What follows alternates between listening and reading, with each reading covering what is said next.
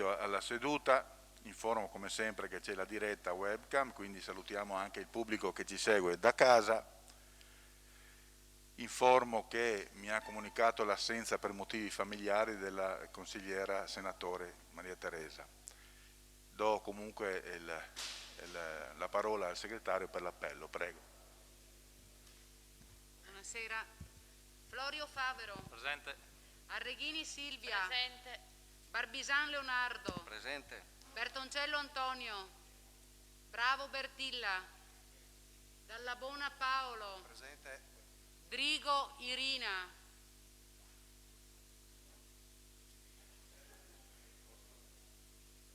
Mascarin Gastone. Presente. Morsanuto Angelo. Pizzolitto Mario. Ret Maria Teresa. Presente. Rodriguez Riccardo. Senatore Maria Teresa assente giustificata. Stival Renato. Terenzi Marco. Vindigni Andrea. E Zanutto Alessandra. Grazie. Allora nomino gli scrutatori che sono i consiglieri Arreghini Silvia, Pizzolito Mario e Stival Renato. Iniziamo allora quindi con il primo punto, le comunicazioni. Se ci sono delle comunicazioni, prego consigliera Bravo. Buonasera a tutti. Abbiamo esposto. Sempre più frequentemente i cittadini di Portogruaro e non solo ci pongono domande anche soffermandoci e quando ci incontrano a piedi lungo le vie della città. La preoccupazione per la mancata apertura dell'hospice è palese e manifestata apertamente. Il sentimento più frequente che rileviamo è il fastidio e il disappunto per l'assenza di notizie certe circa la data della ripresa del servizio, con preoccupazione e sofferenza. Sofferenza anche in seguito a esperienze dirette di assistenza a congiunti colpiti da gravissime malattie e sensazioni di impotenza quando il malato viene assistito a casa. Nel tragico momento di scoperta della gravità della malattia, la famiglia si avvicina al proprio caro e mette in atto le azioni per proteggerlo al massimo, anche dimostrando la disponibilità all'assistenza a casa con il supporto dell'assistenza domiciliare e delle cure palliative. Ma certamente pochissimi, se non per competenze di medico o infermieristiche, conoscono quali gravi situazioni si possono presentare nel decorso della malattia verso la morte. Mi dicono che è urgente far riaprire la struttura di supporto che per storia, missione, competenze, vocazione, abilità, tipologia di struttura, vicinanza al territorio, ha tutte le carte in regola per accogliere. Negli anni passati diverse azioni sono state fatte a supporto del nostro hospice. Ricordo la donazione per hospice da parte di Olga e Giano Petrin, ricordo i numerosi incontri col dirigente delle cure palliative dell'ASL 4, effettuati dall'amministrazione di Portogruaro. Ricordo anche che in tempo di emergenza Covid il supporto alla struttura IPAB a Francescon è stato sempre efficace, presente e puntuale da parte dell'amministrazione di Portogruaro. Comunico e faccio quindi presente a tutto il Consiglio Comunale che i cittadini di Portogruaro ritengono indispensabile la riapertura immediata dell'hospice. Grazie consigliera Bravo. Consigliere Terenzi, allora faccio solo un piccolo appunto. Come vi ho detto anche al Consiglio scorso, se volete quando intervenite non sarà magari la forma migliore, ma potete stare seduti importante vicino al microfono, perché molti cittadini ci hanno chiesto, vi già preannuncio che stiamo facendo dei preventivi per sistemarlo l'impianto. Nel frattempo è arrivata anche la consigliera Drigo, e quindi però fino a quel momento per favore magari parlate vicino al microfono. Grazie, prego consigliere Terenzi. Allora stiamo seduti e così risolviamo il problema, grazie Presidente. A nome del gruppo io vorrei comunicare ai colleghi consiglieri ma anche alla comunità, alla cittadinanza, che il nostro Presidente del Consiglio Comunale è stato oggetto di 3 richieste. Ecco. La prima richiesta è una richiesta di convocazione della Commissione Quinta. L'oggetto è noto, insomma, è la progettualità relativa alla realizzazione di un asilo nido nel nostro comune. Ecco, io ne ho parlato anche già col Presidente, ecco, con il dottor dottor Pizzolitto, il tema ha una rilevanza sociale indubbia, e poi c'è il tema anche della mozione che avevamo presentato e che avevamo ritirato, e che insomma in qualche misura sarebbe cosa buona e giusta, come si può dire, che il Consiglio trovasse un punto di equilibrio insomma su questo tema e dimostrasse alla comunità che c'è una volontà di dare una risposta ad un bisogno socialmente rilevante e sempre più pressante. La seconda comunicazione riguarda la richiesta che abbiamo inoltrato sempre al nostro Presidente del Consiglio, e cioè quella, ed è una richiesta che è rivolta a lui, non è formalmente richiesta come avremmo fatto con le firme e tutto, come gruppo di opposizione abbiamo questa facoltà di chiedere la convocazione del Consiglio. No, abbiamo fatto invece una lettera affinché il Presidente si faccia parte attiva nei confronti dei gruppi per la convocazione di un Consiglio comunale straordinario aperto, io direi, noi diremmo se è possibile, e anche con la presenza dei soggetti istituzionalmente deputati e competenti per una lettura del bisogno in primo luogo e per una discussione in ordine ai servizi sanitari con particolare riguardo alla rete territoriale. Ecco, noi sappiamo che su questo prima la collega Bertilla Bravo ha in qualche modo parlato di una struttura intermedia, l'hospice, ecco, sappiamo che l'hospice non è l'unica struttura e c'è un'articolazione di strutture ma anche di interventi domiciliari che in qualche misura rendono efficace e prossima al cittadino, al suo bisogno, la rete di continuità assistenziale. Per ultimo, e vado a concludere, ultimo ma non meno importante, per l'entità dell'investimento e per l'importanza che può avere a livello sociale, economico, culturale e paesaggistico, il tema della perfosfati. Su questo noi abbiamo chiesto l'istituzione di una commissione speciale. Come sarà composta e se sarà composta lo vedremo. Anche qui affidiamo al Presidente del Consiglio, alla sua sensibilità, mi permetto di dire anche la sua storia, ecco, perché su questo tema ricordo che c'è stato giustamente un interesse diffuso nella comunità in questo Consiglio per addivenire a questo strumento che vuole essere uno strumento istruttorio di ascolto ed eventualmente anche di proposta. Grazie consigliere, io ho colto comunque già le richieste e mi sto adoperando. Prego consigliere Barbisani. Grazie Presidente, per una volta parliamo di festa. Allora, nelle vostre cartelline avete visto che c'è un invito di una inaugurazione della cantina che io e Fabiano, mio fratello, abbiamo negli anni pensato tanto per farla e siamo riusciti a compiere questo lavoro nuovo. L'inaugurazione è il giorno 6, ho invitato tutto il Consiglio Comunale, la Giunta, Presidente del Consiglio, l'Ingegner Bonora, il Dottor Datri, il Segretario Generale. Ci sarà la presenza del Governatore del Veneto e naturalmente non ha nessuna valenza e nessun colore politico. Nella cartellina del consigliere Antonio gli ho messo un invito in più, che lo dia al Dottor Stefano Sant'Andrea, perché ci fa piacere la presenza di tutti. Quindi il giorno 6, con inizio alle 18:30, ci sarà il taglio del nastro e vi chiedo solo una cortesia entro un paio di giorni di comunicare la vostra presenza nella mail info@cavescovado.com. Perché le forze dell'ordine devono avere una lista completa di tutti i partecipanti, quindi per cortesia siete invitati tutti, non c'è nessun colore politico, è invitato tutto il Consiglio regionale, è invitato il Presidente Zaia, quindi se venite tutti ci fate non piacere, una grandissima cortesia. Grazie. Grazie consigliere Barbisani. Se non ci sono... Prego.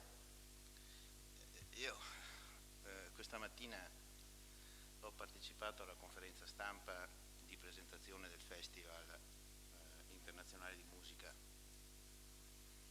non posso non rappresentare in Consiglio la mia soddisfazione e la nostra soddisfazione per l'impegno che è stato messo, nonostante i tempi ridotti, del direttore artistico Alessandro Taverna. Ho letto un entusiasmo nuovo, ho letto anche negli interventi dei miei sponsor una compartecipazione molto forte, molto sentita e proiettata nel futuro. Cioè, per spiegarmi, rispetto anche a esperienze passate, la richiesta di sponsor era un impegno non indifferente. C'era bisogno di dare sicurezza, c'era bisogno di dare prospettiva e c'era bisogno di convincere la società civile e la comunità di Portogruaro nell'importanza che riveste questo evento arrivato alla 39esima edizione. Si è notato dal mio punto di vista una forte discontinuità e un impegno rinnovato. Si sono aggiunti degli sponsor importanti, ma significativi, e devo dire che gli interventi dei loro rappresentanti, dei rappresentanti dell'azienda, non hanno fatto i soliti interventi formali che spesso si fa, nel senso che, voglio dire, è facile dire in poche parole perché una società sostiene il festival. Si è visto un trasporto, una convinzione, come posso dire, una rinnovata fiducia, e credo che questo possa essere un veicolo per far sì che questa amministrazione raggiunga gli obiettivi di avere sempre di più sponsor che siano disponibili a rafforzare l'attività della Fondazione Santa Cecilia. In pochi mesi si è messo in piedi un programma importante, significativo, e ho visto anche che la scelta del direttore artistico, per le relazioni che ha e per il ruolo che ha, per la valenza internazionale che ha tali e tanti rapporti nel mondo culturale, sociale, economico, che ha aiutato a costruire questo festival, nel senso che conta anche le relazioni e l'apprezzamento che il mondo del direttore artistico ha nei confronti del suo mondo. E io credo che questo sia un segnale veramente importante, e su questo io credo che il Consiglio di amministrazione della Fondazione debba continuare e lavorare su questa strada, perché credo che era presente anche il Presidente del Consiglio, credo che me ne dia atto, che anche lui, ci siamo due battute, voglio dire, abbiamo percepito insomma questa cosa, quindi lo volevo segnalare perché è giusto mettere in evidenza le cose che funzionano. Poi vedremo dei risultati, se ci saranno e se la percezione che abbiamo avuto è corrisposta anche dalla cittadinanza. Io non ho molti dubbi, però io credo che l'impegno che si è messo e l'attenzione anche che si è messo e il progetto che si è messo dentro valga la pena di essere evidenziato e anche sostenuto da parte di tutto il Consiglio. Grazie. Grazie consigliere Bertoncello. Prego, signor Sindaco. Sì, volevo solo aggiungere due cose, perché stamattina è stata veramente una bella mattina per il rinizio della Santa Cecilia. C'erano persone soddisfatte nonostante fosse iniziato questo percorso da pochissimi mesi. Organizzare un festival internazionale lo si può fare in 2 mesi soltanto se effettivamente ci sono persone capaci e competenti che hanno una grande rete. E vorrei sottolineare anche come ha posto l'accento il maestro Taverna su questo festival, che è l'accento sulla sugli artisti donne e gli artisti giovani. E questo è un elemento importante perché nella pandemia quelli che hanno sofferto di più sono i giovani e quelli che hanno sofferto di più sono le donne. E lui ha messo in atto un programma che vi esorto di leggerlo già stasera, perché ci sono 3 orchestre giovanili, anche quella di Fiesole, c'è la banda nazionale dei carabinieri in onore al Milite Ignoto e poi tutti quanti gli artisti con collegamenti di Portogruaro con Venezia. E quindi fa sperare che questo effettivamente, questo nuovo CDA, che è un CDA di alte competenze, di alte capacità, ho detto stamattina, controllano, vigilano, ma sono anche propositivi e c'è un bell'ambiente perché alla fine quando c'è un obiettivo comune i risultati ci saranno e quindi il fatto di poterlo ampliare questo festival e questa fondazione, farla diventare, come abbiamo sempre detto, e quindi lo sottolineo ancora una volta, la fondazione di tutti i comuni, non solo del mandamento, ma possibilmente anche della conferenza dei sindaci, e noi ci attiveremo per questo. Il comune di Musile, noi stiamo lavorando da 2 mesi col comune di Musile perché stanno chiudendo una grande scuola di musica che hanno loro da tantissimi anni, per questioni personali la devono chiudere e ci hanno chiesto in maniera importante e pesante di poterla assorbire. Ormai siamo arrivati alla conclusione che la Santa Cecilia farà anche questo passo importante e diventerà la scuola di musica più importante forse del Veneto, perché aver 450 allievi contemporaneamente è un fatto molto importante che ci dà ancora di più l'orgoglio di averla come fondazione. E questo fa sì che i comuni anche del San Donatese dovrebbero essere ancora più partecipi. Quindi noi questa convenzione, che con grandi difficoltà magari cercheremo di portarla non tutti insieme, ma cercheremo di portarla anche in quei comuni distanti da noi per far capire che la fondazione deve essere una fondazione di tutti, di tutta la popolazione. Troveremo anche dei meccanismi proprio per far sì che non solo i main sponsor facciano trapelare questo entusiasmo come l'hanno fatto stamattina, ma anche gli sponsor più piccoli o i semplici abbonati che danno un appoggio sostanziale al futuro della fondazione. Grazie. Allora chiudiamo l'argomento comunicazioni, passiamo quindi al secondo punto all'ordine del giorno. Ratifica deliberazione della Giunta Comunale numero 111 del 14 luglio 2021 relativa a decreto Giunta Regionale 16-2021, approvazione progetto lavori di pubblica utilità e cittadinanza attiva, lavoro e opportunità sociale 2021, accettazione del contributo regionale e approvazione a viso pubblico e domanda di selezione e variazione di bilancio. Visto dalla sesta commissione il 21 luglio, il parere dei revisori è giunto il 20. Chiedo al Presidente di Commissione per cortesia, grazie. Grazie Presidente, sì, l'argomento è stato visto in Commissione ed è un provvedimento che serve a recepire anche un contributo di carattere regionale per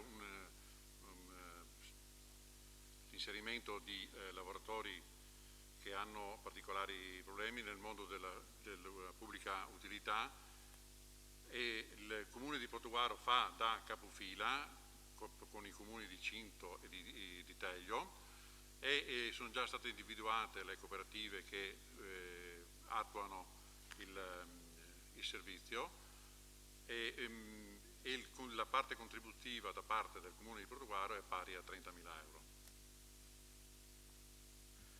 Grazie. Consigliere Stivali. Posso, Presidente? Ah sì, Assessore, prego, voleva aggiungere, prego. Buonasera a tutti, vista questa bella iniziativa, potremmo anche chiamarla così, avevo piacere di argomentare 2 parole in merito appunto all'iniziativa che è finanziata nell'ambito del Fondo Nazionale Europeo ed è già stata attuata dalla Regione Veneto negli anni scorsi ed il Comune di Portogruaro ha partecipato attraverso appunto, come ha già detto il consigliere Stival, la gestione associata dei servizi sociali del Comune di Portogruaro, Cinto Cammaggiore e Teglio Veneto. Per quanto riguarda Portogruaro, tutto è partito nel 2017 con il coinvolgimento di 15 beneficiari, nel 2018 di 13 e l'anno scorso nel 2019, anzi 2 anni fa, 12 beneficiari. Ne erano previsti 14, ma 2 non sono stati individuati per mancanza di candidature idonee. La direttiva della Regione prevede l'individuazione appunto dei destinatari dell'intervento e i destinatari devono avere più di 30 anni, risiedere o essere domiciliati temporaneamente nel territorio del Comune ed essere soggetti disoccupati privi o sprovvisti della copertura degli ammortizzatori sociali, come di trattamento pensionistico, iscritti al centro dell'impiego e alla ricerca di una nuova occupazione da più di 12 mesi, oppure soggetti maggiormente vulnerabili, ovvero persone con disabilità, persone svantaggiate, vittime di violenza o grave sfruttamento e a rischio di discriminazione, beneficiari di protezione internazionale, sussidiaria umanitaria e altri soggetti presi in carico anche dai nostri servizi sociali, a prescindere dalla durata della disoccupazione. La Regione stabilisce anche i compiti del Comune come soggetto proponente dell'ente accreditato ai servizi per il lavoro come partner operativo. Stabilisce le attività, ovvero stabilisce il lavoro di pubblica utilità con contratto a tempo determinato della durata massima di 6 mesi, con impegno settimanale di minimo 20 ore, e stabilisce anche le attività di orientamento e accompagnamento al lavoro erogate dal soggetto accreditato ai servizi per il lavoro. Individua la tipologia delle attività nelle quali possono essere impegnati i destinatari del progetto. Infatti sono attività straordinarie di competenza comunale o comunque individuate dal Comune a beneficio dei cittadini. Non sono ammissibili le attività che il Comune è tenuto a garantire in via ordinaria. Individua un massimo di destinatari a seconda della popolazione residente per il nostro Comune e il massimo di persone è 15. Determina il finanziamento regionale ed il cofinanziamento. Nello specifico, infatti, la Regione finanzia 6.000 euro per ogni partecipante. Il costo è a parziale copertura del costo del lavoro, il costo delle attività di orientamento e accompagnamento al lavoro e le indennità riconosciute ai beneficiari per la partecipazione a queste attività ed il costo della polizza fideiussoria. Il Comune invece cofinanzia con una somma aggiuntiva pari al 35% dei 6.000 euro finanziati dalla Regione per ogni lavoratore, cioè almeno 2.100 euro partecipante. Questa somma può essere integrata da parte dei soggetti terzi pubblici o privati partner del progetto. L'esperienza degli scorsi 3 anni ha messo in evidenza che il cofinanziamento comunale che viene richiesto dal soggetto che gestisce i contratti di lavoro è più alto, a copertura delle spese per la partecipazione alle selezioni, le verifiche nel luogo di impiego della persona, la gestione amministrativa e anche la gestione della rendicontazione che ci risulta essere alquanto laboriosa. Quest'anno pertanto il cofinanziamento richiesto è stato di 2.500 euro a lavoratore. Inoltre la Regione stabilisce che i progetti devono concludersi entro 12 mesi dalla data di avvio, le modalità per la presentazione, gestione e rendicontazione dei progetti e la griglia di valutazione appunto di tutto il progetto. Il Comune di Portogruaro, attraverso la gestione associata dei servizi sociali dei comuni di Portogruaro, Cinto e Teglio, ha aperto una manifestazione di interesse per la ricerca di un soggetto accreditato ai servizi al lavoro con l'obiettivo di presentare un progetto ai fini del finanziamento regionale. A seguito dell'apertura della manifestazione di interesse sono stati quindi individuati 2 partner operativi che avevano già comunque lavorato insieme a noi, la società cooperativa Coges e la cooperativa sociale Noncello. Contemporaneamente è stato chiesto ai comuni di Cinto e Teglio se fossero interessati a partecipare al progetto ed il comune di Cinto ha aderito con il coinvolgimento di un beneficiario e Teglio con 2. I nostri servizi sociali Hanno inoltre verificato all'interno del Comune di Portogruaro, sentiti i dirigenti, le disponibilità ad accogliere i partecipanti al progetto e sono state individuate 5 tipologie di attività per un totale di 12 posti, 5 per accompagnatori sugli scuolabus, 1 per la custodia e sorveglianza dei musei, 3 posti per la sorveglianza all'esterno degli istituti scolastici o presso i parchi cittadini, un posto come supporto amministrativo presso l'area finanziaria e 2 posti per l'area manutenzioni. Il Comune di Portogruaro, in qualità di ente capofila, individuati partner operativi, ha quindi sviluppato il progetto denominato Lavoro e Opportunità Sociali 2021, secondo le direttive regionali, con un costo complessivo di 142.260 euro, ripartiti con 30.000 euro, che è la quota di cofinanziamento per il Comune di Portogruaro per i 12 beneficiari, 2.500 è la quota di cofinanziamento del Comune di Cinto Caomaggiore e 5.000 di Teglio Veneto. I 104.760 è la richiesta di finanziamento regionale. Così con il decreto dirigenziale dell'11 giugno 2021 numero 454 la Regione Veneto ha approvato il progetto presentato, riconoscendo quale contributo al Comune di Portogruaro la somma complessiva appena citata. Il decreto prevede che i progetti debbano essere avviati entro 120 giorni dalla pubblicazione degli esiti dell'istruttoria, concludendosi entro 12 mesi dall'avvio e comunque non oltre il 10 ottobre 2022. A seguito dell'approvazione del progetto e del suo finanziamento da parte della Regione, il Comune ha avviato la selezione predisponendo l'avviso pubblico, che è stato pubblicato il 19 luglio scorso ed è possibile presentare le domande fino al 9 agosto alle ore 12. Le domande presentate verranno quindi valutate e la selezione dei candidati sulla base delle domande pervenute e ritenute regolari verrà effettuata da un'apposita commissione nominata. I candidati verranno sottoposti ad una prova di idoneità che prevede un colloquio motivazionale e tecnico rispetto alle mansioni richieste nell'ambito del percorso scelto. Fra le varie possibilità il candidato, all'atto della domanda, potrà esprimere massimo 2 scelte tra le tipologie di percorsi indicandone la priorità. Al momento della selezione, se il candidato risulterà idoneo per il percorso scelto come prima opzione, non verrà valutato per la seconda opzione. Ai fini della formulazione della graduatoria, ai candidati potrà essere attribuito un massimo di 60 punti, tenendo conto della valutazione delle condizioni particolari per un massimo di 16 punti, che prenderanno in considerazione la durata dello stato di disoccupazione ulteriore rispetto al minimo richiesto. Si precisa che alle persone in stato di vulnerabilità non è richiesto un minimo, per gli altri soggetti sono richiesti minimo 12 mesi. Saranno attribuiti 12 punti per chi supera i 18 mesi, dai 6 ai 17 un punto. La presa in carico da parte dei servizi sociali dei comuni prevede un punteggio massimo di 4, la situazione reddituale familiare su base ISEE un massimo di 4, l'età anagrafica prevede 2 punti per chi ha più di 50 anni, dai 40 ai 49 è un punto. L'appartenenza ai nuclei familiari monogenitoriali un massimo di 2 punti, l'appartenenza ai nuclei familiari in cui nessun componente lavora sempre 2 punti.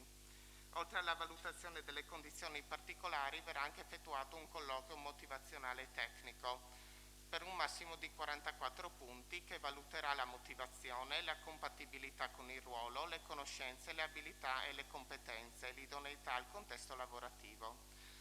La graduatoria finale verrà formulata sommando i punteggi ottenuti nelle singole aree. Nel caso di soggetti idonei appartenenti allo stesso nucleo familiare sarà garantita l'assunzione per un massimo di un componente del nucleo familiare e le attività avranno avvio ad ottobre 2021. Qualora non fosse raggiunto il numero di partecipanti, sarà possibile effettuare un'ulteriore selezione al fine di riuscire ad arrivare ai 12. Grazie Assessore. Consigliere Terenzi, prego. Sì, consigliere Rodrigo, prego. Buonasera a tutti. chiedo scusa per il ritardo, ma il tempo ha un po' rallentato il traffico per arrivare qui. Io intervengo per esprimere soddisfazione per il progetto che stiamo per approvare.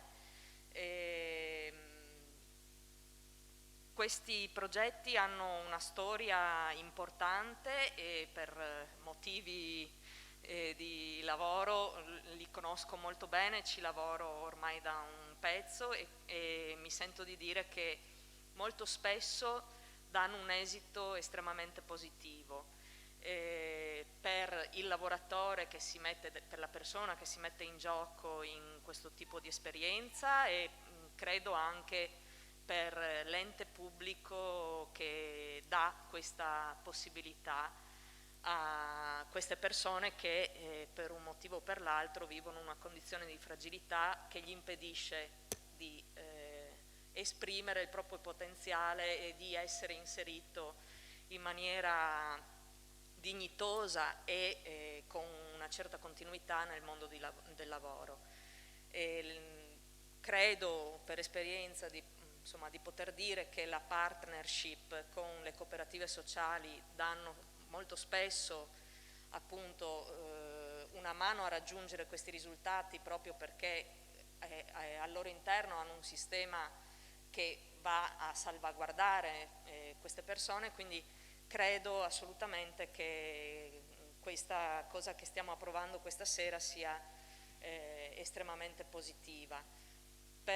Proprio per questo motivo io giustifico la mia assenza al voto per questo punto all'ordine del giorno perché sono una socia lavoratrice di una delle cooperative coinvolte, quindi per correttezza nei confronti del Consiglio Comunale, dell'amministrazione di Portogruaro e anche per correttezza nei confronti della cooperativa di cui sono socia, mi astengo dal voto, esco, non partecipo e auguro buon lavoro alla struttura e alle cooperative che si metteranno in gioco e ci aiuteranno in questo percorso e soprattutto auguro una buona fortuna alle persone che verranno selezionate e che avranno sicuramente una buona occasione per cercare di essere integrati nel mondo del lavoro, cosa che in questo periodo storico è sicuramente molto importante.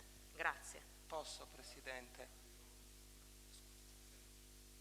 No, in merito a quanto, scusi, consigliere Terenzi, a quanto appena detto la consigliera Drigo, io non lavoro in cooperative, però dove lavoro c'è qualche cooperativa che posso testimoniare che fa grandi lavori con delle persone che magari sono in una situazione di difficoltà e apprezzo tanto i risultati che vedo ogni giorno anche sotto i miei occhi e mi trova pienamente d'accordo.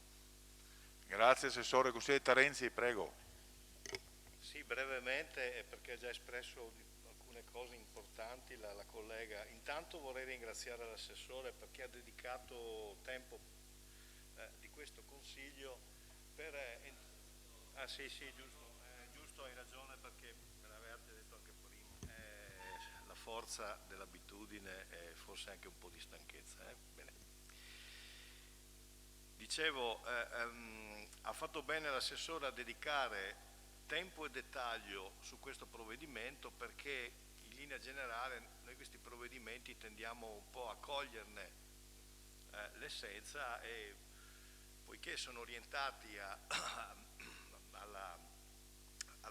condizione di fare sostegno, al supporto della condizione di fragilità, li votiamo. Noi invece ha fatto bene l'assessore a rappresentare anche non solo l'obiettivo e lo scopo di questa progettualità, ma anche il metodo con cui si passa dall'assistenza alla partecipazione, all'inclusione, all'integrazione. Ecco. E lo si fa come? Lo si fa attraverso la formazione e il lavoro. Ecco. Fatto importante, non ci può essere inclusione, integrazione, è chiara la cosa, senza la formazione, senza il lavoro. Evidentemente una persona fragile, una famiglia fragile, ha la necessità in una prima fase di essere sostenuto, supportata e accompagnata, successivamente questa persona deve avere degli strumenti per autopromuoversi e la formazione è certamente il primo passo. Quindi bene, metodo e c'è un approccio e una pedagogia dell'Unione Europea su questo. Io quando ascoltavo in commissione o quando esaminavo il provvedimento, fra me e me dicevo quanto sia importante che da decenni, non solo per l'inclusione e l'integrazione, ma anche per altre aree di attività, si cerchi di lavorare con questo metodo, che è un metodo alla fine anche multidisciplinare, è un metodo che vede il coinvolgimento di più soggetti oltre al protagonista, perché c'è il comune, il soggetto interessato, ma ci sono anche i soggetti privati, ci saranno anche le imprese. Ecco, in questo modo si raggiunge l'integrazione, la partecipazione e l'inclusione della persona fragile. Per tutti questi motivi il nostro voto è a favore. Grazie consigliere Terenzi. Ci sono altri interventi? Se non ci sono altri interventi io pongo in votazione il provvedimento. Chi è favorevole? All'unanimità, nessun contrario e nessun astenuto. Il provvedimento è approvato, grazie. Ora, su proposta, credo anche adeguata del gruppo Civici e Democratici, propongo di trattare il punto 3, 4 e 5, i punti 3, 4 e 5, nello stesso dialogo. Abbiamo concordato prima con il capogruppo di farlo in 20 minuti più 5 eventualmente di ulteriore risposta, invece di 15, 15 e 15, proprio perché gli argomenti sono correlati. Quindi io, dopo aver dato la parola all'assessore Claudia Salvador, aprirò il dibattito, tratteremo quindi in 20 minuti più 5 gli argomenti e dopodiché la votazione la riprenderemo punto per punto, d'accordo? La votazione finale. No, certo, la votazione finale. Quindi io darei la parola all'assessore che consideri tutti e tre i punti. Perfetto, considero prima il primo punto, verifica dello stato di attuazione, il quarto e il quinto ovviamente in modo congiunto. Primo punto, verifica dello stato di attuazione dei programmi del 2021. Ricordo che a gennaio del 2021 è stato approvato dal Consiglio Comunale il documento unico di programmazione, che rappresenta lo strumento di pianificazione strategica dell'amministrazione. A questo è seguito la redazione del piano esecutivo di gestione, elaborato e approvato in giunta ad aprile, piano esecutivo che aveva come scopo quello di declinare in maniera effettiva nella struttura organizzativa quelli che erano gli obiettivi del documento unico di programmazione, attribuendo ai vari centri di costo gli obiettivi da raggiungere e le risorse di cui poter disporre, risorse che non sono solo risorse finanziarie ma anche risorse umane. A questo punto è necessario nel corso dell'anno procedere a delle verifiche dello stato di attuazione dei programmi e così è stato fatto. Il risultato di questa verifica sono questi due faldoni che sono stati allegati alla proposta di Consiglio, il primo dei quali è un'analisi di tutta l'attività svolta nel primo semestre del Comune, la definizione degli obiettivi e il raggiungimento o meno degli obiettivi, considerando che ovviamente che siamo a giugno. Mi preme dire che gli obiettivi con i vari centri sono stati concordati con gli assessori competenti, concordati con i dirigenti e con la struttura e ovviamente condivisi. A questi obiettivi specifici di ogni centro di costo abbiamo aggiunto degli altri obiettivi trasversali che riguardano quasi tutti i centri di costo relativamente a dei temi per noi molto cari, che sono i temi delle risorse e della programmazione. Vogliamo creare una sensibilità su tutti gli uffici sull'importanza di una corretta programmazione che inizia dalla redazione del bilancio previsionale e continua per tutto l'anno con la necessità di segnalare tempestivamente tutti gli assestamenti. A questo tema dell'importanza della programmazione delle risorse abbiamo aggiunto un altro tema sempre molto caro a noi, che è il reperimento delle risorse. più il Comune avrà la capacità di reperire risorse anche attraverso i bandi, più sarà in grado di realizzare velocemente dei progetti. Questi sono stati i temi comuni trasversali che abbiamo posto come obiettivo del 2021. È un percorso, è un inizio, sicuramente adotteremo anche degli aggiustamenti nel corso dell'esercizio stesso, però ci sembrava importante dover partire in questo modo.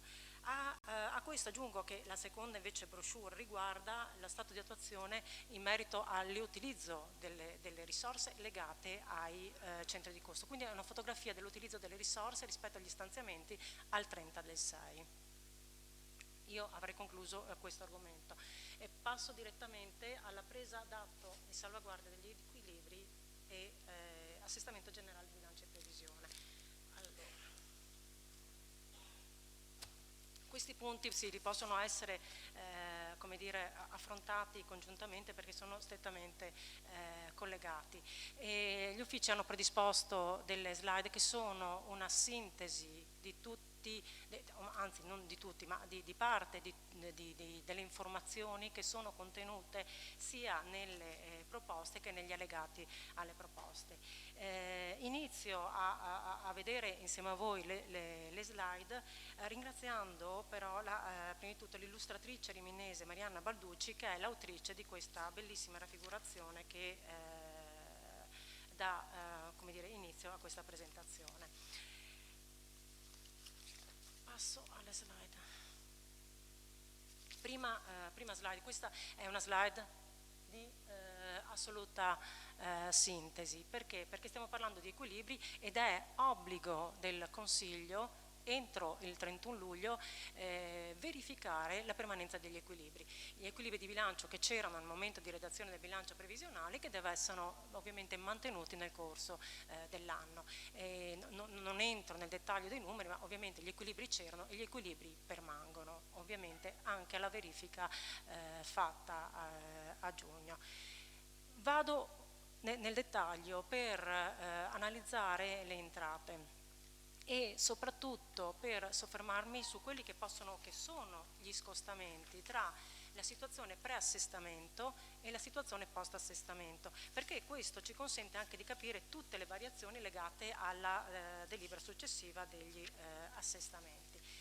Prima di tutto, per quanto riguarda le entrate correnti, si nota che la situazione post-assestamento è in linea con quella pre-assestamento e questo è la riprova che le previsioni elaborate al momento della redazione del bilancio previsionale erano delle previsioni sufficientemente come dire, corrette, che non sono state riviste.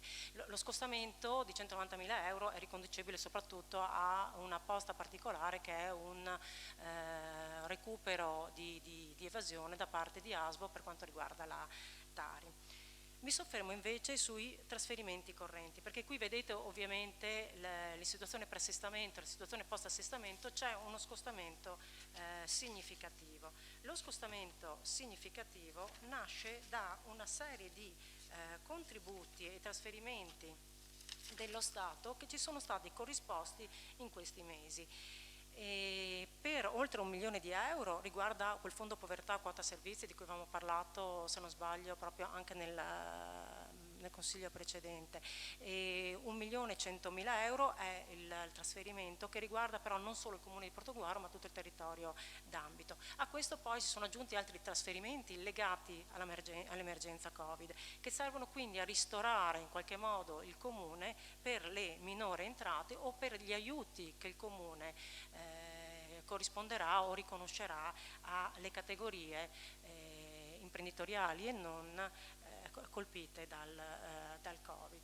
Altro aspetto importante sono le entrate extratributarie. Anche in questo caso c'è un aumento derivante da maggiori introiti, da proventi derivanti da attività di controllo. Per quanto riguarda invece le entrate in conto capitale, vediamo, e mi soffermo sul titolo quarto, perché le entrate in conto capitale sono di importo decisamente rilevante. Stiamo parlando con la situazione post-assestamento di 7.619.000 euro. Nel bilancio di previsione a inizio anno avevamo uno stanziamento di 3.900.000. Qui la differenza è determinata dal contributo ottenuto dalla Regione Veneto per 3,7 milioni legato alla bonifica della perfosfati. Ovviamente questo contributo è talmente significativo che fa crescere in maniera importante le entrate del Comune.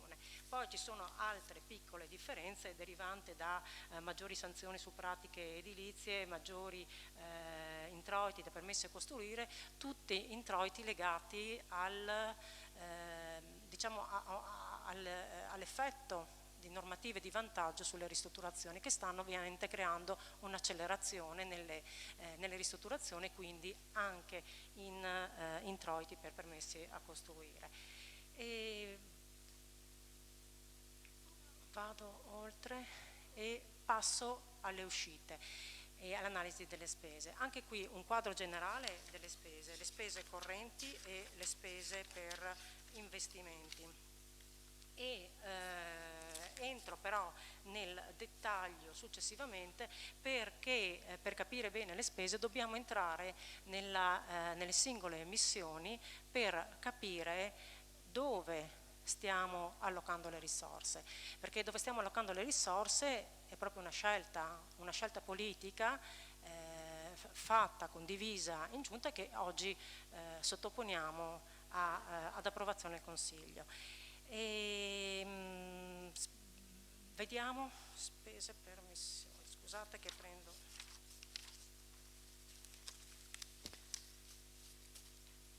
in considerazione le missioni più significative. La prima, servizi generali di istituzione, abbiamo una allocazione di risorse di 331.000 euro. Qui la differenza è riconducibile sostanzialmente al trasferimento che il Comune di Portogruaro farà di oltre 200.000 euro per aiuti alle imprese a riduzione a riduzione della tariffa Tari, e quindi questa è sicuramente la differenza più marcata riferita a questo servizio. E passo alla missione 4, istruzione e diritto allo studio. Anche qui già durante l'anno avevamo allocato ulteriori risorse rispetto al bilancio previsionale e stiamo continuando a farlo.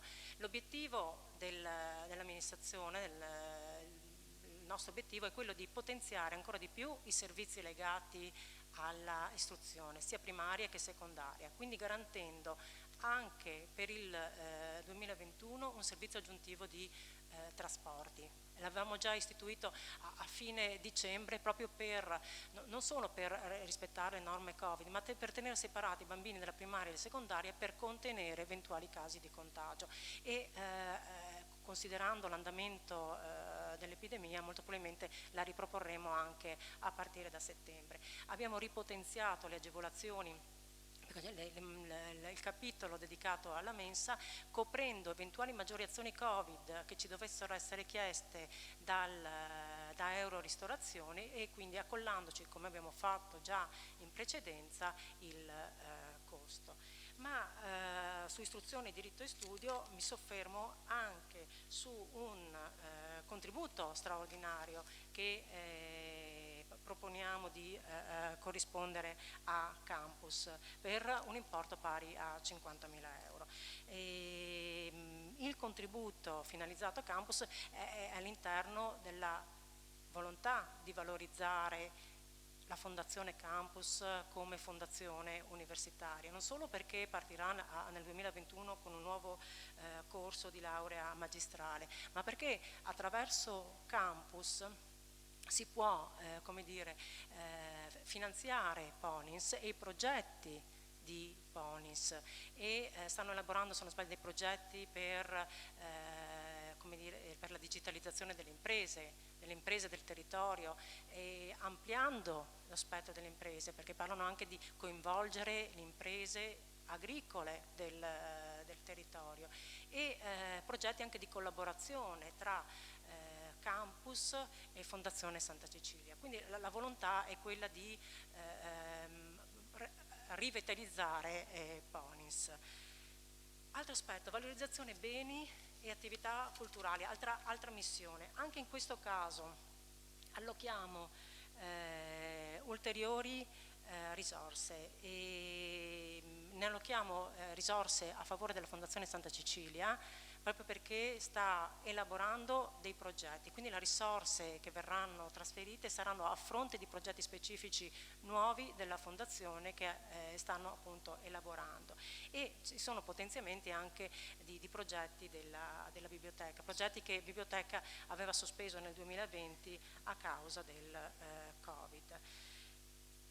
Altra voce importante dove vedete allocate delle risorse significative, trasporti, diritto a mobilità, 290.000 euro.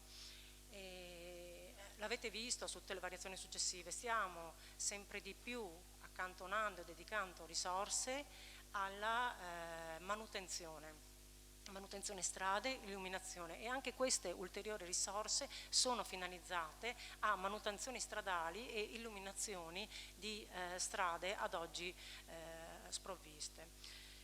Ultima missione sulla quale mi soffermo è ovviamente la missione 12, politiche sociali e famiglia, perché al di là ovviamente dell'importo che si vede post assestamento, che stiamo parlando di 6 milioni di euro, noi siamo abituati al nostro sociale che gestisce risorse assolutamente importanti. È un sociale particolarmente tra l'altro impegnato nel gestire una pluralità di bandi, dal bando alimentare al bando delle utenze, al bando di locazione. Solo di bandi per le locazioni nel 2021 ha corrisposto a 200.000 euro. Ed è un sociale quindi molto attivo, con delle risorse importanti, che sta intervenendo sistematicamente con continuità a sostegno delle famiglie. All'interno di questa voce è anche ricompresa i finanziamenti dei centri estivi. Questo è un altro progetto al quale abbiamo tenuto in maniera particolare. Come Comune abbiamo addirittura anticipato i fondi che più o meno sapevamo ci sarebbero stati trasferiti dallo Stato. Abbiamo messo a disposizione disponibilità proprie per consentire ai centri estivi di organizzarsi già a partire da maggio. Sapete che i fondi sono stati deliberati e trasferiti quasi a metà luglio, quindi troppo tardi in condizioni normali per gestire i centri. Avendoli invece messi noi a disposizione, già dal 1° di giugno una pluralità di associazioni sportive non sono riuscite ad organizzare dei centri aperti ai ragazzi, garantendo una scontistica grazie ai contributi del Comune. La scontistica quindi veniva direttamente applicata nella tariffa a favore quindi delle famiglie. Questa è a grandi linee quelle che sono le principali differenze e l'allocazione delle risorse per spese correnti da parte del Comune. Passo per quanto riguarda le spese in conto capitale per missione, e anche qua le differenze sono allocate in capitoli dove si evidenzia la volontà del Comune di procedere e di potenziare le manutenzioni, anche perché abbiamo un patrimonio immobiliare enorme, quindi potenziare manutenzione di edifici, manutenzione delle strade e anche un acquisto l'accesso del centro sportivo di San Nicolò e la strada per l'accesso alla palestra di Summaga, che quindi darebbe un completamento a progetti iniziati in precedenza. Questo è, come dire, in sintesi gli assestamenti di bilancio 2021 esplicitati per missione.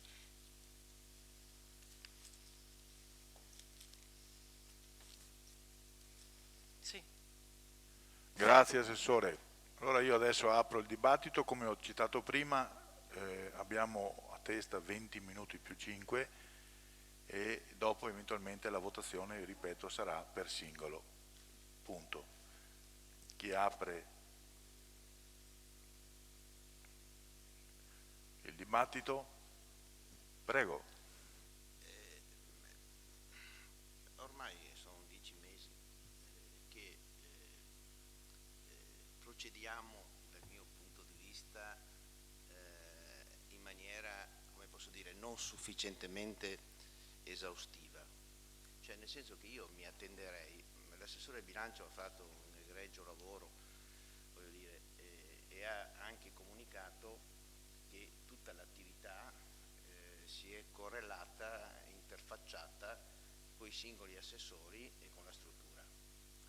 Allora, a me pare strano, un po' di esperienza credo tutti l'abbiamo, che dopo una relazione dell'assessore e dopo un assestamento che di fatto, dopo tutte le variazioni che ci sono state di utilizzo di avanzo, è di fatto il bilancio di previsione che ci porta a fine anno.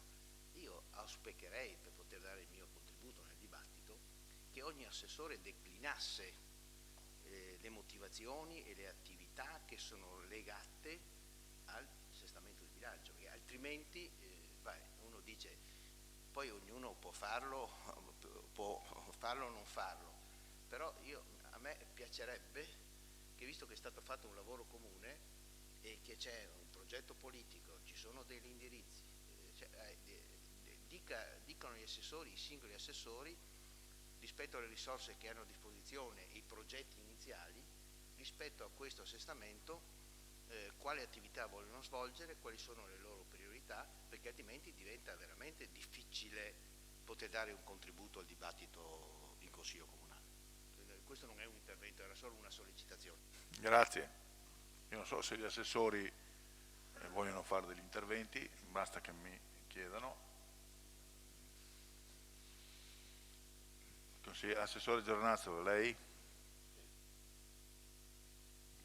Per quanto, grazie della parola, per quanto riguarda il lavoro sulle manutenzioni, facciamo la manutenzione ordinaria, quella che abbiamo fatto tutti gli anni, sui edifici scolastici, come ben elencava prima l'assessore al bilancio, sulle strade, siamo sempre con l'appalto del verde, abbiamo incrementato quest'anno 300.000 euro in più rispetto agli anni scorsi per aggiustamenti, come si dice, per lavori vari, quindi la richiesta è consona agli anni precedenti, cioè abbiamo aumentato 300.000 euro in più per far sì la messa a posto di strade ed edifici là dove è necessario.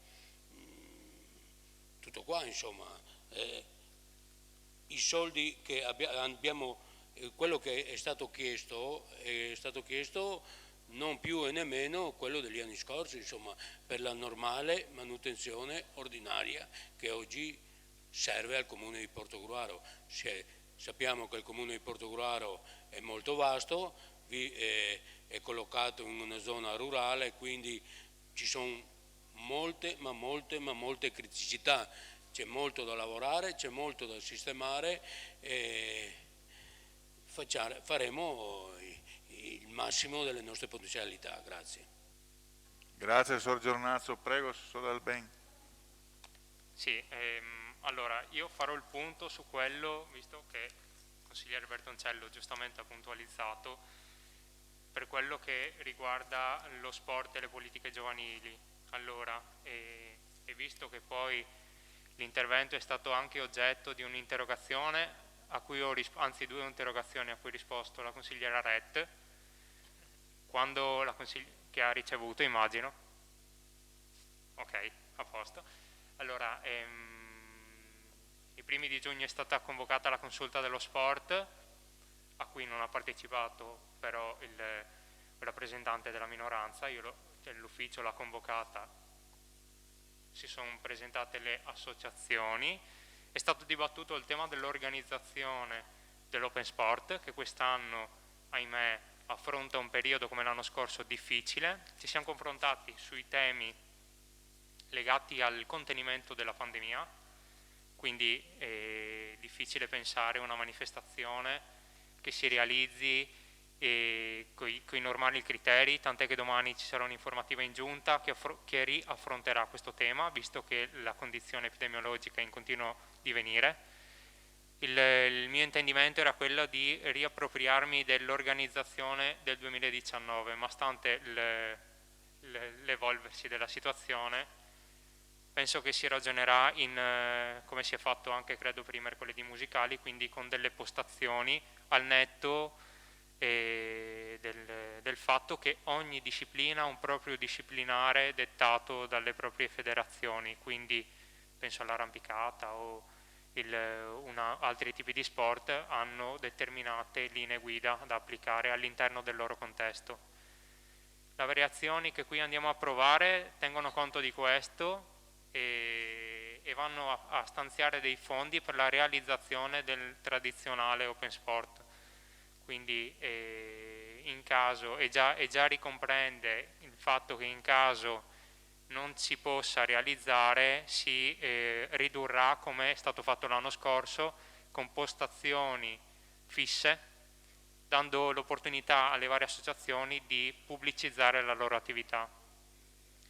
Questo per quanto riguarda lo sport. Per quanto riguarda le politiche giovanili, ho avuto un incontro anche oggi con la dottoressa Zanco e stiamo lavorando a dei progetti, anzi mi correggo, facciamo parte di alcune progettualità che coinvolgono l'area, quindi dal San Donatese, passando per Jesolo e tutti quei comuni che fanno parte degli ambiti territoriali, per realizzare delle iniziative che coinvolgano i giovani, non più dalla fascia d'età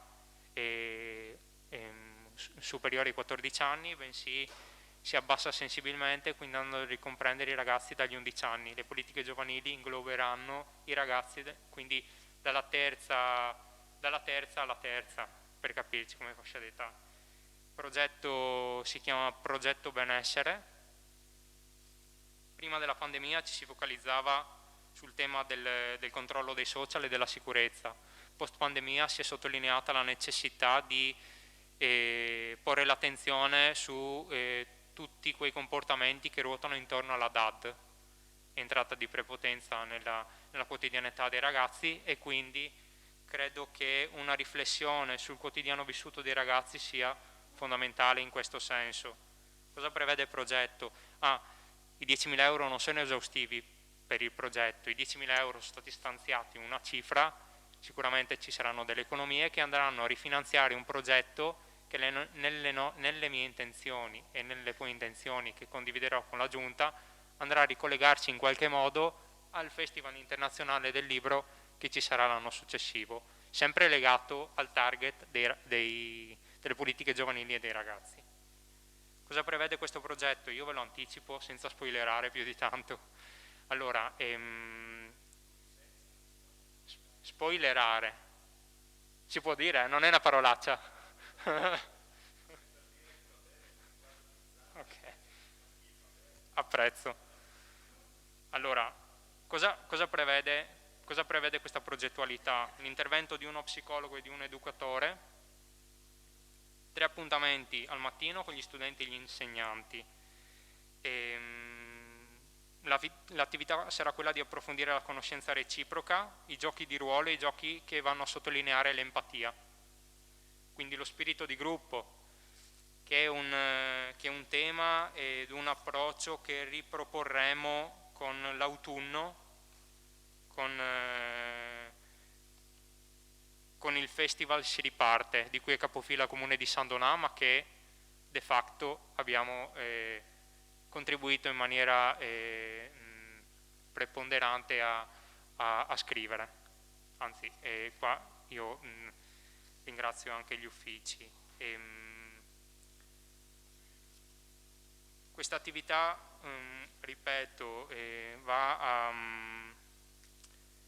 a sciogliere le dinamiche complesse all'interno delle classi che si sono create durante questi mesi trascorsi, e cerca in qualche modo di generalizzare il benessere della classe.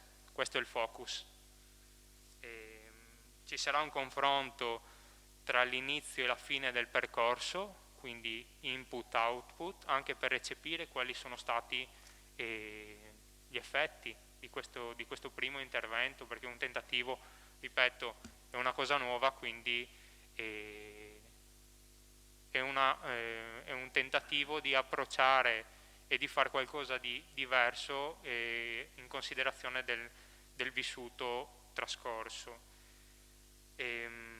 Lo staff di lavoro si rivedrà alla conclusione del percorso per staff di lavoro intendiamo gli insegnanti, gli educatori e gli psicologi. Faranno il punto della situazione e verrà erogato un questionario di gradimento rivolto ai genitori, perché i genitori possono dare una lettura dei comportamenti dei figli a scuola che magari non riescono a dare a casa. Quindi è importante capire sia la percezione da parte del ragazzo o bambino, ecco, è una via di mezzo, è un'età di mezzo, quindi bambino-ragazzo, sia nel nucleo familiare percepita dai genitori e dai bambini all'interno del nucleo familiare stesso. Prima dicevo, qua ci stiamo ancora lavorando, un progetto sempre legato al mondo dei giovani, che dia la possibilità di esprimersi e vedremo e spero di potervi illustrare in che modo. Io ho già predisposto una bozza che sto visionando con gli uffici. Il tentativo è quello di, anche avvalendosi della peer education, di ricollegare il, passatemi il termine buono, prodotto di questo lavoro con il Festival Internazionale di Letteratura che si svolgerà nel maggio 2022. Quindi creare anche un circuito e una concatenazione tra gli eventi che si accavallano, passatemi di nuovo il termine, quindi tra i vari eventi, tra le varie tematiche affrontate, dalla cultura alla letteratura, alle politiche giovanili, andranno ad accavallarsi e concatenarsi. Quindi spero di aver dato un panorama e un affresco di quello su cui sto lavorando per quanto attiene alle politiche giovanili e allo sport. Rimango a disposizione. Grazie. Grazie Assessore Del Ben, prego, Assessore Fagotto. Per quanto riguarda l'ambito del sociale, di sicuro l'intento è quello in questo anche particolare periodo storico è di sostenere il più possibile le fragilità del nostro territorio, non solo economiche, pensiamo agli anziani, alla disabilità, alla povertà educativa. E quindi possiamo dire che sicuramente in base anche agli eventuali bandi e quindi contributi che potranno affacciarci alle nostre porte, continueremo a fare e a implementare quello che stiamo già facendo. A partire in quest'anno al momento abbiamo erogato aiuti alimentari aderendo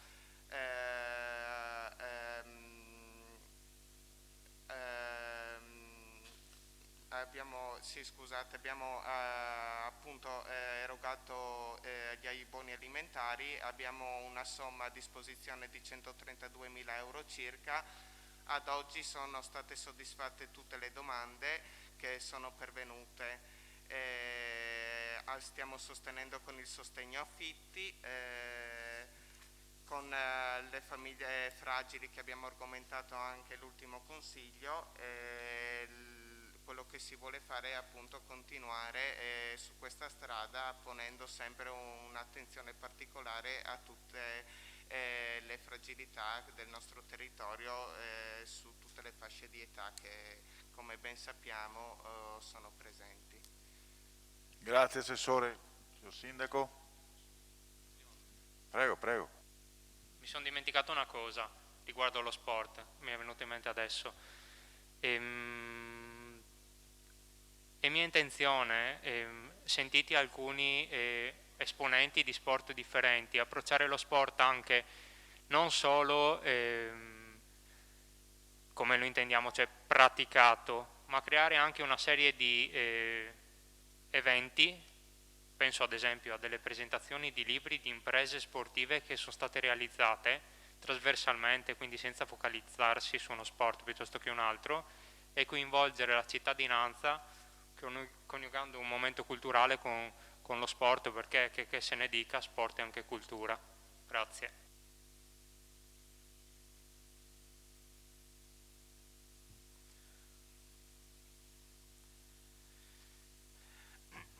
non so se è giusto parlare di visione, però sicuramente la nostra amministrazione è molto attenta a diversi temi. Il tema della disabilità, che poi spero che anche Riccardo, il consigliere Rodriguez, sottolinei l'importanza di questo nuovo ufficio. Quella mattina alla presenza del Ministro, che io non c'ero perché ero impegnato nel presbiterato a Concordia Sagittaria, il pomeriggio il Ministro, che non conosco, mi telefona per scusarsi del ritardo, ma dicendomi anche che l'ufficio è un ufficio diverso dai soliti uffici. Non è un ufficio solo per il superamento delle barriere architettoniche, ma è un ufficio che lavora a 360 gradi cercando di abbattere quell'ostacolo psicologico che c'è fra chi non è fortunato ed è meno e ha un problema di disabilità diversamente abile e che non affronta il tema perché l'ostacolo certe volte effettivamente non è di 2 centimetri ma certe volte di 2 metri. E quindi questo ufficio, poi ne parlerà Riccardo, è un primo modo per dire qual è la nostra attenzione anche per queste persone, come lo è nel campo prima sentivamo l'assessore Geronazzo, della manutenzione, non solo tanti soldi in più, perché rispetto ai 700.000 mettiamo quasi, anzi senza quasi, ma mettiamo 1 milione solo per adesso, ma noi vorremmo metterne ancora di più se ne abbiamo la capacità, perché pensiamo che la manutenzione di palazzi storici, palazzi importanti e anche meno importanti, ma anche la manutenzione ordinaria, quale l'asfaltatura, l'illuminazione, siano le cose fondamentali per una bella città come la nostra. E su questo il delegato Zanutto potrà dire i passaggi e il futuro, qual è l'attenzione che mettiamo non solo per il centro storico, che deve essere un gioiellino, perché deve dimostrare al mondo qual è la nostra bellezza, ma anche delle frazioni dei posti più distanti. Le mie deleghe sono della cultura del turismo, manca anche Rambuschi, ma lavoriamo a fianco, per cui posso anche dire qual è il futuro del turismo. La cultura, sapete che ci mettiamo non solo entusiasmo, ma anima, corpo e soldi.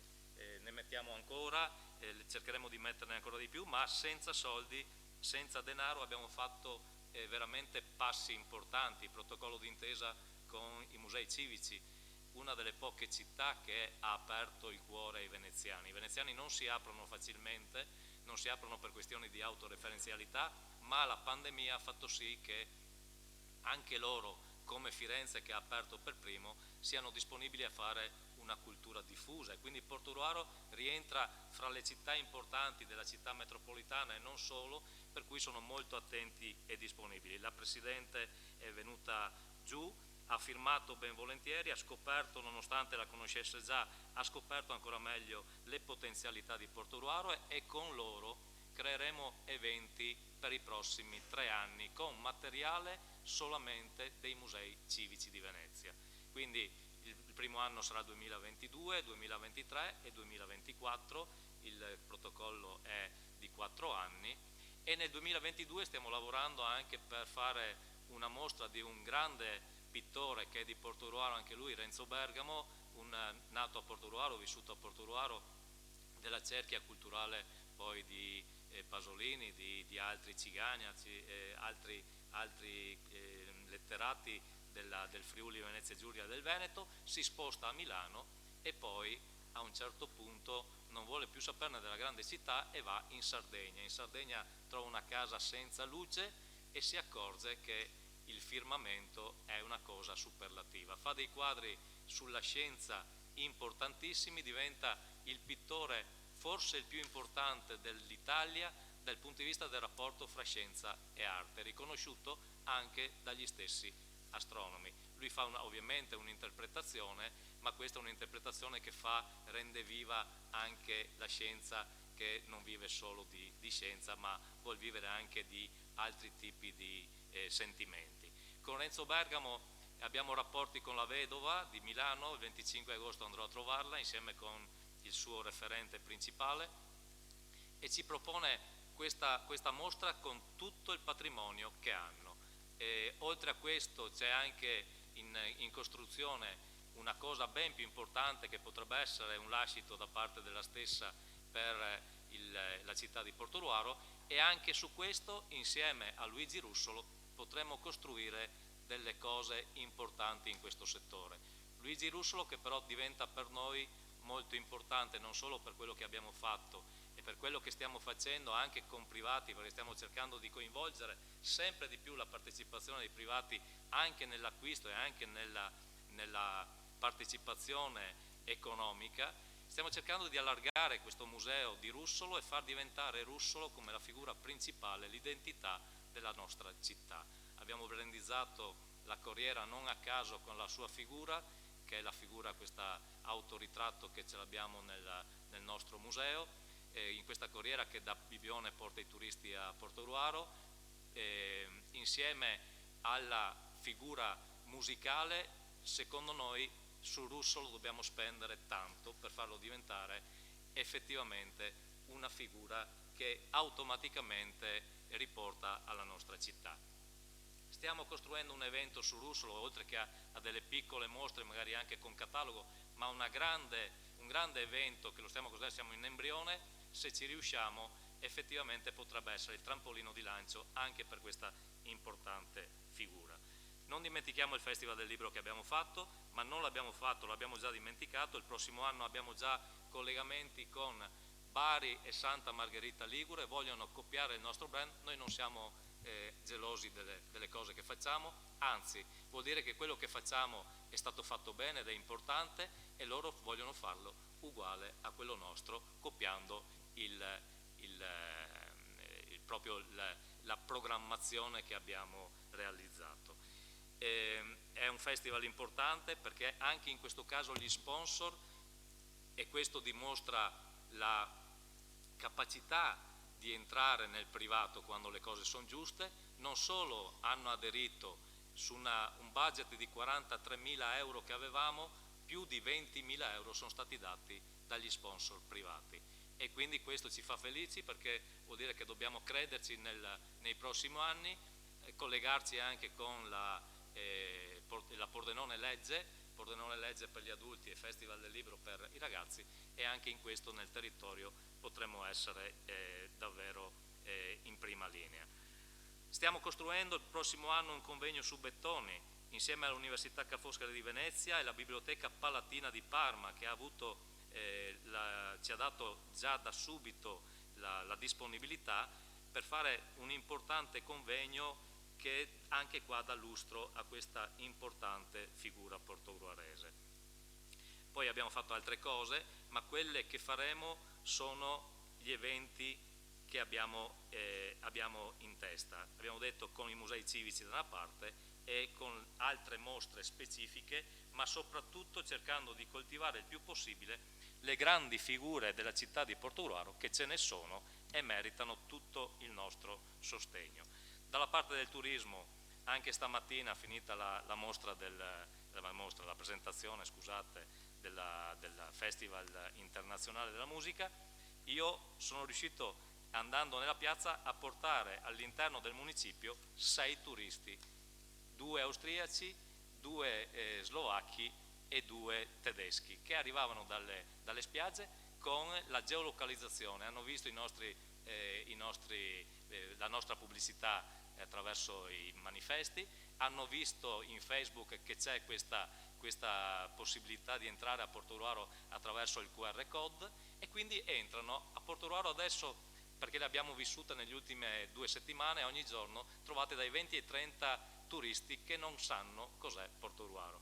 Questo ci fa forte perché dobbiamo crederci anche su questo. Il turismo insieme alla cultura deve essere anche questo coltivato, mettendoci del denaro, mettendoci delle importanti novità, e su questo ci metteremo anima, corpo e anche su questo molto denaro, perché i risultati ci sono e li vediamo già dal primo anno che lo stiamo facendo. Quindi la cultura e il turismo come fatti importanti della nostra città. Io ho anche deleghe per i lavori pubblici e quindi sulla mobilità lenta, ma l'abbiamo già vista nel triennale, ci crediamo molto, quindi le 5 piste ciclabili, senza toccare neanche un albero, ma poi lo sottolineeremo nell'interrogazione perché non deve essere chiaro a tutti la nostra posizione su questo tema. Mobilità lenta, dicevo, perché se facciamo le piste ciclabili, prima o poi le piste ciclabili saranno percorse da tutti. Se non le facciamo, la bicicletta andrà sempre sulla strada normale. Non dobbiamo aver paura di fare una pista ciclabile che non è percorsa, perché è questione di tempo come tutte le cose. Se il primo anno non è funzionante, come tutti ce l'aspettiamo, ma sarà funzionante poi nei passaggi successivi. La mobilità normale, ci crediamo anche su questa, siamo comune capofila e qui ringrazio anche i settori e i dirigenti che ci danno veramente in quest'anno una mano pesante su tutto quello che pensiamo e che facciamo. La mobilità, siamo comune capofila per un progetto di fattibilità della conferenza dei sindaci per la viabilità, dove cercheremo di risolvere i nodi critici della nostra città con tutti gli altri comuni, interfacciandoci con il PUMS, che è la mobilità, lo studio di mobilità della città metropolitana. 2 studi in contemporanea, ma che non devono ovviamente osteggiarsi, anzi un progetto è per la viabilità di grande respiro fra i comuni importanti, e invece l'altra, quella che seguiremo noi, è un progetto di fattibilità come il progetto del master plan per la mobilità lenta. Sono 2 progetti, mobilità lenta che avrà un seguito col PNRR, invece la mobilità normale non ha questa possibilità, ma avrà altri tipi di finanziamento. Saremo in prima linea per l'apertura della uscita autostradale, ma per far partire finalmente un Eastgate Park che ha 150 ettari artigianali, industriali e logistici, importante area del nord-est che deve avere tutto il nostro appoggio anche per far fronte a un'occupazione che in questo periodo viene meno. Siamo in prima linea, ma su questo insieme con gli altri comuni per la terza corsia, e per fare in maniera tale che anche questo problema venga superato.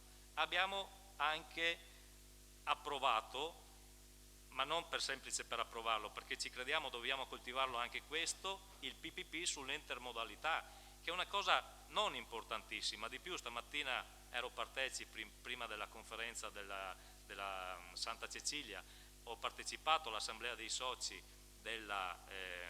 dell'Interporto, una società che ha avuto tanti anni di difficoltà, loro ci hanno sempre creduto, adesso è una società che ha degli utili, è una società che sta bene, è una società che talmente ci credono i soci che investono quei milioni di euro che abbiamo visto nell'approvazione del PPP.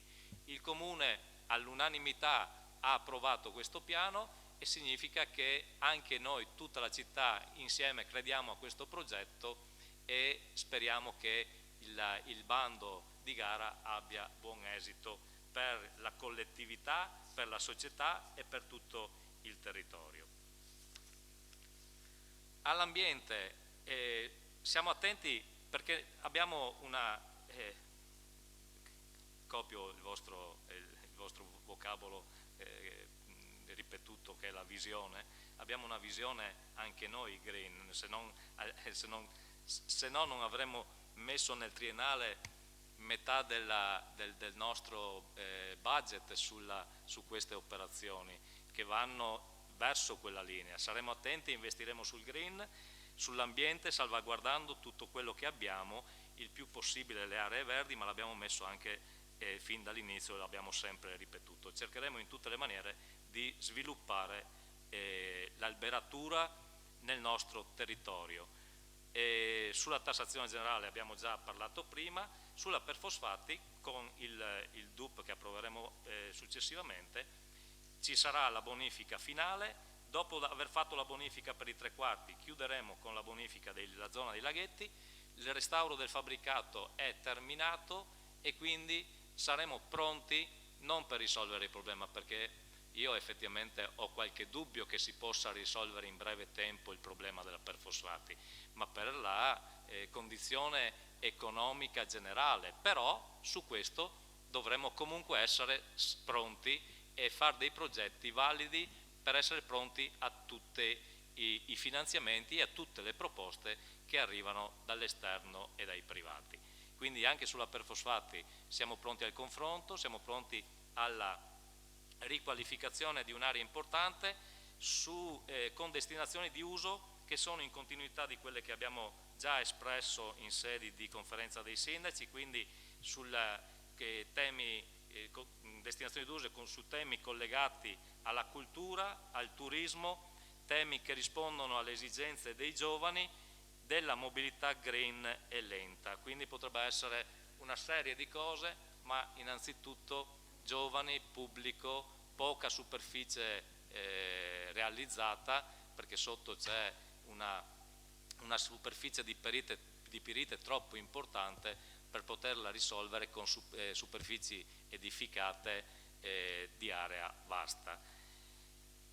Ai servizi, ultimo ma non ultimo, abbiamo una grande idea, ma l'abbiamo sempre detto ancora prima del PNR, i servizi soprattutto riferiti a una certa diciamo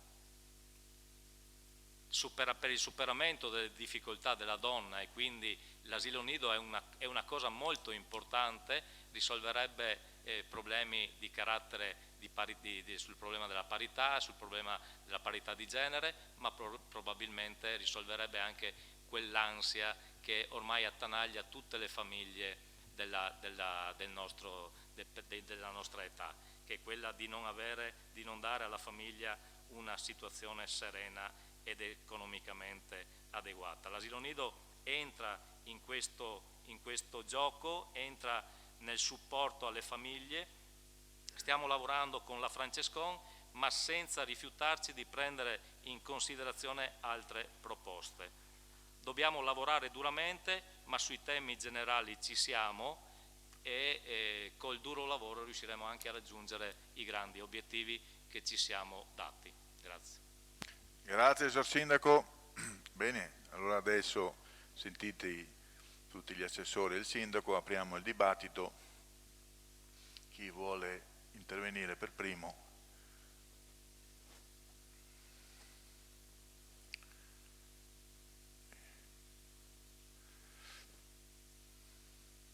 Io vi guardo e attendo un cenno. Consigliera Reghini, prego. Sì, buonasera a tutti. Mi avvicino perché giustamente il Presidente ha detto che la gente è arrabbiata e ve lo confermo, che nessuno sente niente da casa. Io non voglio entrare nel merito della parte di bilancio, però mi rivolgo soprattutto all'assessore Dal Ben, che credo sia io personalmente da quando sono in Consiglio è la prima volta forse che lo sento parlare, e in generale ha parlato di più di io da quando sono arrivata io. Mi chiedo una cosa e mi aspetterei per come so e immagino che anche per un fattore di età e di vicinanza a determinati temi che adesso pongo, mi aspetterei un lavoro maggiore e progettuale su ciò che è il digitale, ma non digitale in termini pago PA, servizi, questo è ovvio che c'è.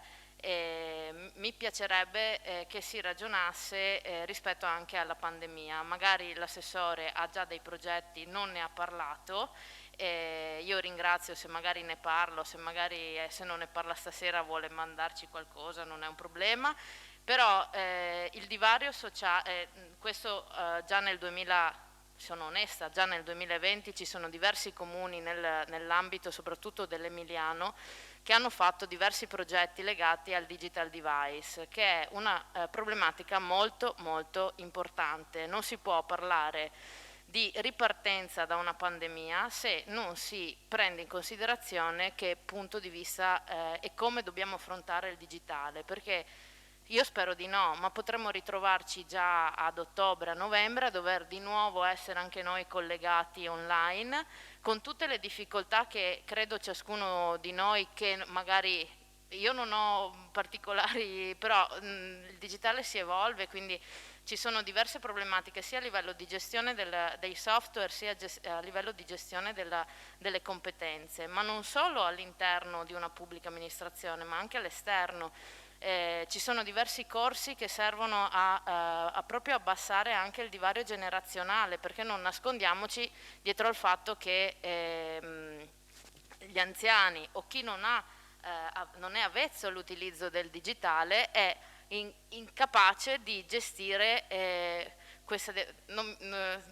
arrivo, finisco il discorso, poi immagino che tu abbia, perché ho conosciuto, so che l'assessore ha competenze in questo ambito, però mi meraviglio che in una relazione o che in un bilancio io non trovo ancora cose di questo genere, e quindi mi sono permessa, perché credo sia una cosa veramente su cui lavorare sia all'interno delle pubbliche amministrazioni sia all'esterno. Continuo il filo perché vedevo che non si può prescindere da un aspetto sociale, quindi questi sono progetti che si possono realizzare anche con l'assessorato, con i servizi sociali, perché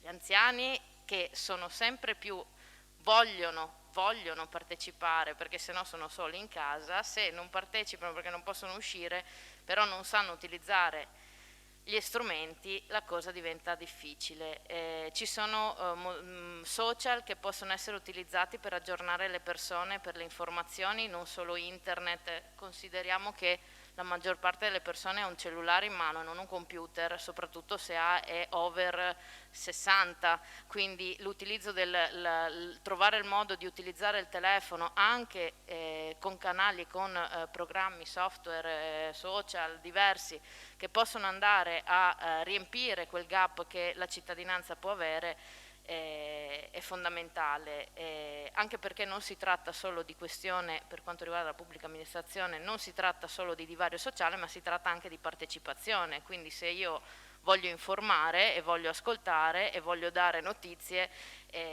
questo diventa uno strumento importante. Non solo c'è la problematica degli anziani, ma c'è anche la problematica delle donne che tendenzialmente non sono occupate, che non hanno una gestione, una conoscenza del digitale molto strutturata. Pertanto io non ho qui niente da suggerire, perché qui si potrebbero fare 1.000.000 di progetti, però vorrei che, se ce ne sono già o comunque sono a disposizione anche per avere qualche informazione in più, in questo ambito. E poi c'è un altro ambito che è importante, che riguarda la parte dimensione della istruzione, che è la famosa media education. Media education che non significa solo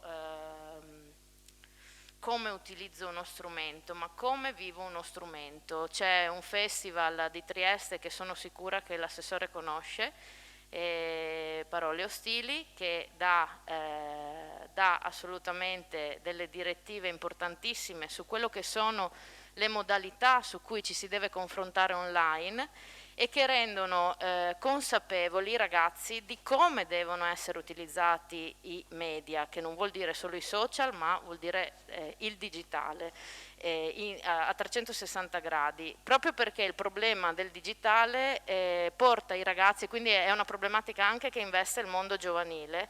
I ragazzi sono direttamente, nascono, a parte forse la mia generazione che ha vissuto nel gap, i ragazzi adesso vivono col cellulare in mano, nascono col cellulare in mano, quindi non si preoccupano assolutamente di come devono stare all'interno dei social e all'interno del digitale.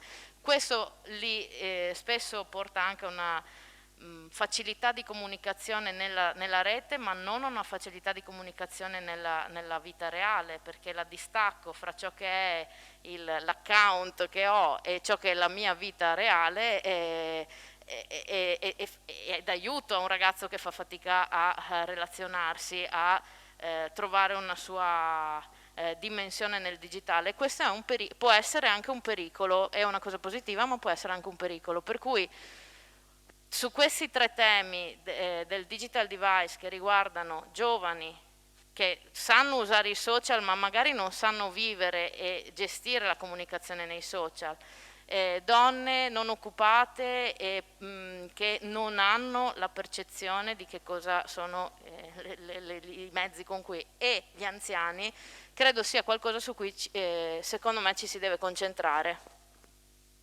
Grazie consigliere Rini, prego Assessore. Allora, non dico il falso, questi sono gli appunti, per mia svista non ne ho parlato, partirò dall'ultimo punto. Comunicazione. Un paio di mesi fa il Comune, l'amministrazione, ha deciso di aderire al manifesto della comunicazione non ostile. Cosa prevede questo progetto? Poi ti faccio vedere, sul serio l'avevo annotato, quindi... Non faccio mai gli interventi per accusare qualcuno, No. Cioè, è un modo per fare qualcosa di positivo. Allora, Quindi cosa prevede questa adesione? È una convenzione con l'Università degli Studi di Trieste e vedrà coinvolti 40 ragazzi che sono rappresentativi degli istituti scolastici del Portogruarese. È un'attività finanziata dal fondo, dei fondi regionali, di cui il Comune di Portogruaro è capofila, sportello famiglia, giusto? Ok. Un importo di 3.500 euro e questi ragazzi saranno formati alla comunicazione non ostile o per meglio dire all'utilizzo delle parole gentili, tra virgolette. Questo periodo di lavoro si estende per 12 mesi, quindi un anno, e il riferimento alla peer education che citavo prima rientra preponderante in questo progetto, perché è uno dei punti su cui si poggerà questa iniziativa. Pensiamo ad esempio alle riunioni che verranno fatte tra associazioni, alle riunioni che verranno fatte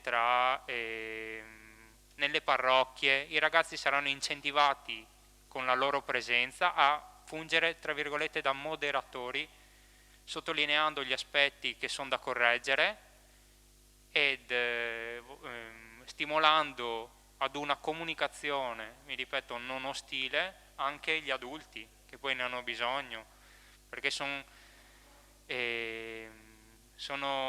numerosi gli episodi, specialmente di linguaggio scorretto, violento, specialmente nei social, perché è impresa diretta, no? Quindi se uno ragiona un po' di pancia scrive distinto.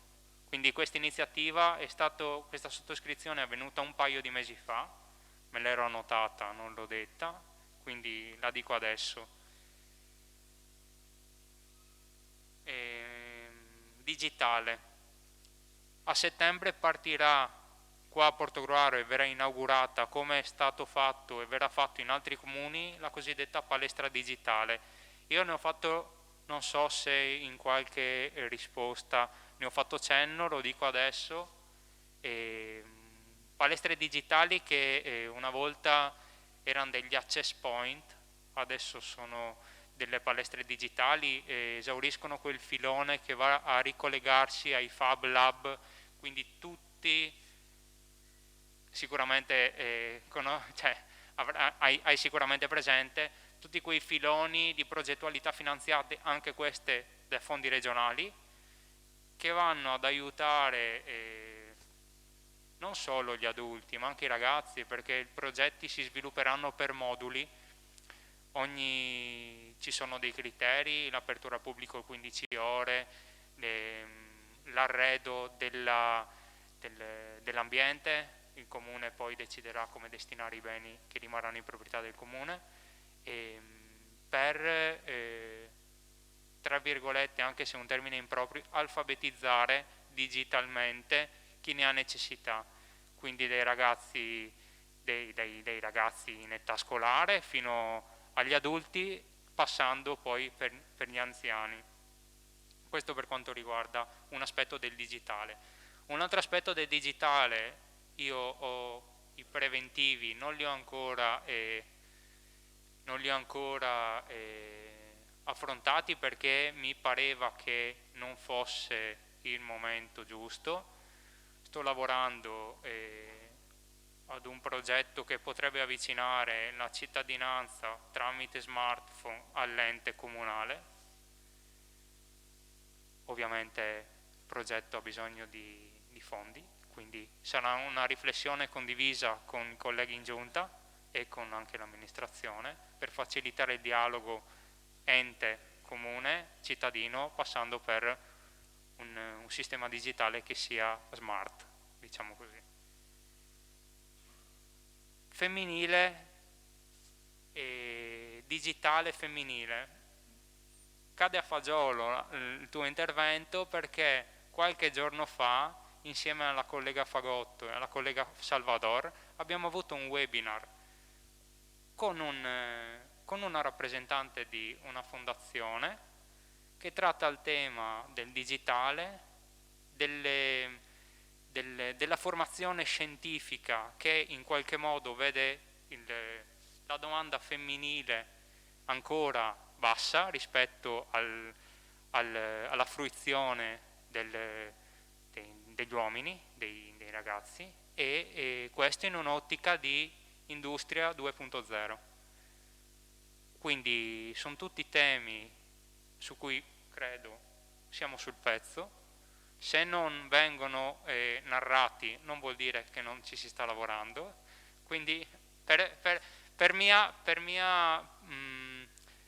abitudine, solitamente quando ho il cerchio chiuso esternalizzo, però siccome penso che sia anche giusto e mi è stato fatto presente magari dare qualche spunto per dire ci stiamo lavorando, ci stiamo lavorando. Grazie. Grazie Assessore. Il secondo intervento, prego. Io ringrazio l'Assessore perché penso che quando chiediamo anche in altri ambiti la visione, che ormai oggi usiamo questo termine che ormai è gettonatissimo, penso che questo sia il senso, nel senso che tante volte noi ci aspettiamo anche quando vi chiediamo la visione, può essere anche non cose concrete nello specifico, però veramente le intenzioni su cui si vuole lavorare, perché non affrontare il tema del digitale in un momento in cui c'è la pandemia diventa poi, sembra che non ci sia, mentre invece ci sto lavorando da 6 mesi e ho per i prossimi un anno e mezzo dei progetti, e secondo me fa differenza. Una cosa, ecco, su questo però so che non dipende sempre dall'amministrazione, chiedo un'attenzione anche non solo all'assessore ai lavori pubblici, al sindaco, quindi, perché penso coinvolga anche questo. Non si può lasciare al digitale tutto il peso se non ci sono le infrastrutture adatte. Ci sono dei luoghi in frazione che ancora non hanno la fibra, quindi quando dobbiamo fare la didattica, la DAD, la didattica a distanza, piuttosto che la connessione per una riunione, piuttosto che progetti come quelli che sta proponendo sul piatto, che mi sembrano insomma anche abbastanza interessanti e che necessitano della strumentazione adatta, credo sia opportuno, perché anche questa fa parte del digital device, è proprio l'infrastruttura che manca. Ci sono delle zone ai confini del comune che ancora non c'è fibra, quindi non so su questo se c'è la necessità di parlare con gli enti con le aziende che distribuiscono e che fanno questi tipi di lavori, probabilmente sì, immagino, non vedo più l'ingegner Bonora, quindi. Però ecco, io chiedo se è possibile un'attenzione a questo, perché oggettivamente credo sia difficile anche per chi poi deve andare a fare DAD e lavoro a distanza sia difficoltoso senza una fibra. Grazie, grazie consigliere Arghini. Consigliere Vindigni, prego. No, volevo solo, perché sennò dopo mi dimentico, la fibra è importante, ma se voi vedete nel territorio di Portogruaro ci sono solo ditte che rompono le strade e inseriscono la fibra. Noi siamo comune pilota per la TIM. Entro il 2025, speriamo entro la fine del 2024, tutto il territorio comunale, dico tutto vuol dire anche le frazioni, sarà coperto dalla fibra. Uno dei pochi comuni pilota che hanno l'attenzione di queste ditte che vogliono coprire tutto il territorio. Dobbiamo avere un po' di pazienza, perché non è facile coprire anche le frazioni, ma capisco che 2024-2025 sembra per noi una data tanto in là, lunghissima, e come dire finiamo la terza corsia nel 2026, però dobbiamo anche avere la pazienza giusta, perché in tanti comuni d'Italia, dico quasi 3/4, avere tutto il territorio coperto è impossibile, quindi la nostra pazienza sarà premiata. Io parto dall'intervento del sindaco relativamente ai lavori pubblici e all'ambiente, dove ha detto delle cose che sono condivisibili, che fanno parte, penso, della cultura di tutti noi, anche perché viviamo in un'epoca e in un periodo dove l'ambiente ci sta mandando segnali importantissimi di quasi una strada di non ritorno, e le prospettive non è che sono fra 100 anni. Leggevo oggi che già nell'arco di tempo dal 2030 al 2050 l'accelerazione dei cambiamenti climatici sarà ulteriormente più veloce, e questo è quello che preoccupa, più veloce di quello che è oggi. E già sono 10 anni che sono cambiate addirittura le correnti atmosferiche. Perché l'ho presa così alla lontana? Perché il sindaco ha parlato di ambiente, di cura dell'ambiente, di tutela di un ambiente, di un patrimonio, se non sbaglio, arboreo, proprio a Portogruaro, nel nostro piccolo. Credo che Portogruaro, nel territorio del Veneto orientale, sia la città più alberata, più ricca di verde, non solo pubblico ma anche privato. C'è proprio una cultura del portogruarese, se ha il giardino, a curarlo, a tenerlo per bene.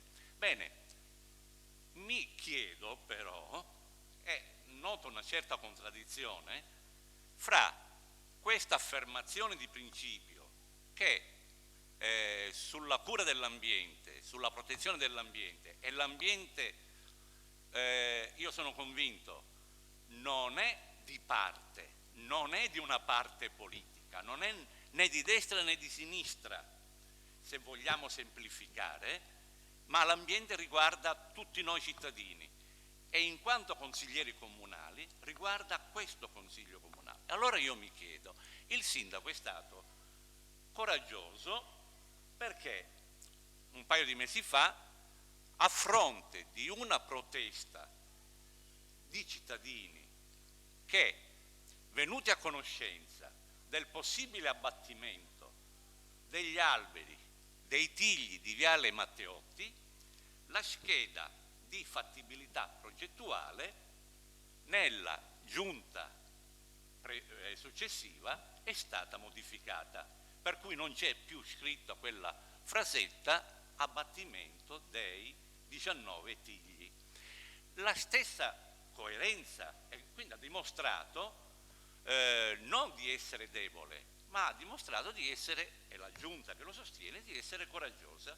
Bene, avevamo fatto una proposta, i cittadini hanno manifestato il loro dissenso, le loro preoccupazioni, noi facciamo un passo indietro e riformuliamo, riscriviamo quel documento di fattibilità progettuale. Io mi sarei aspettato che oggi, visto che votiamo un inserimento all'interno del piano triennale in un punto successivo, che anche quelle schede di fattibilità dove si parla dell'abbattimento dei platani di Viale Trieste, dove si parla del parco da realizzare in via Valle, avessero portato a una riflessione, a una rimodulazione, a una riconsiderazione di queste scelte che l'amministrazione comunale intende portare avanti. Perché altrimenti non mi pare che ci sia coerenza fra le affermazioni di principio e poi l'azione amministrativa. Ricordiamo un dato, se non sbaglio, se non ricordo male, il consumo di suolo del comune di Portogruaro, cioè Portogruaro, è al secondo posto, non so se all'interno della città metropolitana o del Veneto, come consumo di suolo. Questo dovrebbe farci riflettere,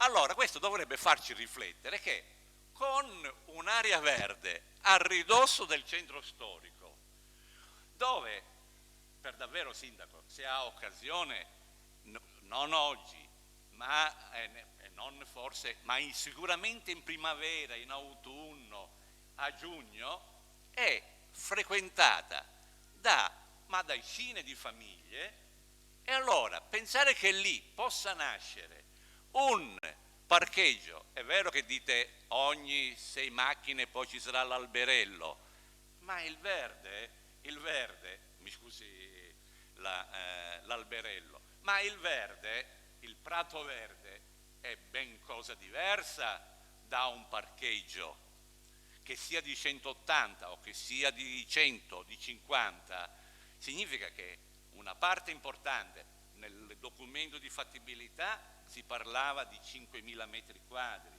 cioè tutta quell'area verrebbe sacrificata per la costruzione di un parcheggio. Allora, io chiedo se effettivamente è questo il sentire suo personale, della sua maggioranza, ma sicuramente se è della sua maggioranza, di tutto il Consiglio, perché da parte nostra su questo c'è un'attenzione particolare, anche perché questo ci sta dicendo la natura.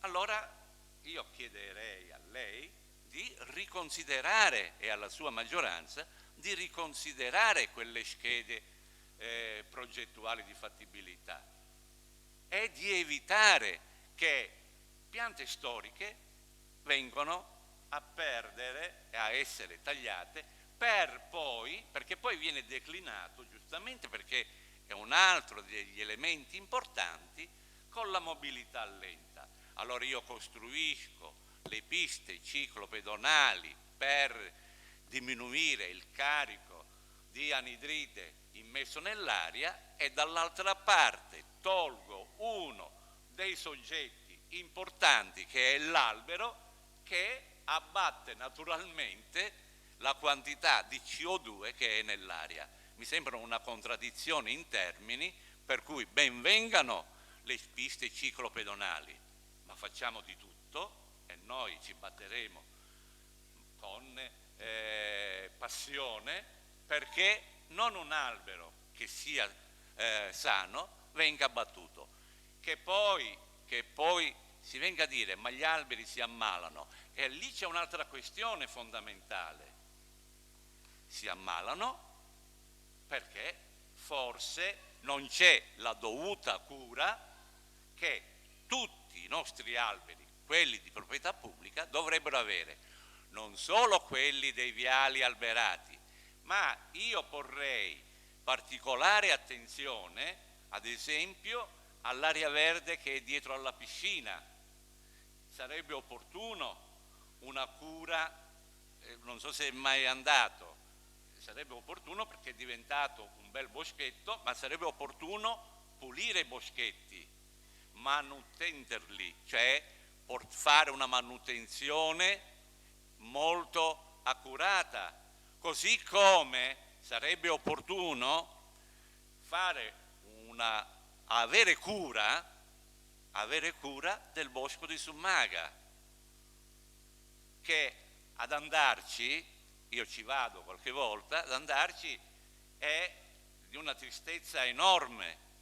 Prima perché non ci si può arrivare, perché c'è il cantiere, bisogna passare dentro il cantiere. Una volta dentro al bosco di Summaga, sì, forse si fanno 2 falci all'anno, però un bosco deve essere, come così qualsiasi albero pubblico, deve essere curato, perché altrimenti si ammalano e possono essere anche, non sono fruibili dai cittadini, perché è impossibile arrivarci, e direi che questa è la direzione verso cui l'amministrazione dovrebbe muoversi. La ringrazio. Grazie consigliere Vindigni. Consigliere Ret, prego. Ormai seguiamo l'ordine. Allora, si può togliere parlando? Si può togliere parlando? Grazie. Allora, intanto grazie agli assessori e al sindaco per aver relazionato rispetto alle loro attività. Io ho alcune domande. Parto dalla lettura del PEG, perché ci sono alcune cose che ammetto veramente mi destano curiosità. Sono a pagina 64 se qualcuno ha il riferimento. È l'ambito, diciamo, cultura. C'è scritto: in collaborazione con l'Ufficio Cultura è stata inoltre definita una modalità di impiego dei volontari durante la stagione estiva, con mansioni di custodia del Museo della Città e conseguente ampliamento dell'orario di apertura del medesimo e della Galleria I Molini in occasione degli allestimenti previsti. Si evidenzia comunque che l'impiego dei volontari risolve solo in parte l'esigenza generale legata alla sorveglianza degli alunni trasportati, quindi qua ci si rifà anche, credo, a un altro tema, cosa che rappresenta una lacuna costante rispetto all'offerta del servizio. Mi chiedo, e mi sembra ci fosse stata una pubblicazione in merito in Gazzetta Ufficiale l'8 gennaio 2020, è possibile per colmare questa lacuna utilizzare persone che sono beneficiarie del reddito di cittadinanza? È solo una proposta per eventualmente, insomma, risolvere questo problema, anche perché so che è una richiesta che informalmente qualcuno ha fatto, quindi beneficiari di reddito di cittadinanza che possono svolgere cosiddetti PUC, quindi lavori utili per i comuni di residenza. Andando avanti, mi riallaccio un attimo a quello che stava dicendo il consigliere Vindigni. Rispetto alle politiche ambientali ho una richiesta. È possibile per cortesia rendere pubblico ai consiglieri e pubblicare, come stanno facendo anche altri comuni, su piattaforma Google il PAES-C, che è citato a pagina 101 del PEG, perché sarebbe interessante approfondire alcuni argomenti rispetto a questo. Poi volevo chiedere, rispetto al tema delle pari opportunità che la mia collega ha già citato, tra gli obiettivi previsti c'è l'attuazione, quindi forse la rimessa in moto del protocollo d'intesa già in essere, e quindi volevo chiedere cosa è stato fatto fino ad ora in merito alle pari opportunità in senso lato e allargato, non solo rispetto a quello che ha citato il sindaco e che è relativo al problema dell'asilo nido.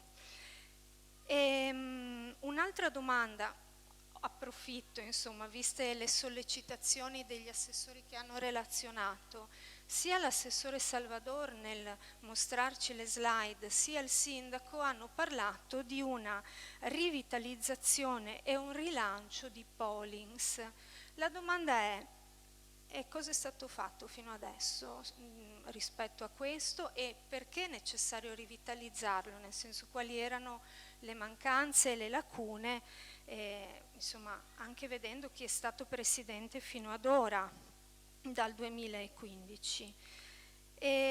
Un'altra domanda, sempre relativa alla illustrazione dell'assessore Salvador, lei ha detto che verranno allocate, e ovviamente non posso che essere felice di questo, più risorse per la Fondazione Musicale Santa Cecilia perché sta elaborando dei progetti.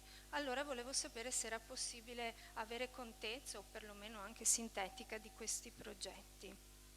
Dopodiché, per rispondere, riallacciarmi a quanto ha detto l'assessore Dalben, e mi permetto anche di complimentarmi per l'adesione al progetto Parole Ostili e mi permetto anche di salutare l'amica Rosy Russo, che è presidente dell'associazione Parole Ostili. È un lavoro straordinario quello che stanno facendo e credo sia molto importante che Portogruaro partecipi, accolga e sia interessato a quest'ambito. Allora, l'assessore Dal Ben ha parlato della sua attività rispetto alla delega allo sport e ha fatto cenno, per esempio, agli sport che mi pare lei abbia chiamato differenti, no? So che una delle associazioni che a Portogruaro si occupa di questi cosiddetti sport differenti è in questo momento costretto ad allenarsi a Villanova perché la struttura che lo ospita non è adeguata. So che sono state fatte molte richieste in merito per adeguare la struttura e che le risposte sono state evasive o comunque si è risposto che insomma non c'erano abbastanza soldi, mi pare. Ecco, quindi sollecito a dare una risposta tempestiva a questa associazione. Sempre rispetto allo sport, altra domanda che mi faccio, anche perché è stata all'ordine del giorno di questo consiglio, anche in un consiglio parecchio tumultuoso mi pare di ricordare, ed è la piscina, che inevitabilmente non si può citare se parliamo di sport. La domanda è: perché pur essendo la piscina riaperta i bambini portogruaresi sono costretti a frequentare il centro estivo in piscina a San Stino, perché a Portogruaro non è più stato riattivato, e che stato insomma di avanzamento c'è rispetto alle varie attività e offerte della piscina portogruarese. Poi un'altra cosa che volevo così insomma mi interessava rispetto a quello che ha detto l'assessore Dal Ben e anche qui manifesto i miei complimenti per questo lavoro in merito alle politiche giovanili. Ha parlato di un progetto a cui sta lavorando che sicuramente è degno di nota. Mi permetto però di ricordare che a gennaio sempre un'associazione, io ricordo sempre le associazioni perché Portogruaro ha un tessuto molto fertile in questo senso che va valorizzato. A gennaio un'associazione portogruarese si è fatta promotrice di un questionario presso le scuole secondarie di secondo grado proprio in merito alla percezione dei ragazzi e dei genitori durante il periodo della DAD. So che le risposte più significative di questo questionario e una conseguente proposta di progetto è stata trasmessa all'attenzione del sindaco a febbraio e mi pare che non ci sia stata risposta. Questo non con intento polemico, ma perché può essere un contributo per il progetto a cui sta lavorando l'assessore Dal Ben. Tra l'altro così mi interessava ricordare che il questionario, seppur diciamo sottoposto ad un campione ristretto di soggetti e quindi secondario a secondo grado Portogruaro, è stato molto interessante perché la polizia postale ha rilevato a livello nazionale, 2 mesi dopo il questionario fatto a Portogruaro, esattamente gli stessi dati, sovrapponibili alle risposte che i ragazzi e i genitori portogruaresi avevano dato. E la parola più utilizzata dai ragazzi è vuoto. E quindi, assessore Dal Ben, credo che questo possa essere un contributo che mi permetto di suggerirle di tenere in considerazione. Credo che ci sia tutto protocollato. Basta, insomma, poi eventualmente ci sarà tempo per altro. Grazie consigliere. Se volete raccogliere i quesiti, magari facciamo finire gli interventi e poi date le risposte, se no.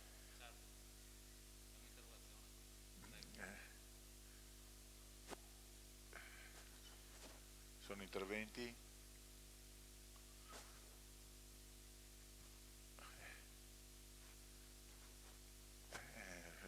Non è che posso, se io chiedo chi ha interventi da portare.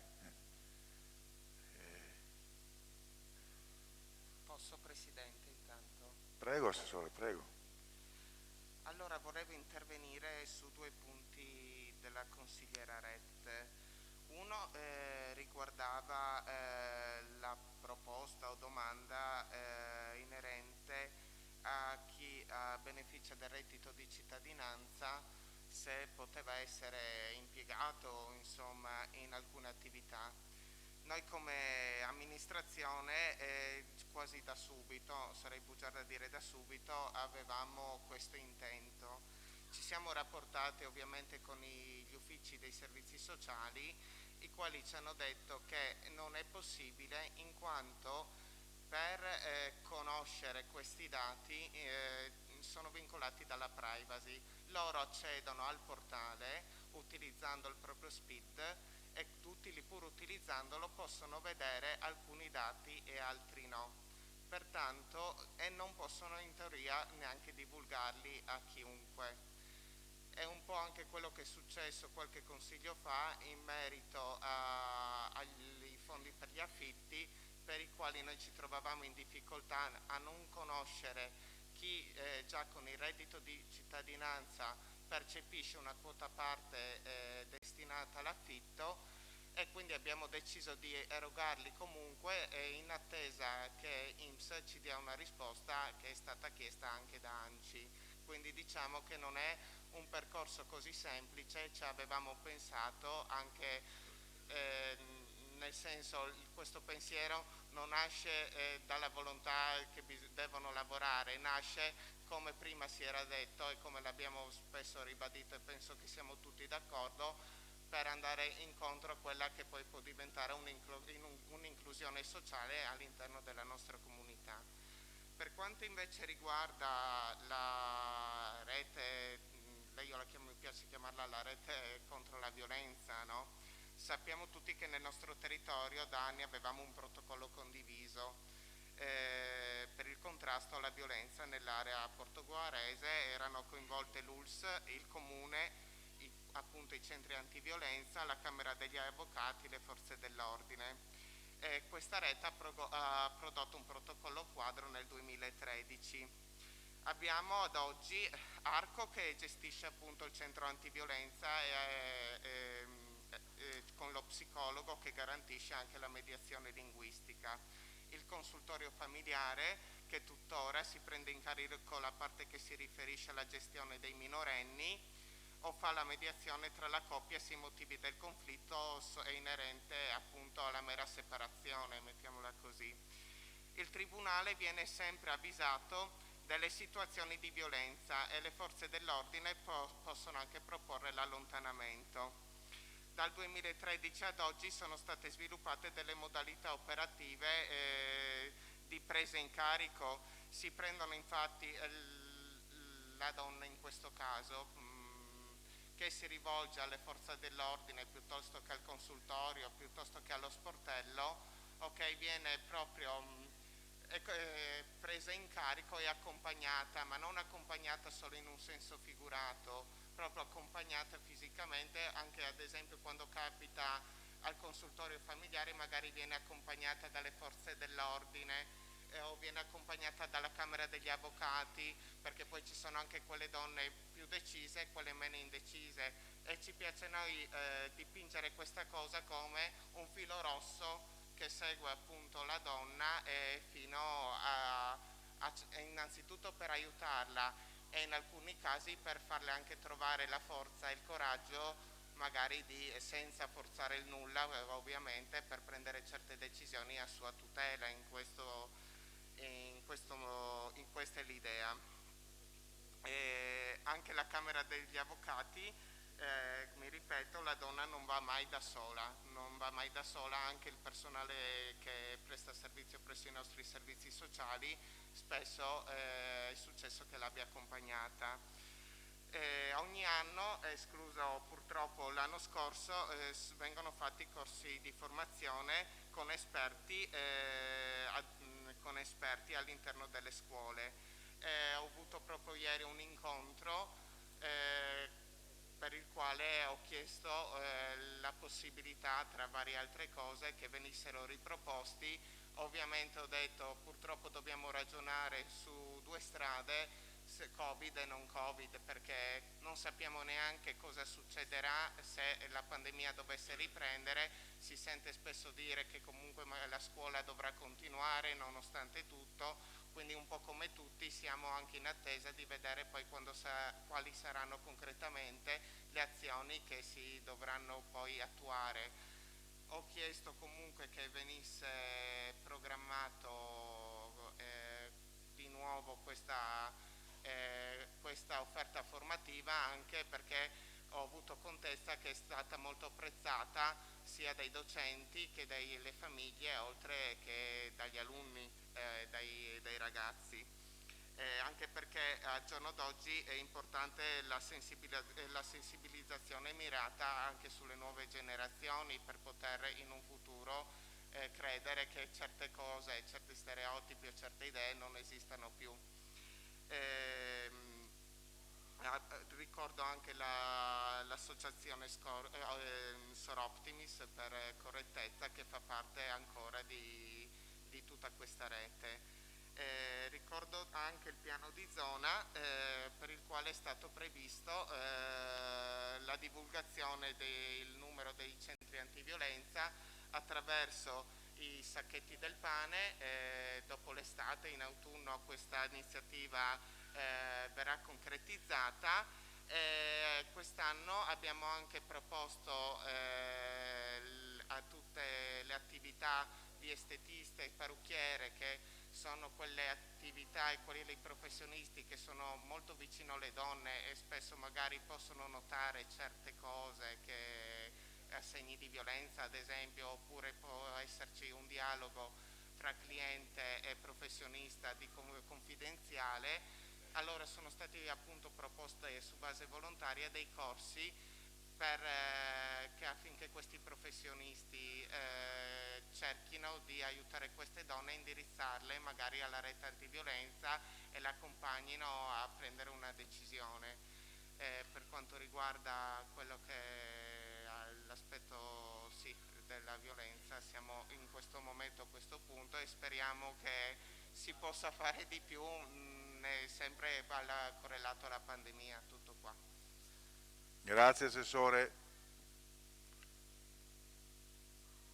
Ci sono altri interventi? Prego, consigliere Adrigo.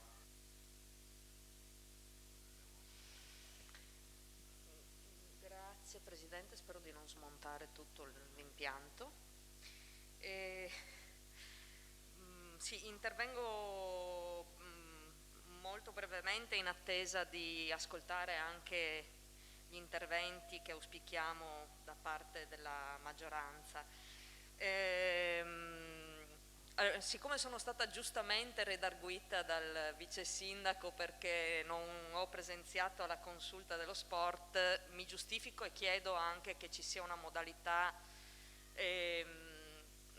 che abbia un minimo di coerenza, perché io ammetto non apro molto spesso la posta, quella istituzionale, anche alla luce del fatto che in maniera molto gentile e collaborativa il resto degli uffici mandano le comunicazioni ufficiali anche alla mail personale, cosa che invece anche per motivi di lavoro tengo sott'occhio molto costantemente.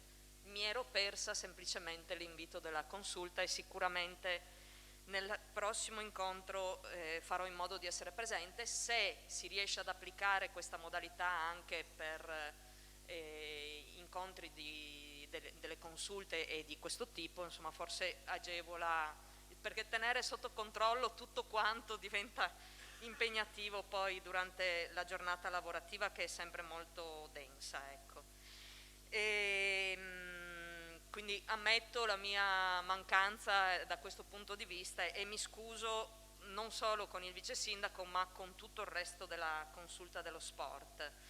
E accenno a ciò che avrei detto probabilmente in quella sede. Credo sia assolutamente fondamentale lavorare ad una nuova edizione di Open Sport, perché è sempre stata una manifestazione importante e che ha sempre dato ottimi frutti alle associazioni sportive, che possono in qualche modo mettere in piazza e dare dimostrazione delle attività che quotidianamente insomma, offrono a tutti i cittadini, non solo portogruaresi chiaramente, e in particolar modo ai giovani, ai ragazzi, ai bambini, cosa sulla quale tutte le associazioni sportive hanno sempre lavorato in maniera molto intensa ed egregia. Quindi chiaramente rinnovare l'edizione di Open Sport, magari anche trovando una formulazione più agile, andando incontro alle necessità che ci troviamo ovviamente ad affrontare a causa della pandemia, è sicuramente molto utile, e sono assolutamente convinta che le associazioni sportive sentono questa esigenza, visto l'anno che hanno trascorso, che è stato sicuramente un anno difficile per loro, anche dal punto di vista insomma, delle risorse che dalle iscrizioni e dalle attività che regolarmente svolgono raccolgono per poter portare avanti la loro attività. Io mi auguro, se in questi mesi non si è riuscito a fare per tante ragioni, chiaramente l'insediamento della nuova amministrazione da qualche mese magari non ha permesso di concentrarsi su questi aspetti e ci si è concentrate su altre priorità, che si riesca a fare un passo avanti poi nel prossimo futuro. Io e il vice sindaco ne abbiamo anche parlato davanti ad un aperitivo, perché insomma è una cosa a cui tengo particolarmente e che leggo avendo molti rapporti con le associazioni sportive. Credo che debba essere permesso loro, attraverso gli strumenti che un'amministrazione pubblica e in particolar modo l'amministrazione locale può mettere a disposizione, credo che a loro debba essere permesso di fare un passo oltre e di svolgere ancora più in maniera proficua, piena e professionale il ruolo che hanno dal punto di vista dell'intervento sul sociale, perché chiaramente anche lo svolgere un'attività sportiva permette ad alcune persone di venire fuori da alcune condizioni di fragilità, di isolamento, di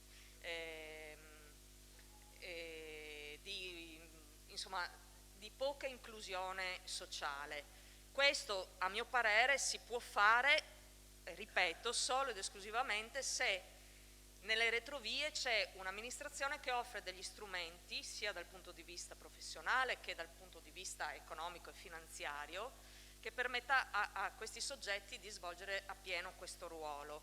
In collegamento, io mi immagino, con le politiche giovanili, perché chiaramente poi giustamente queste associazioni sportive investono molto sul settore giovanile, proprio perché è chiaramente il futuro anche per loro e non solo per la città più in generale. Quindi mi auguro che nei prossimi mesi venga attivata nuovamente la consulta dello sport per poter ragionare su questi aspetti e che magari anche attraverso il supporto dei servizi sociali e di chi si occupa dell'area giovani, ma non solo, perché questo è un settore che poi va ad incidere nelle dinamiche delle famiglie, va ad incidere anche nelle dinamiche che hanno a che fare con la fascia d'età degli anziani, perché comunque i nonni possono giocare un ruolo importante in questi progetti.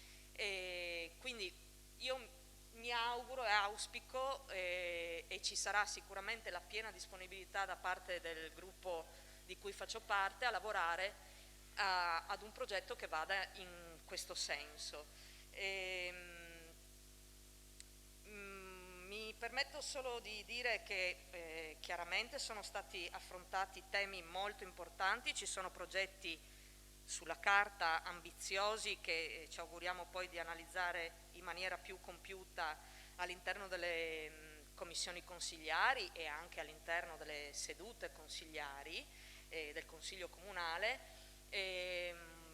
Mi pare di leggere, o comunque io chiedo ufficialmente, che ci sia un aggiornamento sullo stato dei lavori che riguardano la torre civica campanaria o campanile, che dir si voglia, che mi pare essere un po' l'assente, il grande assente rispetto ai documenti che stiamo affrontando e che dovremmo approvare questa sera. Quindi, oltre alle cose che ha anticipato giustamente il mio capogruppo, mi auguro che ci sia una commissione che ci rappresenti un po' lo stato di fatto e le progettualità future rispetto agli interventi da fare a quest'opera, che è un bene di tutta la comunità e che deve essere assolutamente preservato e difeso in tutti i modi, insomma.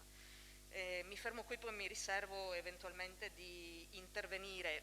Un'ultima battuta: la stessa cosa vale per il piano urbano del traffico, che forse rientra in tutte le cose che sono state rappresentate questa sera, ma che forse ha anche bisogno di un'analisi più organica e complessiva, e non spizzichi e bocconi, trattando i singoli progetti e le singole intenzioni su le cose che abbiamo intenzione di realizzare nel prossimo futuro.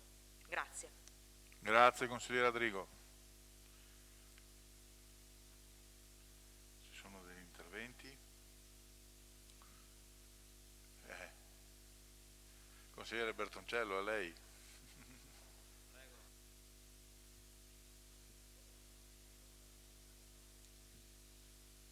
Io ripeto, l'ho detto l'altra volta, lo ripeto anche oggi, insomma, un po' di imbarazzo c'è rispetto a come vengono rappresentati i problemi.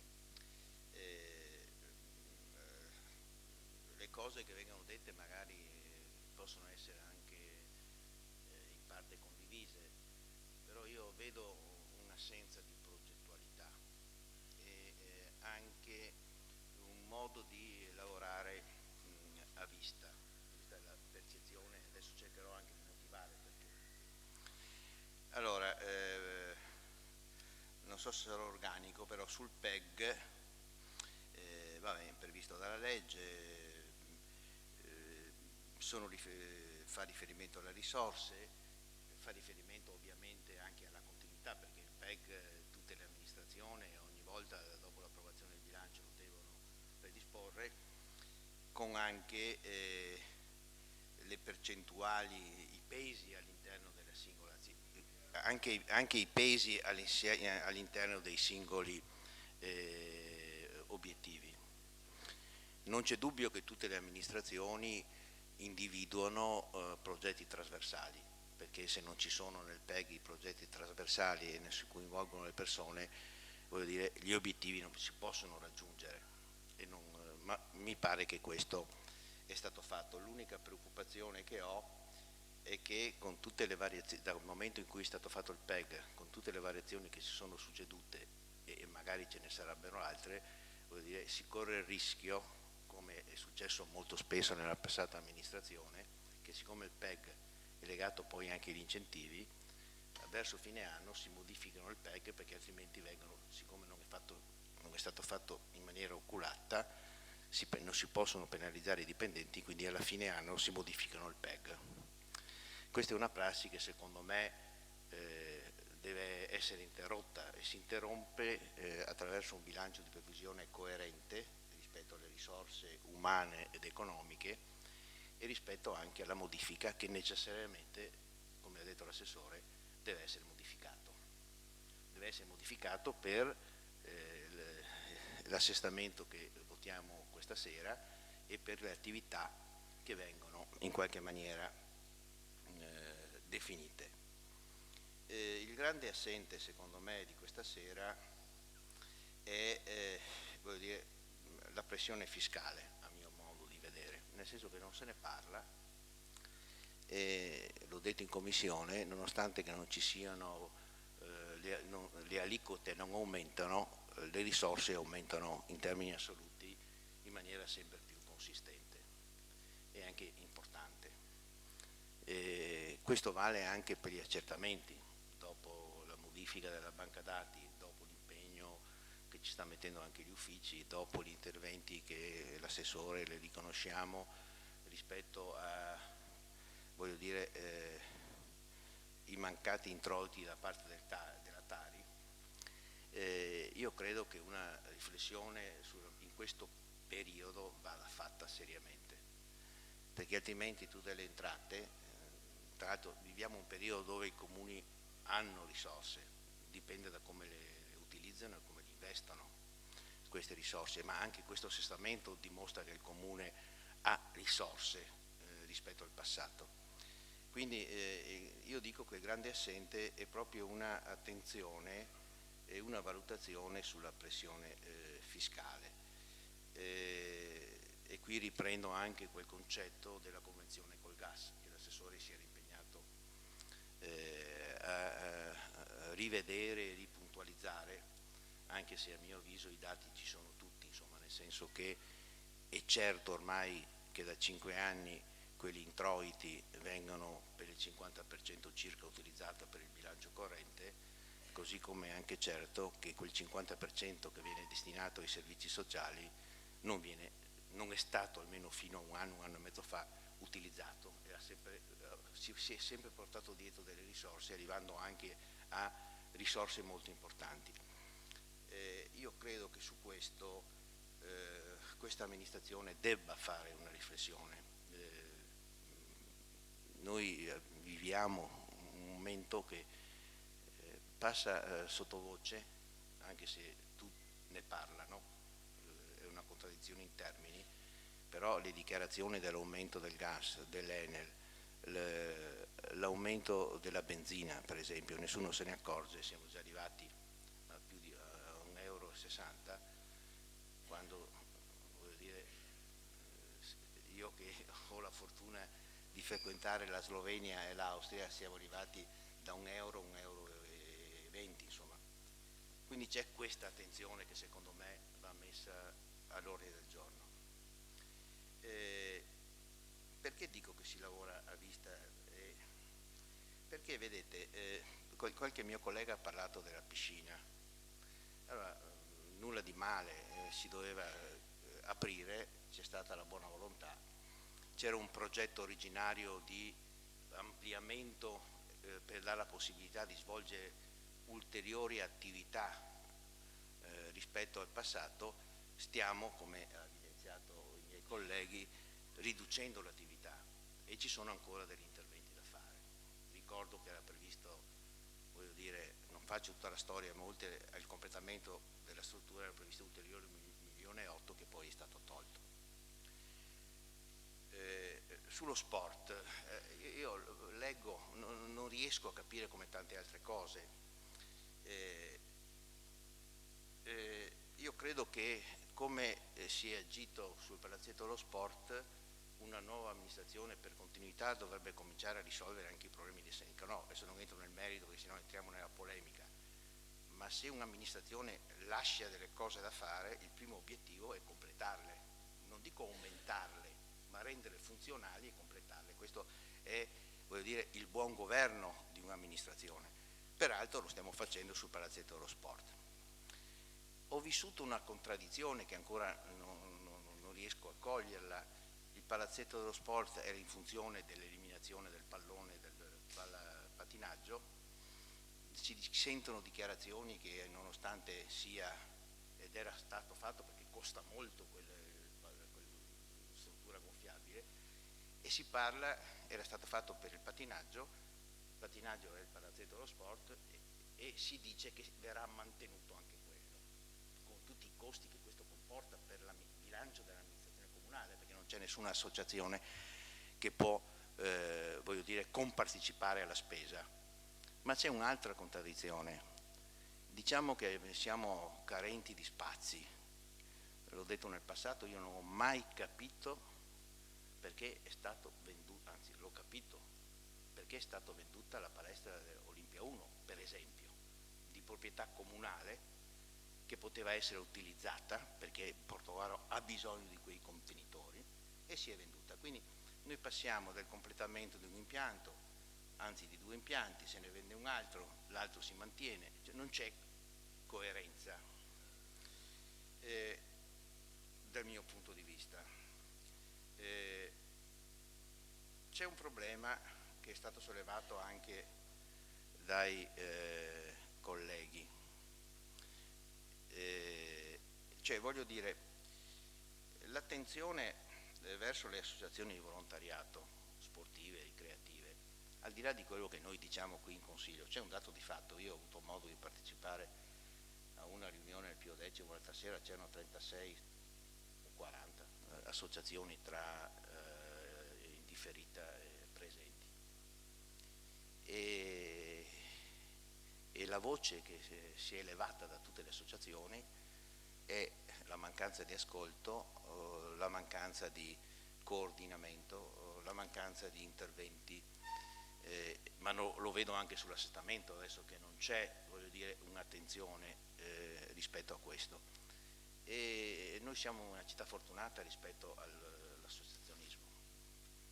Trovo un'altra contraddizione, per esempio, rispetto al verde, già accennato, il signor Sindaco ha dato in concessione al Lions il giardino botanico con la giunta, sì, passata, no, ma non cambia niente.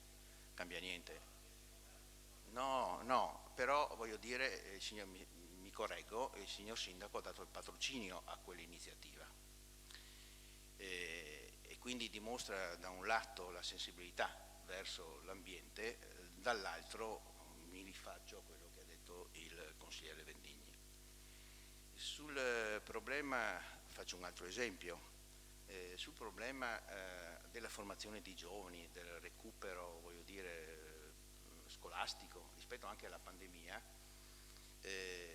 Fondazione Venezia, diciamo così facciamo meno, ha messo a disposizione 25.000 euro, ha fatto un bando, su questo c'è il patrocinio del comune di Portogruaro, c'è stato anche un incontro con il sindaco e il presidente della fondazione. Allora tutte queste contraddizioni e attività che non fanno una sintesi rispetto a un progetto politico da qui in avanti, io credo che questo debba essere evidenziato. C'è un altro tema che a me pare che il Consiglio è sensibile, che si è votato all'unanimità la necessità di lavorare per portare il giudice di pace assieme agli altri comuni. Mi pare che adesso c'è un po' silente questa roba, prima o dopo io credo che se c'è la volontà del Consiglio di lavorare verso questa direzione si debba avere anche, essere anche conseguenti. Tornando alle associazioni, io credo che le associazioni abbiano bisogno, lo hanno le città della nostra dimensione, chiamiamolo palazzetto palazzo delle associazioni, contenitore delle associazioni. Io mi aspettavo, vuol dire, che tra gli interventi che sono previsti a bilancio faccio un riferimento all'ex sede dell'attività, per esempio, che potrebbe essere un luogo dove c'è una sala riunioni e anche un luogo dove le associazioni possono incontrarsi, dialogare e come posso dire, condividere progetti senza evitare sovrapposizioni, competizioni, eccetera. Mi ero anche dimenticato di dire prima, rispetto al bilancio, scusate, torno un po' indietro. Io sono sempre stato, il signor Sindaco mi è testimone, insomma, che Portogruaro rispetto al contenimento, all'esiguità dei mutui che ha, facendo riferimento alla conclusione dello swap, ha la possibilità, come è stato votato in Consiglio Comunale, di attivare 5 milioni di mutuo, 900 nel 2021, proiettato 5 milioni. E per 5 anni abbiamo assistito al fatto, non si è mai parlato dell'avanzo, come diceva, che il Comune è pieno di debiti, perché c'erano dei mutui. Allora dobbiamo trovare una coerenza all'interno della maggioranza, perché per 5 anni non si vuole i mutui, si diceva che era debiti, quando io ho sempre sostenuto, il gruppo sostiene, che per fare voglio dire, sviluppare una città, i mutui sono indispensabili. Una famiglia fa un mutuo per realizzare i propri obiettivi all'interno di una compatibilità di bilancio che l'assessore ha garantito nel consiglio precedente. Così come si è detto per tanto tempo in tutta la passata amministrazione che gli avanzi di amministrazione erano un prelievo forzoso verso i cittadini senza dare la possibilità di ritorno ai cittadini i servizi. Questo vuol dire, è luogo comune di 5 anni. Io spero che chi ha fatto tutte queste dichiarazioni chieda venia, perché voglio dire, gli avanzi di amministrazione si sono sempre realizzati e anche in peso maggiore rispetto agli anni precedenti, mi riferisco 2015 indietro. Per poter non fare avanzi di amministrazione, ci sono quelli fisiologici, può essere il miglior assessore al bilancio, può essere tutto quello che possiamo fare, tutto il package che vogliamo, possiamo controllare tutto quello che vogliamo, ma c'è un problema fisiologico degli avanzi di amministrazione, non possono arrivare a 3 milioni di euro, 2 milioni e mezzo di euro, voglio dire, diciamo che fino a un certo importo possiamo impegnarci tutti, ma quello è. A me piacerebbe, signor Sindaco, per esempio, ecco perché dico che lavoriamo, cioè si accelera, poi si frena, poi si accelera, poi si frena. Io qui sotto ho la rete escursionistica del Veneto orientale, di cui abbiamo parlato al precedente Consiglio, già datato, io credo che questo sia stato ripreso, perché c'era il Giralemele, il Girasile, il Girapiave, il Giralaguna, il Giraliventa, il Giratagliamento, l'Litoranea Veneta, idrovie del Piave. Questa è una progettualità che all'interno della conferenza si era fatta e che io spero non sia realizzata perché sono mancati i contributi, perché c'è stata la pandemia, perché c'è stato il patto di stabilità, ma era una progettualità che è ancora attuale e che era degli anni passati.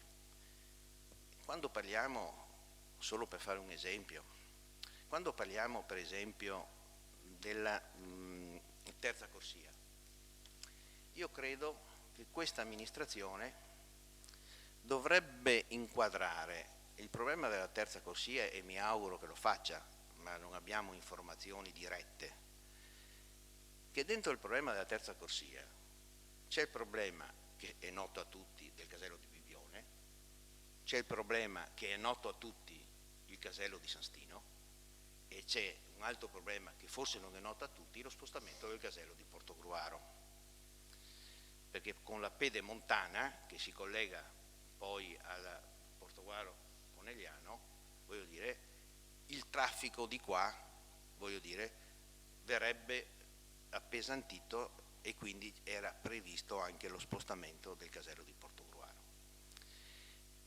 A me piacerebbe capire, per esempio, e dopo dirò anche qualcosa, io leggo sulla stampa, noi siamo opposizione, minoranza, perché quando leggo 3 milioni per i trasporti e 5 interventi sulla viabilità e non vedo Portogruaro all'interno di questi, quando vedo che si piantano 45.000 alberi per far crescere i boschi e vedo la progettualità, voglio dire, degli altri comuni, questi sono all'interno anche del PAES, io poi sono andato a leggermi il PAES, l'analiticità con cui alcuni comuni hanno previsto gli interventi rispetto alla genericità del nostro PAES, anche se il PAES è stato costruito a livello di 44 comuni, però voglio dire ogni comune ha definito le sue priorità.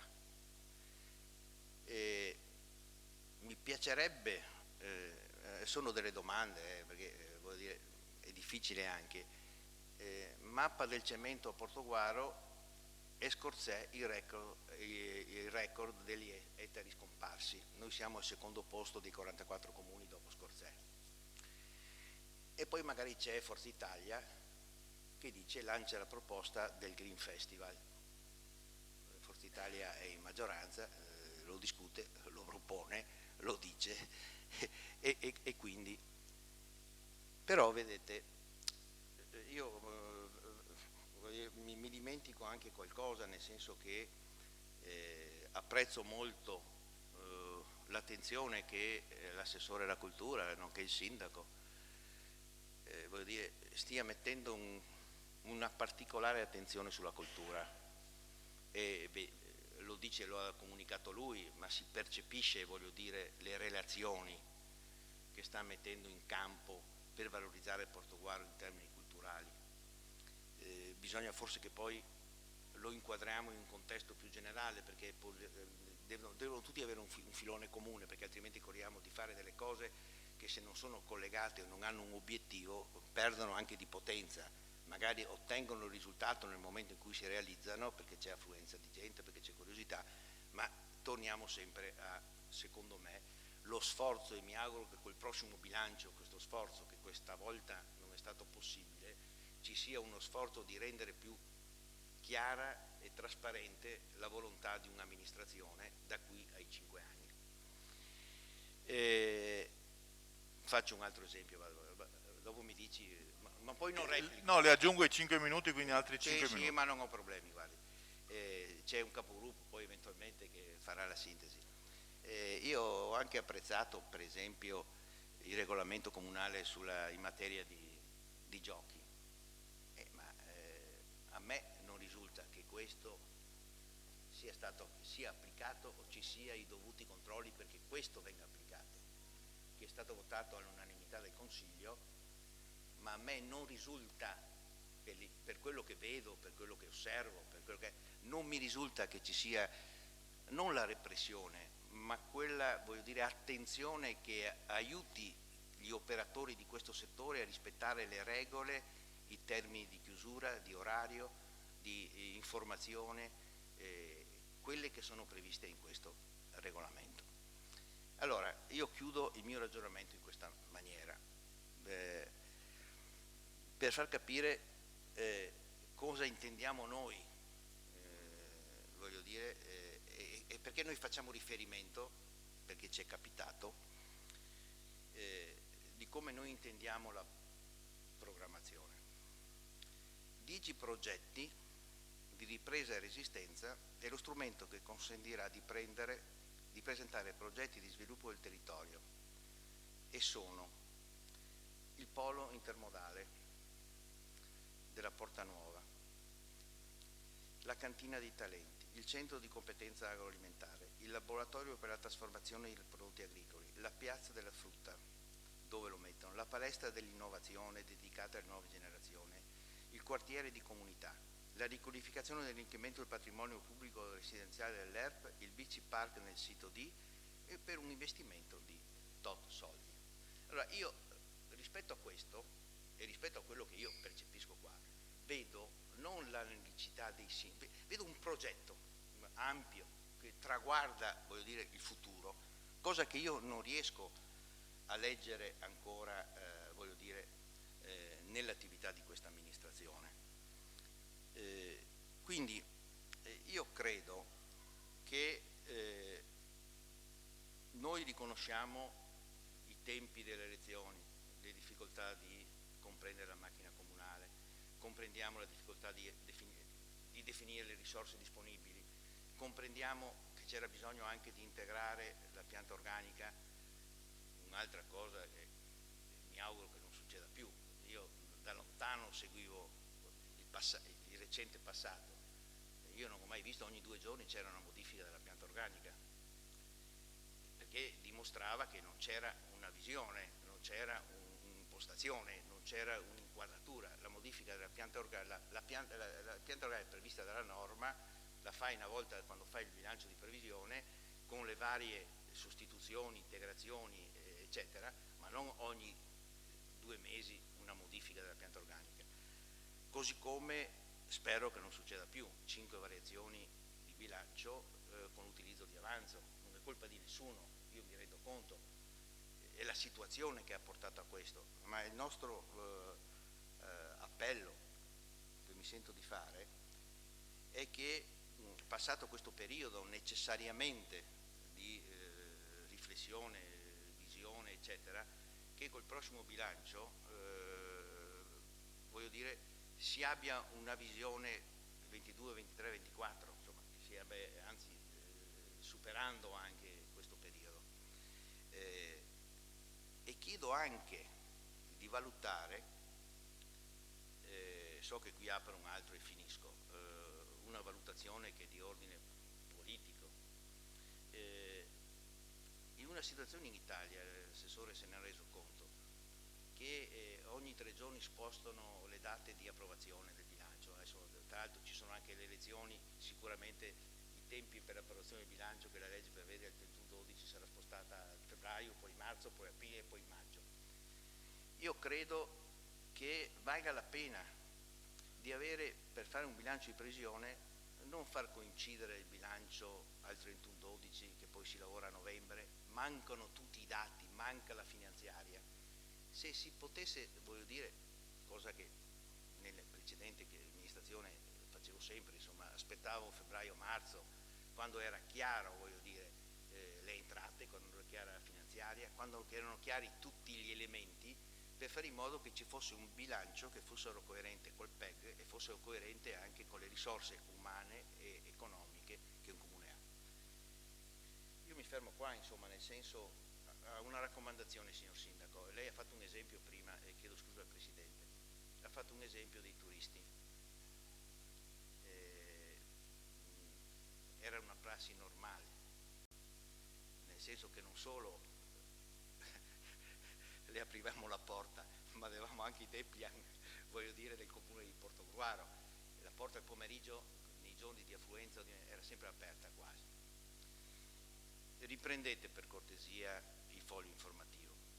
Allora, il foglio informativo, ognuno fa le sue scelte, ma mi è capitato in questi giorni 5 o 6, una volta in Tre Scalini, un'altra volta in giro, estate, e tornano i nostri immigrati e mi dicono e mi chiedono e mi ringraziano. Noi facevamo 11 fogli informativi che veniva inviato a tutti i residenti all'estero, cittadini di Portogruaro, e venivano informati, voglio dire, di come si governava. Allora non fatelo se non ci sono le risorse perché decidete di non fare 11 numeri, fate quello, ma trovate la soluzione per mandare una newsletter, per mandare un foglio informativo ai nostri concittadini che sono fuori e che possono seguire, voglio dire, l'attività amministrativa, e c'è un sentimento di vicinanza della propria città, visto che vengono solo d'estate. È una richiesta, non vedetela come contrapposizione, 1-11, 1-10, non ci sono soldi, ci sono soldi, eccetera. Trovate una soluzione per avvicinare queste persone, che è una cosa utile, così come facciamo un altro sforzo per valutare l'immigrazione in maniera diversa, perché anche qui, se voi leggete, c'è un articolo di stampa che il 12%, se non ci fosse immigrati, voglio dire, forse noi non risolveremo neanche i nostri problemi delle nostre aziende, ma senza contrapposizione politica, perché la dichiarazione media che fanno gli immigrati, lo dirà forse meglio il mio capogruppo, lo leggo qua: il 12% di contributi e di contribuenti straniero denunciano un reddito medio di 15.000 euro, che è superiore a qualche nostro concittadino e connazionale. È una risorsa, se la vediamo in maniera diversa rispetto alla contrapposizione, senza mettere in risalto i casi difficili, ma mettere in risalto le varie opportunità che possono dare alla nostra economia, prendetela per cortesia in considerazione. Grazie. Grazie consigliere Bertoncello.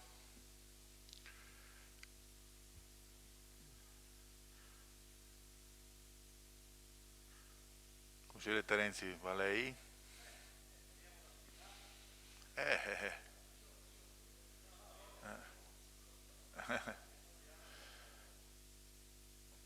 Partecipiamo responsabilmente al dibattito, ecco, ci piacerebbe avere un'interlocuzione, perché ripeto, non è una sfilata questa, e mi disturba anche un po' che debba essere il mio mio gruppo consigliare ad alimentare il confronto quando sappiamo molto bene che ciascuno di noi e anche i gruppi di maggioranza hanno aspettative, hanno intenzioni, hanno visioni, hanno anche forse qualche divisione, qualche visione diversa. Ecco, sarebbe opportuno che se ne parlasse, se ne discutesse. Ripeto, si ha la sensazione che ci sia un'attitudine a restare abbottonati, ecco. Credo di no, credo che in Consiglio sia necessario confrontarsi, poi ognuno fa come crede, ci mancherebbe, per carità, però mi disturba un po' questo schema che poi, devo dirvi, si è riprodotto per 5 anni nella scorsa consigliatura, anche di, ecco, ma è una deprivazione per ciascuno di noi, non è un giudizio di valore o di merito. Sì, voglio solo dire che chi come me frequenta da 20 anni questo consesso è quasi fisiologico che la minoranza parli molto di più della maggioranza. Va bene, ecco, detto questo io cercherò anche di stare sintetico. Lei Presidente mi avvisi quando sono i 15 o i 20, dopo altri 5 mi sembra, ma comunque mi avvisi per cortesia, perché io mi lascio un po' andare e del resto siamo qui per passione, siamo qui per portare un contributo, quindi accade anche questo. Allora, oggi credo che sia, anzi lo è, certamente un momento importante, perché all'ordine del giorno abbiamo sostanzialmente valutato in modo integrato, non poteva essere così, e per questo abbiamo chiesto, riuniamo i 3 punti all'ordine del giorno che sono conseguenti, ed è sono gli strumenti di programmazione, di controllo e di gestione, insomma, ecco, di cui la contabilità armonizzata ha dotato le amministrazioni, un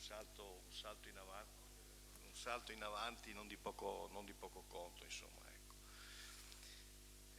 Dicendo che è anche pur vero che probabilmente, lo dico perché l'ho sempre detto e ne sono anche convinto, probabilmente in sede di commissione argomenti come questi avrebbero bisogno di più sessioni, perché io non so i colleghi di maggioranza, ma ci siamo trovati di fronte a documenti, intanto devo dire, di grande spessore tecnico, e ringrazio non formalmente ma sostanzialmente anche i dirigenti di questo comune che hanno materialmente contribuito insieme ai collaboratori e naturalmente con la supervisione degli assessori a produrre questa documentazione, ma proprio perché è una documentazione abbondante e anche di spessore, meriterebbe maggiore attenzione, ecco.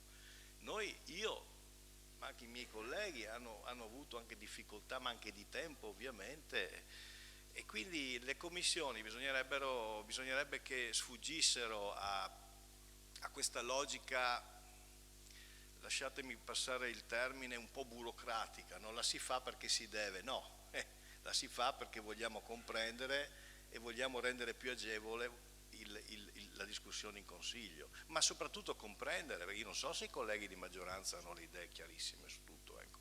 Io devo dire la verità, i documenti li ho visionati, ma scegliendo anche alcune parti rispetto ad altre, evidentemente. Allora, in sintesi, il tempo corre e pazienza. Ai presidenti di commissione e anche a lei Presidente, l'invito e l'auspicio anche a impegnare più sessioni, se del caso e quando necessario, Ho sentito cose particolarmente interessanti dal sindaco e dagli assessori. Devo dire che sono rimasto anche particolarmente impressionato dall'assessore Dalben e dal vice sindaco. È la prima volta che lo sento in modo così anche articolato e anche appropriato, no? Rispetto alle proposte che, devo dire, hanno anche il carattere della innovazione, no?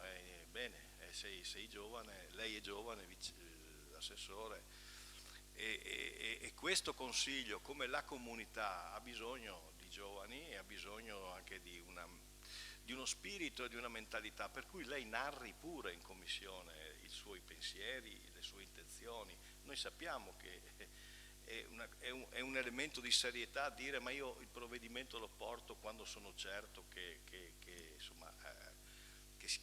si perfezioni, no? È segno di serietà, ma venga in commissione a dire quali sono gli intendimenti, qual è il suo indirizzo, qual è la sua intenzione, qual è il suo desiderio. Lei troverà i consiglieri di maggioranza certamente, ma anche quelli di opposizioni pronti ad ascoltarla, perché, ripeto, c'è anche un interesse che la sensibilità dei giovani entri in questo Consiglio e poi in qualche modo nelle azioni che si articolano e nei provvedimenti che si agiscono poi venga trasmessa nella comunità. Ecco, per cui questo è il mio invito, si faccia sentire, venga in commissione, lei troverà ascolto, non c'è dubbio. Ecco.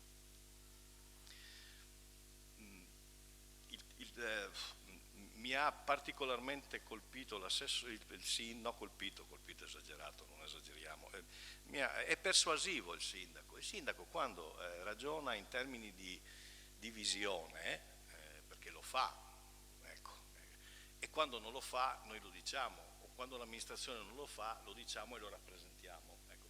Quando agisce in termini, quando si esprime in termini di visione, e questo lo fa soprattutto con la cultura, che riconosco essere un suo interesse precipuo, ma un interesse di tutti noi, perché Portogruaro ha una vocazione culturale, e con lei diventa anche persuasivo e porta degli argomenti e porta anche delle realizzazioni, nel senso in itinere o effettuate. Per cui io ho particolarmente apprezzato questa attenzione, questa sensibilità.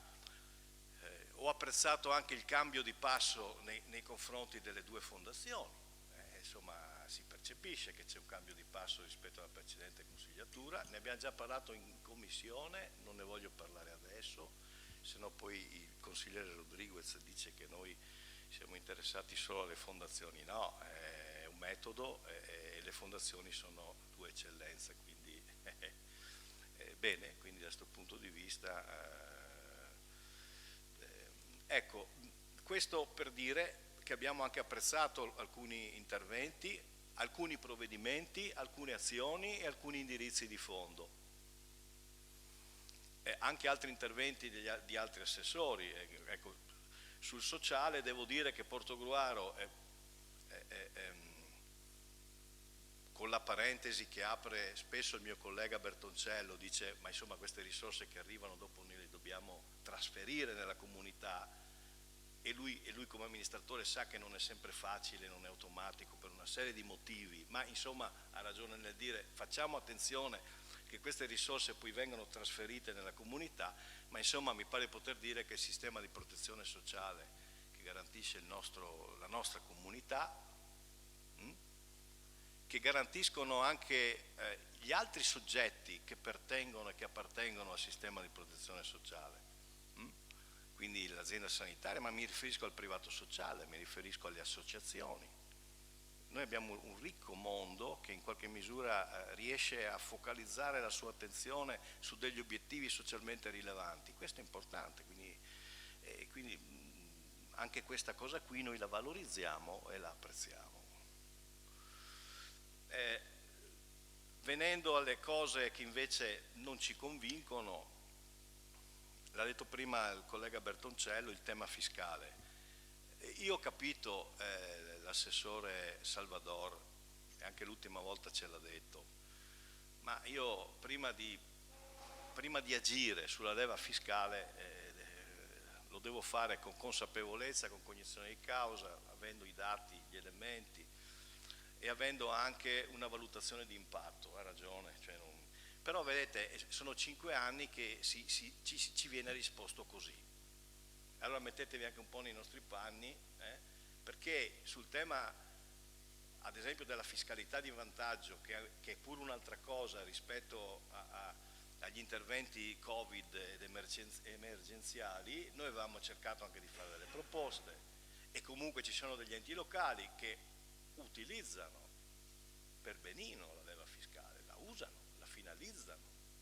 È possibile che in questo comune che ha anche una solidità da un punto di vista finanziario non si riesca a parlare di questa cosa e magari insieme a individuare delle azioni muovendo la leva fiscale, soprattutto in funzione redistributiva, è ovvio, in funzione redistributiva, ma anche in funzione di sostegno non solo di famiglie ma anche di imprese. Io quando parlo di fragilità parlo di famiglie, di persone di famiglie ovviamente, ma parlo anche di imprese. Le imprese sono dei particolari soggetti nella comunità che hanno una funzione fondamentale.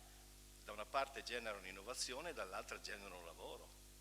Capirete? Quindi anche l'impresa, la piccola impresa, l'impresa artigianale, l'impresa commerciale, il comune può fare questo, non fa la politica economica, però alcune leve le ha.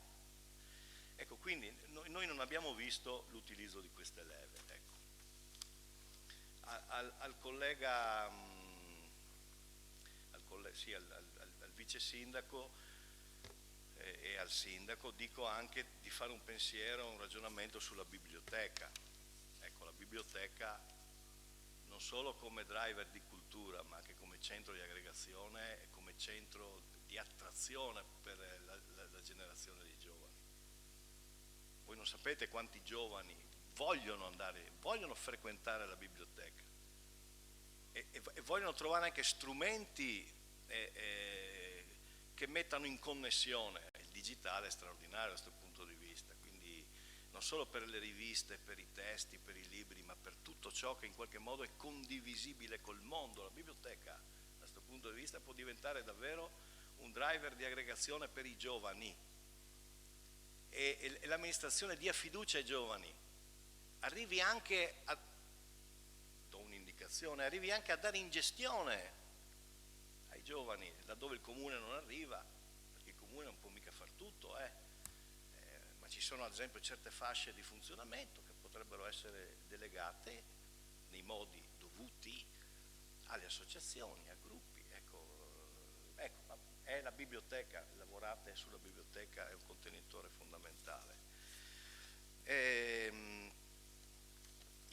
Uno dei temi, ecco, un'altra cosa che oggettivamente non ci ha convinto, ecco, e qui lo dico al sindaco in particolare, è che, e qui riprendiamo il tema della visione, insomma, è che noi dovremmo vedere in qualche modo dal bilancio in filigrana, ecco, dovremmo vedere qual è la visione dell'amministrazione, perché quando si parla di DUP ad esempio si fa un ragionamento strategico e il bilancio annuale e il PEG è il pezzettino che si fa nell'anno, nell'esercizio, ma dentro un disegno. Ora le amministrazioni locali, ma non solo, sulla spinta anche della transizione che stiamo vivendo, una transizione impegnativa, una transizione anche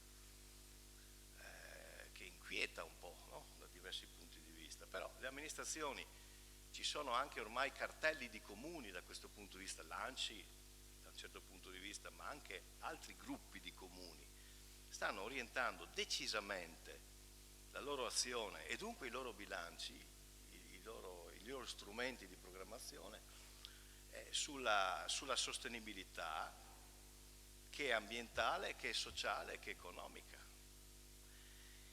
E naturalmente io aggiungo anche il quarto tema, che è quello della rigenerazione urbana. È stato detto qui prima dal collega Bertoncello che ci ha veramente inquietato quel dato su Portogruaro, no? Sul consumo di suolo. È grossa sta roba. Non stiamo adesso andare a cercare di chi è colpa, di chi non è colpa, è un trend che si è radicato nei decenni, ragazzi, colleghi, quindi il problema è come fare per invertire il trend, ecco, questo è il tema semmai. Ecco. E quindi sostenibilità sociale ad esempio, e qua io penso all'inclusione, all'integrazione, alla partecipazione, e ad esempio, se come è stato detto, ma dopo ci riferirà se crede, se vuole, il collega Rodriguez, va molto bene se ad esempio l'ufficio, mi piace di più chiamarlo, che si occupa della fragilità, ecco, più che della disabilità, ma della fragilità in generale, non prende solo a tema alcune barriere, no, c'è il tema più ampio, più cospicuo di accesso ai servizi, di partecipazione, di inclusione sociale, di integrazione, sicché se il Ministro ha colto che c'è questa impostazione, credo che sia una cosa importante da mantenere da questo punto di vista. Però, torno a dire, poi c'è il tema della sostenibilità ambientale e della sostenibilità economica. Sulla sostenibilità economica, ripeto, il Comune non fa politica economica e non fa politica attiva. Il Comune però ha delle leve per poter in qualche misura promuovere o anche accogliere anche esperienze imprenditoriali che fanno della sostenibilità, come ce ne sono ormai parecchie, fanno della sostenibilità la loro missione, perché fra l'altro è sfatato il mito che un'impresa che si orienta alla sostenibilità non sia redditiva, affatto, è esattamente il contrario, ecco, perché poi fra l'altro è un concetto largo di sostenibilità, è un concetto largo di relazione anche con gli stakeholders, è un concetto largo di valorizzazione della risorsa umana, ecco, questa è l'impresa del futuro. Ecco, noi su questi temi non abbiamo rintracciato intenzioni, perché le abbiamo anche sentite stasera, ma non abbiamo rintracciato risorse. Ecco. Io vi devo dire che sui temi della gestione del territorio, dell'impronta ecologica, anche dei beni comuni, degli stili di vita, della partecipazione attiva, dell'accoglienza e dell'inclusione sociale, ecco, ho trovato alcuni sprazzi, ma non ho trovato una coerenza. La coerenza vorrebbe che quando si mette in atto un'azione programmatoria e si definiscono delle azioni, noi dovremmo valutare la ricaduta, l'impatto di queste azioni sulla sostenibilità come l'abbiamo definita prima, quindi ambientale, sociale, inclusione, integrazione, partecipazione ed economica, nel senso di dire promuoviamo attività economiche tese e orientate alla sostenibilità. Ecco, io questo orientamento non l'ho visto nel bilancio, non l'ho visto nemmeno nel DUP, evidentemente possiamo anche dire che questo può essere anche considerato il primo bilancio di questa amministrazione e quindi uno potrebbe anche dire ma insomma vedrete i prossimi bilanci, lo vedremo, però in questo francamente io non l'ho trovato. Non ho trovato il tema dell'impatto da questi punti di vista, quindi valutare gli impatti. Ad esempio è completamente assente il tema del piano del traffico e il tema del piano del verde, assente completamente, quando ormai le amministrazioni decisamente si orientano verso questi strumenti. Pensate che ormai il piano del verde nelle grandi città, ma perché le grandi città sviluppano probabilmente più visione, hanno anche forse anche delle capacità in termini di risorse umane più ampie, di dotazioni di personale più ampie, hanno relazioni più ampie anche internazionali, ma le città ormai di una certa scala considerano il piano del verde come coessenziale alla pianificazione urbanistica, cioè non è più immaginabile fare pianificazione urbanistica senza avere questo strumento che mette in connessione le aree con le diversità anche come dire biologiche eccetera. Insomma, da questo punto di vista noi dobbiamo assolutamente dovremmo in qualche modo riprendere a tema questa prospettiva. Non l'abbiamo vista e anzi nel DUP e nell'elenco delle opere pubbliche stiamo sviluppando una convinzione, ci stiamo sbagliando, cioè vorremmo sbagliarci e lo vedremo nei fatti, stiamo sviluppando la convinzione che non solo non c'è un orientamento programmatico verso questi temi, ma addirittura si torni indietro, perché già le azioni poste in essere dalla precedente amministrazione sono state un oggettivo regresso da diversi punti di vista, anche rispetto a come si viveva il centro storico precedentemente, ma anche qui aprirei di nuovo una questione che poi porta inevitabilmente alla polemica, ma il tema del parco di Via Valle non ci convince affatto, anzi va contro questa logica della sostenibilità. I parchi non si toccano adesso, i parchi si valorizzano, i parchi si utilizzano, i parchi sono delle sedi di incontro intergenerazionale, sono sedi di incontro multiculturale, sono sedi di gioco, oltre a essere una risorsa, diciamo così, naturale, il parco anche con gli alberi, che ci garantiscano una qualità di vita in termini di salute. Ora, tutti questi elementi, guardate, non sono di oggi.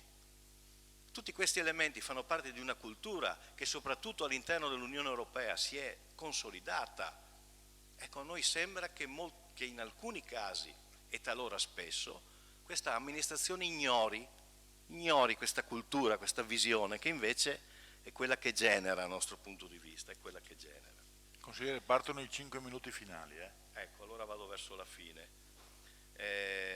Va bene, insomma, per cui, signor Sindaco, riprenda in mano l'agenda del centro storico, la riprenda in mano, la ridisegni ascoltando le categorie, ascoltando le associazioni, no? Ascoltando i cittadini, ascoltando anche noi se vuole, la ridisegni, la ridefinisca questa agenda. Non è possibile che il centro storico non sia oggetto di un'azione coordinata e continuativa da questo punto di vista, nel verso che abbiamo detto prima, nel verso della qualità della vita e della sostenibilità. La riprenda in mano questa agenda.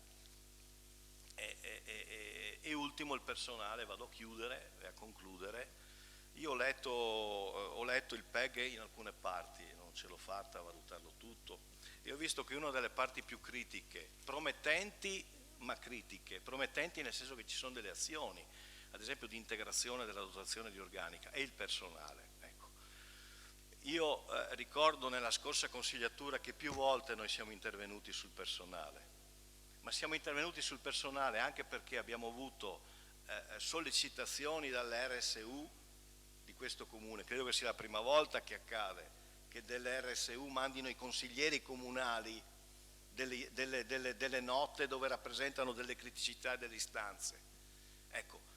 E poi avevamo già anche detto, e qui lo dico, ma poi valutate voi, insomma, ma questa figura del segretario generale che ha uno specifico importante dentro il comune e anche per i cittadini, ecco, che debba essere dirigente di diverse aree, di una pluralità di aree, e questo è un problema, ma non tanto e non già perché magari il segretario generale non sia in grado di svolgere la sua funzione di dirigenza, ma non può reggere una struttura, un'organizzazione da questo punto di vista.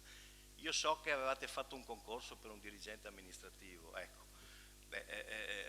Riallocate, riorganizzate, ridefinite, ecco, anche la dirigenza, perché un comune forte e solido deve avere dei dirigenti competenti che si assumono delle responsabilità, che seguono i processi, che valorizzano la risorsa umana, ma per far questo ci vuole, oltre che la competenza ovviamente, ma ci vuole anche del tempo, ci vuole anche una disponibilità, ci vuole anche una rete organizzativa interna che non abbia smagliature.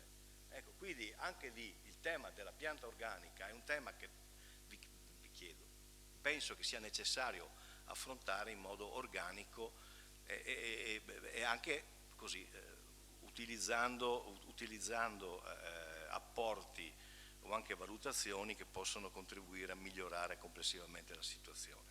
Per tutti questi motivi, anticipo la dichiarazione di voto, ecco, noi voteremo contro questi provvedimenti.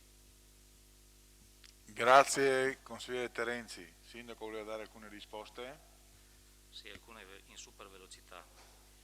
E beh, dopo anch'io ero colpito favorevolmente dal suo intervento capogruppo e speravo che dopo questo intervento ci fosse almeno l'astensione, ma probabilmente avevo fatto male i conti. Prego? No, perché aveva parlato troppo bene, quindi sono ancora... Però cerco di rimanere nel tono anch'io, perché giustamente noi cerchiamo di far tesoro dopo 9 mesi di attività, un'attività che vorrei sottolineare dettata dalla pandemia. Noi siamo nati il 7 di ottobre, la giunta a fine ottobre, e vivere fino a fine maggio con la pandemia vi assicuro che anche le relazioni soffrono, cioè non potevamo effettivamente creare tutto quello che potevamo, però dopo 9 mesi dei buoni segnali spero che li abbiamo già dati. Prima do 2 risposte al consigliere Rette per quanto riguarda la Pollins e per quanto riguarda Santa Cecilia in super velocità.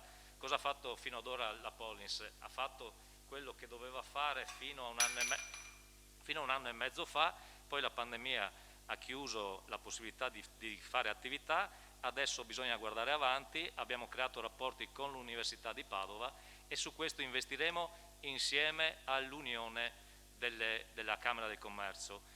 Insieme a loro tanto investimento lo faremo noi, tanto investimento lo faranno loro, e quindi la Pollins insieme con questi docenti che sono esperti in digitalizzazione cercheremo di farla diventare un centro di ricerca e di attenzione alla musica, perché noi ci crediamo molto, ma anche alle attività produttive che ci crediamo in maniera altrettanto importante. Il Santa Cecilia è il progetto di 50.000, uno è il Da Ponte Dei, insieme con la docente Dintino, che è una grande mezzo soprano conosciuta in tutto il mondo, che insegna alla Santa Cecilia da diversi anni. Abbiamo già collegamenti con un musicologo di Bologna, con una agenzia che ci dà ovviamente non i primi cantanti, perché quelli costano troppo, però ci dà gli studenti già in carriera molto capaci. Su questo creeremo il Da Ponte Dei, un fine settimana di ottobre, lo stiamo già organizzando, insieme a una mostra che ci darà gratuitamente il Comune di Vittorio Veneto, perché anche là, essendo nato ed essendo vissuto pochi anni, lo hanno preso come punto di riferimento, anche là senza gelosia ci danno volentieri questa mostra di un grande collezionista di Vittorio Veneto che è il più importante al mondo.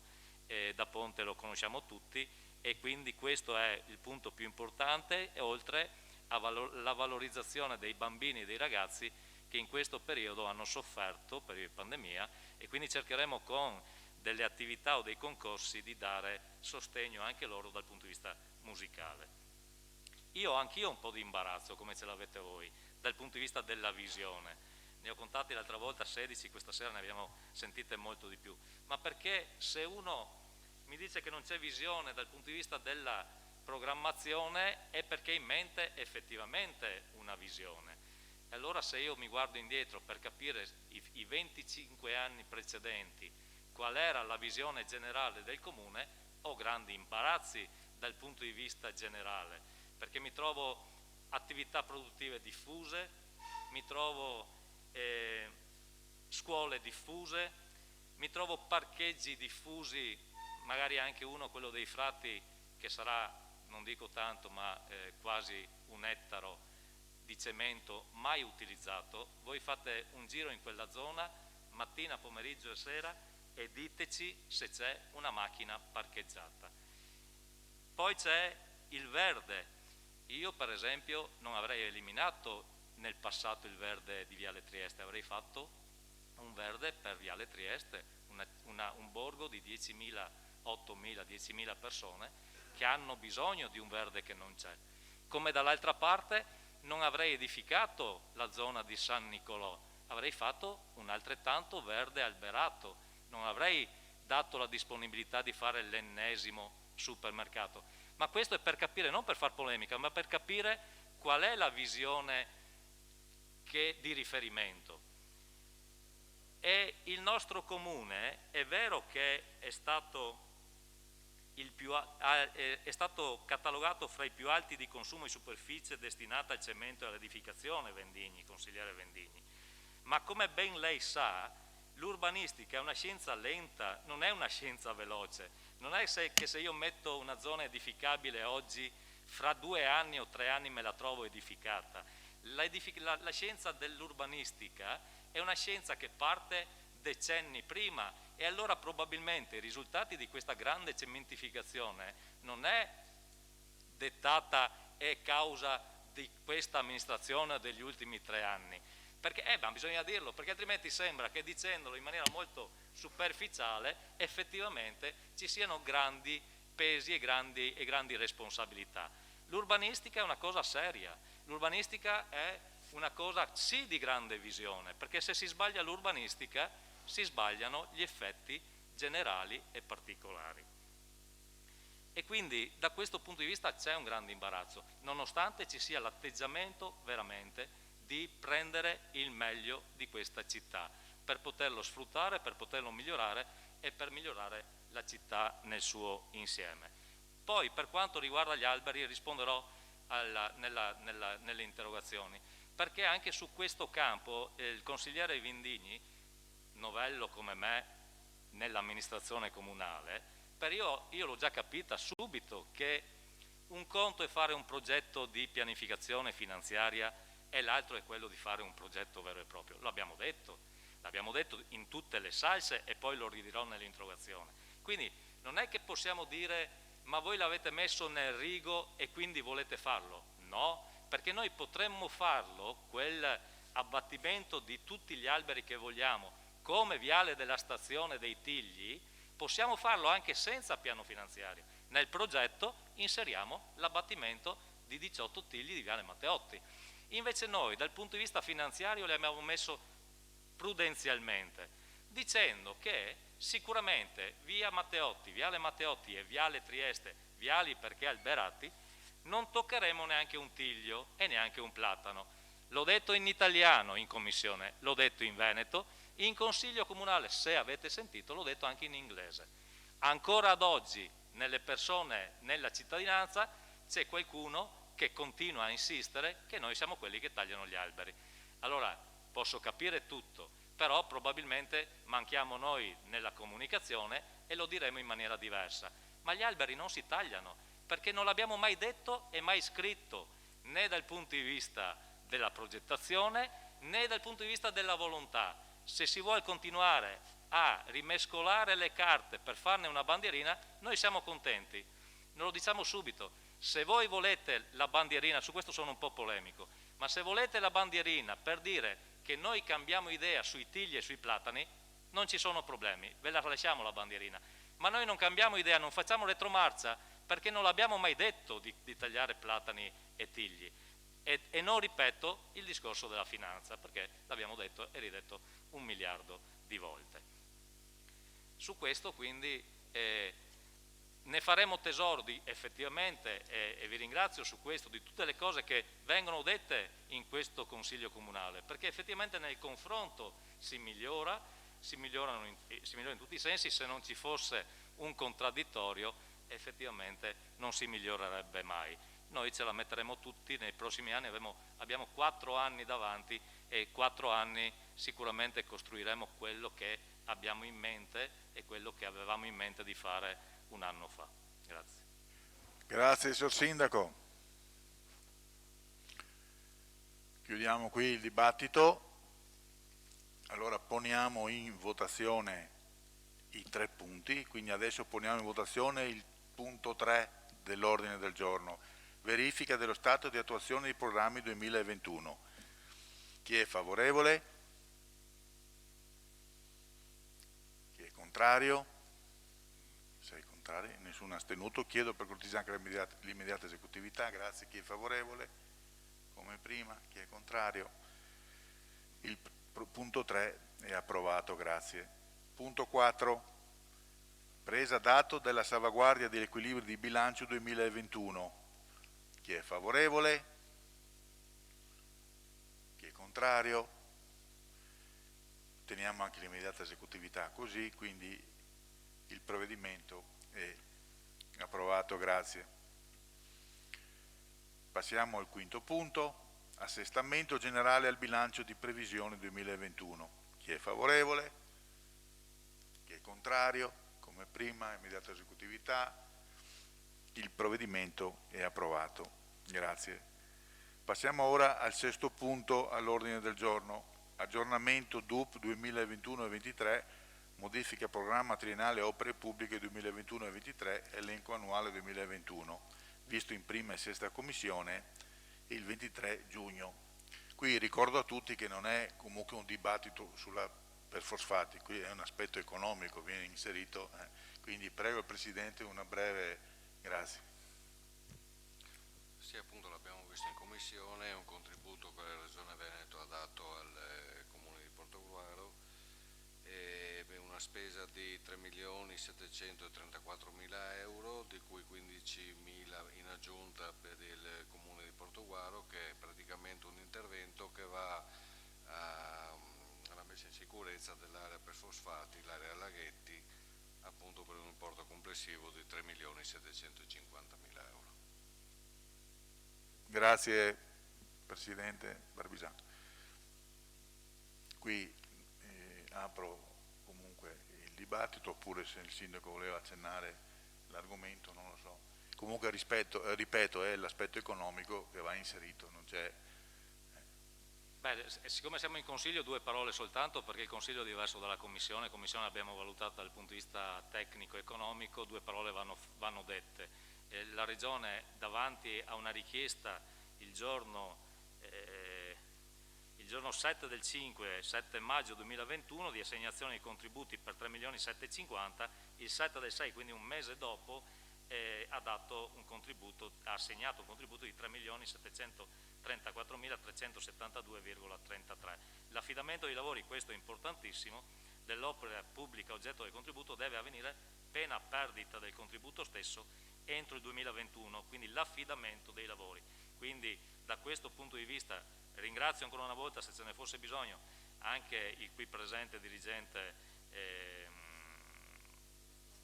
l'ingegner Bonora, che è stato veramente fattivo dal punto di vista dell'attenzione rivolta a questo argomento, e dobbiamo effettivamente accelerare tutta la procedura per poter arrivare in tempo, e ce la faremo, per non perdere questi 3.750.000 euro circa, che sono il punto di partenza per la futura area per fosfati. Dal punto di vista tecnico sappiamo come si risolve, ma l'abbiamo già detto in commissione: ci sono delle membrane orizzontali, dei setti verticali, e poi faremo nel progetto, questo sì, nel progetto non di fattibilità che l'abbiamo già approvato, ma nel progetto definitivo esecutivo, faremo degli interventi di percorsi, di completamento dei percorsi, delle quinte di alberature dove è possibile per non toccare la membrana, e di quinte di cespugli dove le membrane ci sono, proprio per abbellire e rendere meno visibile e meno dirompente dal punto di vista estetico-ambientale la zona della stazione. E quindi anche da questo punto di vista un filtro va messo, e cercheremo di cogliere l'opportunità per abbellire con il contributo della Regione le aree che non sono state ancora completate. Grazie. Grazie Sindaco. Consigliere Bertoncello, prego. Solo una battuta, questo è stato possibile, voglio dire, e qui io credo che sia stata la scelta giusta, quello di scegliere direttamente il professionista, che ricordo è la Golden, che è quella che aveva fatto il progetto della Perfosfati, molto criticato, ma voglio dire, alla fine era la strada più giusta per rispettare i tempi e per poter voglio dire, avere la garanzia anche dei tempi di realizzazione. Grazie, consigliere Bertoncello. Non c'è dichiarazione di voto, prego consigliere. Sì, breve dichiarazione di voto, evidentemente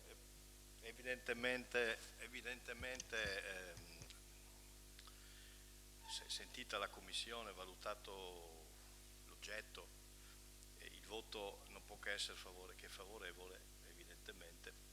Noi però rammentiamo e annotiamo, sarà pleonastico e sarà eccessivo, ma che una realtà del genere, un sistema del genere, per il quale sono già stati investiti nei precedenti 20 anni, 25 anni, risorse ingenti, in cui sono state investite recentemente altri 5 milioni di euro circa. Ora investiamo altri 3 milioni e 7, 3 milioni e 8 e ne dovremmo investire, non lo so se altrettanti, non me ne intendo, ma insomma a spanne altrettanti per rendere i capannoni funzionali e agibili. Ecco, credo che meriti una riflessione che abbracci l'intera comunità, ma non solo, perché questa struttura, per quello che ho detto in premessa, è una struttura per un'area vasta, è una struttura che deve essere il fulcro di una propulsione sul piano economico, sociale, culturale, ambientale. Ecco. Quindi mi auguro che questa riflessione si avvii presto, mi auguro anche che la Commissione, allargata anche come abbiamo scritto, a categorie, a tecnici o a stakeholders o a soggetti interessati, possa contribuire ad avviare questo volano, perché, ripeto, la struttura lo merita. Grazie consigliere Terenzi. Quindi io, dichiarazione di voto, pongo il provvedimento in votazione. Chi è favorevole? C'è l'unanimità, nessun contrario e nessun astenuto. Quindi l'immediata esecutività, per cortesia, come prima, il provvedimento è approvato, grazie.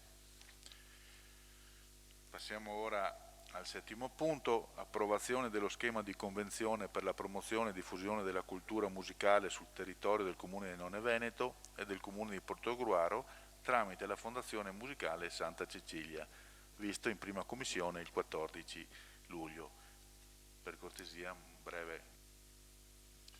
Sì, l'abbiamo già visto in altri consigli comunali, questo schema di convenzione, prima col Comune di Caorle, poi col Comune di Concordia e adesso col Comune di Annone Veneto, dove praticamente il Comune di Portogruaro, la Città Metropolitana di Venezia, la Fondazione Musicale Santa Cecilia hanno sottoscritto in data 12 dicembre 2019 la convenzione regolante le modalità di sostegno e sviluppo dell'attività della Fondazione nell'ambito dell'area metropolitana di Venezia per gli esercizi 2020, 2021 e 2022.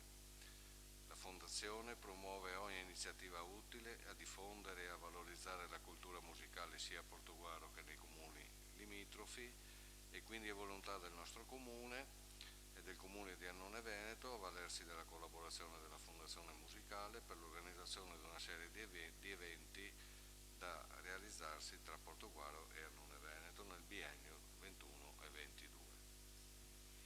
Grazie consigliere Barbisan. Consigliere Rodriguez, prego. Mi corre l'obbligo in questo senso di intervenire perché c'è stato, purtroppo lo dico con sommo dispiacere, sono assolutamente sincero, consigliere Bertoncello, che in commissione lei abbia creato quella canea estiva che ci ha imbrigliato qui per parecchio tempo l'altra sera, e pareva che gli equilibri di bilancio fossero soltanto rappresentati dal destino al suo modo di vedere nefasto per il futuro della Fondazione Santa Cecilia. Intervengo intanto per dire in premessa che vi sfido, questa volta vi sfido rispetto alla precedente seduta, e torno a dire vi sfido per vedere chi ha il coraggio di votare contro o di astenersi rispetto a questo tipo di convenzioni che noi stiamo portando avanti di volta in volta. È chiaro che non si possono avere lei che ha amministrato per oltre 25 anni, più dell'era del ventennio, mi insegna che è difficile poter portare in un pacchetto unico tutte queste convenzioni, però il fatto che ci siano queste convenzioni è un segnale, e lei prima lo ha detto, che riconosce a queste amministrazioni, in particolare al sindaco, la capacità di un rilancio dal punto di vista culturale, perché Portogruaro è soprattutto cultura, e quindi mi pare che si sia reso perfettamente conto che all'interno della Fondazione di Santa Cecilia e per la Fondazione di Santa Cecilia, che le sta tanto a cuore come a noi tutti del resto, c'è un progetto. È chiaro che in questo senso però i paragoni che sono stati fatti, e mi riferisco al capogruppo di opposizione, mi permetta il gioco di parole, stonano in questo senso i paragoni con la Fondazione di Venezia, con le fondazioni di Milano e con la Fondazione di Roma, perché questa, secondo me, non è altro che una miopia politica da parte vostra, una distrazione di massa, perché dobbiamo guardare al futuro, e noi lo stiamo facendo, e lo stiamo facendo in maniera molto, molto lucida, tenendo conto anche delle dimensioni territoriali, cercando di rinforzare con l'aiuto di tutti gli enti comunali e sovracomunali, di creare una rete di rapporti solidi. Voi forse, quando parlate di visione, anch'io ho contato le volte che avete nominato questo vocabolo. O è l'effetto del Covid che vi porta sempre a ripeterlo? La chiusura del lockdown forse vi ha provocato un cortocircuito, perché diversamente l'uso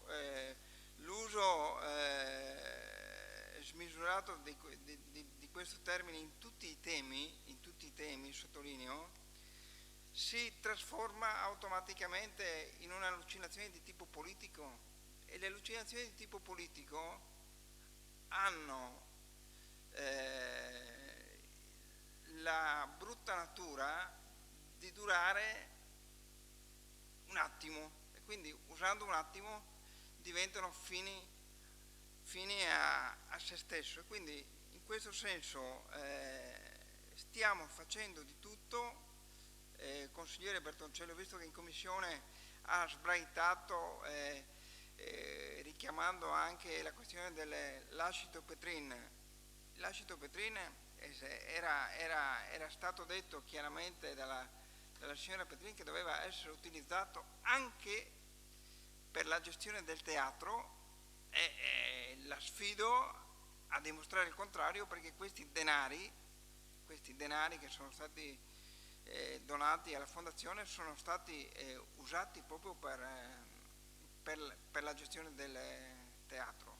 Quindi se lei è in grado di smentirmi, già una volta le ho riconosciuto le doti di chiaroveggente, ma se lei anche questa volta riesce a smentirmi, supera se stesso, e quindi bene. Però su queste cose qui bisogna essere seri, non bisogna fare politica per fare politica, anche perché le ricordo, e qui chiedo bene al Presidente del Consiglio e al Sindaco se faccio una chiosa, che le commissioni consigliari non devono diventare organi politici, ma sono organi propedeutici, è un organo propedeutico a sviscerare le tematiche che poi vengono portate in Consiglio Comunale per alleggerire gli argomenti.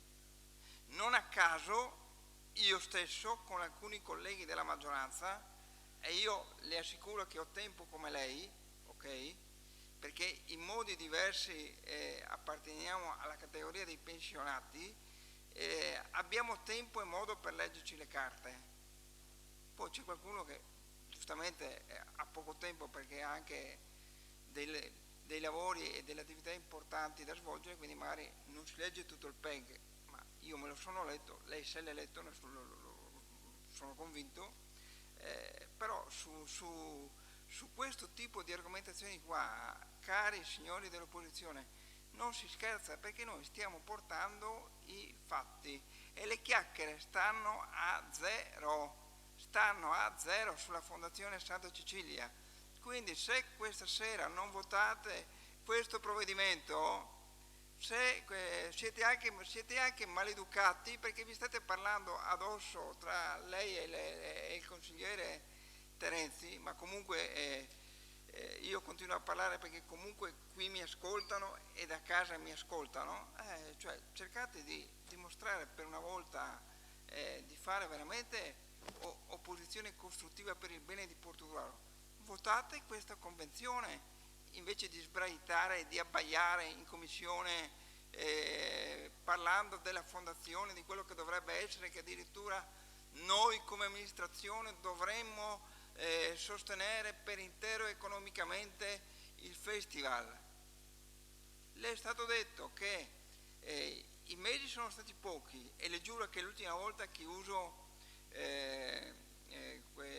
questo termine del fatto temporale, perché già con l'approvazione del piano delle opere pubbliche siamo entrati nella nuova amministrazione, però su certe cose cerchiamo di non fare polemica. Dovremmo essere anzi grati a quei cittadini che non ci sono più, che hanno pensato a Portogruaro lasciando sia alla Fondazione Santa Cecilia, sia al FAI, sia alla Portogruaro Campus, hanno lasciato tutte le loro sostanze. Questo vuol dire che erano attaccati come noi tutti, e non faccio distinzione di sorta perché la cultura non ha colorazione politica, almeno mi auguro fino a questa sera. Se poi lei ha una visione parentesi allucinazione, quindi evidentemente dà una colorazione politica, però vi sfido e vediamo chi si astiene o chi vota contro questa convenzione. Grazie consigliere Rodriguez, vi chiedo sempre però nei termini, per cortesia, di rispettare. No, però magari allucinazioni o cose meglio evitare. Ci sono altri interventi? Prego consigliere Bertoncello. Io non rispondo al consigliere Rodriguez perché il suo intervento mi pare fuori luogo e anche fuori tono, nel senso che sarebbe abbastanza facile replicare, ma siccome, come dice il consigliere Rodriguez, gli atti di questo consiglio, per quelle persone che non hanno assistito al consiglio, li possono vedere quando vogliono e trarre tutte le valutazioni, io ho posto un tema legato però su questa convenzione vuol dire, è anche fuori contesto, cioè nel senso che mi obbliga a intervenire, ma cioè voglio dire, quello che io ho posto all'attenzione è che voglio dire, si è parlato per 5 anni di una convenzione messa in discussione mettendo, voglio dire, in difficoltà, ma questo non lo dico io, tutte le persone che frequentano il teatro e gli operatori della fondazione hanno registrato rispetto a un'incertezza della convenzione, della messa in discussione della convenzione, dico quella passata, che ha creato situazioni di grande imbarazzo. Io ho sostenuto che era un alibi quello che, se parliamo di festival, c'era una convenzione che impediva di mettere a disposizione delle risorse, perché il festival, in base alle risorse del comune, poteva essere finanziato a prescindere dalla convenzione, come sta facendo il signor Sindaco e questa amministrazione oggi, nel senso che i 50 della campus, che io vedo molto favorevolmente e spero che, voglio dire, il progetto vada avanti e si rafforzi, così come gli interventi aggiuntivi che l'amministrazione sta mettendo sulla fondazione, non può che essere giudicata molto positivamente. Noi poniamo, voglio dire, questo tema, non altri, nel senso che noi abbiamo per esempio una valutazione sulla gestione del teatro che dura un anno, voglio dire, che non abbiamo condiviso, ma voglio dire, perché? Perché, voglio dire, secondo me la fondazione, per una differenza di 30.000 euro, perché di questo si tratta, 60 era il costo, 65 per le informazioni che ho, poi mi posso sbagliare, e quello che si paga su Arteven sono 30, 65 meno 30 sono 3. Questo bilancio del comune, altro che 30.000 euro, poteva sostenere per cercare di avere il tempo necessario per entrare nel merito e valutare se valeva la pena di mantenerlo all'interno della fondazione o darlo a Arteven, perché le informazioni, voglio dire, che anche noi abbiamo come voi, voglio dire, non c'è nessun ente che fa un anno provvisorio. Peraltro, voglio dire, io mi auguro, signor Sindaco, che stiamo attenti a non crearci ulteriori alibi, perché dalle informazioni che noi abbiamo, che riceviamo, poi sono tutte da verificare, che gli enti, le associazioni che chiedono l'utilizzo del teatro, la risposta è, noi l'abbiamo dato in gestione, al di là delle giornate che sono a carico del comune di Portoguaro, sulle altre giornate bisogna che voi lo chiedete a Arteven, nel senso che sarà Arteven che deciderà quali sono. Mi pare che, ecco, io mi auguro che all'interno di questo ragionamento il signor Sindaco abbia delle relazioni tali che non vanno a appesantire l'utilizzo del teatro da parte delle associazioni. Sì, rispondo Presidente, cioè più serenamente di così io non sono capace. Sulla donazione Petrin, io credo di essere uno tra i pochi che la signora ha frequentato non per la strada, frequentando, voglio dire, assiduamente all'interno, e io credo di interpretare assieme ad altri le volontà della signora Petrin, perché ce lo ha dichiarato informalmente parecchie volte. Poi di come si è formalizzato, voglio dire, il lascito è un'altra questione ancora, perché sa, se no torniamo, scusa Presidente, al fatto che sul gas è scritto prevalentemente e uno ha l'autonomia di dire prevalentemente 50 più 1, io ho già risolto il mio problema, ma ho distorto i soldi per le funzioni per cui era nata quella convenzione. L'altra questione, vede, il bilancio è qua della fondazione. Allora, per rispondere, poi io non sono assessore, non ho gli elementi ancora per dire, però voglio dire, altre entrate, scusate, altre riserve, l'anno scorso erano 139.526, altre riserve, che hanno prodotto, l'anno scorso, sì, adesso quest'anno sono 15 mesi, dico l'anno scorso perché 2020, chiedo venia, che ha prodotto quella perdita di 109.000 euro, 114.000 euro. Il risultato della fondazione dei 15 mesi è in pareggio di fatto, perché si sono ridotte le riserve che da 139 sono andate a 25.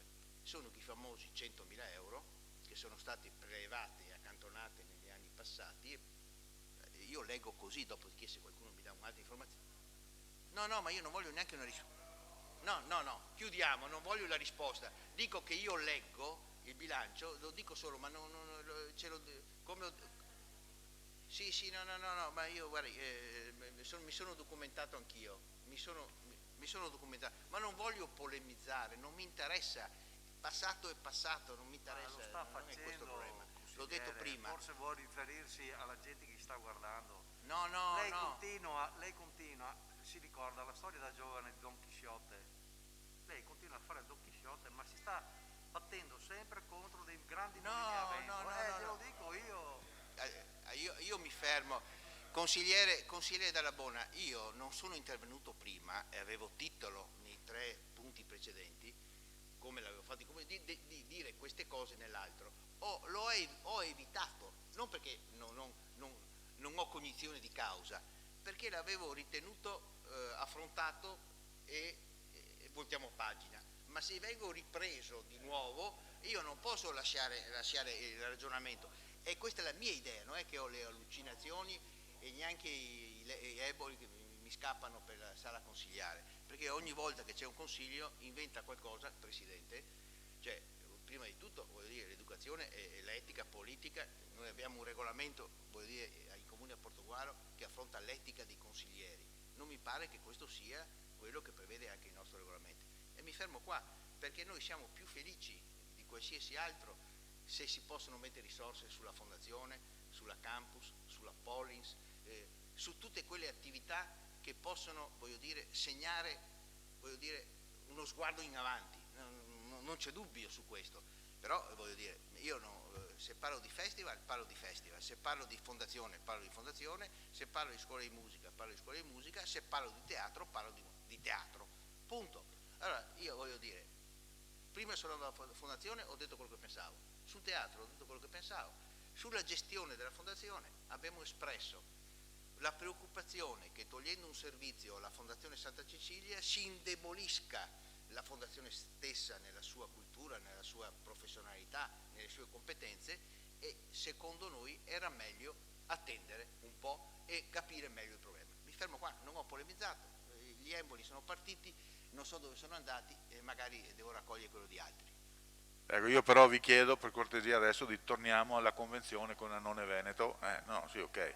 Sul fatto del rispetto l'ho detto prima, e quindi la prossima volta richiamerò in maniera più sentita, perché certi termini per favore evitiamoli tutti, chiunque deve evitare certi termini che possono andare a incidere. No, scusi Presidente, su questo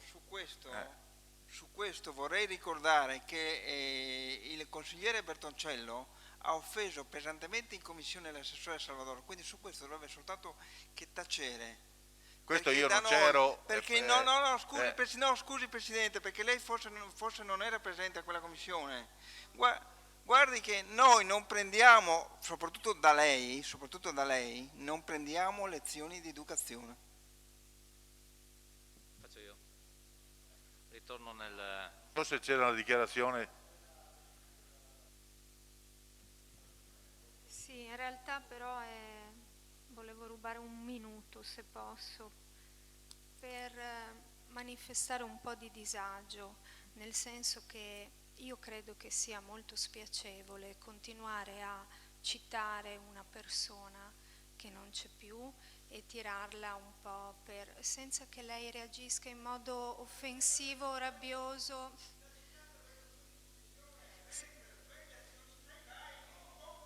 Allora, no, non offendiamo, però rispettiamoci ragazzi, per cortesia. Siamo in un consesso dove c'è rispetto, deve esserci assoluto, però voglio dire, ha fatto parte comunque di una situazione, quindi non è che sia un'offesa citare una figura, voglio dire. Posso finire senza essere offesa continuamente dal consigliere Rodriguez? E volevo solo dire che io ricordo quando la signora citata ha deciso di finanziare i concerti l'estate d'inverno, io all'epoca ero delegata alla cultura e a termine del primo di quei concerti ho avuto con la signora uno scambio che ovviamente riporto, ma non è scritto e quindi mi permetto di farlo. Per cui l'intenzione di questa signora non era lasciare delle risorse né per le spese correnti del teatro né per le spese correnti della scuola di musica. Le intenzioni erano altre e mi permetto di citare il discorso inaugurale alla sera, diciamo, dell'inaugurazione del Festival di Musica dello scorso anno con l'ex sindaco senatore, che durante quella sera citò questa signora dicendo che grazie ai suoi contributi si erano terminati i lavori della galleria del teatro.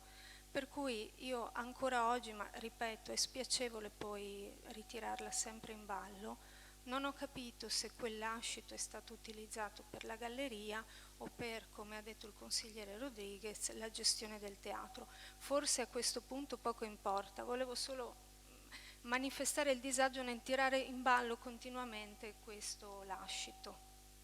Benissimo, grazie. Il signor Sindaco?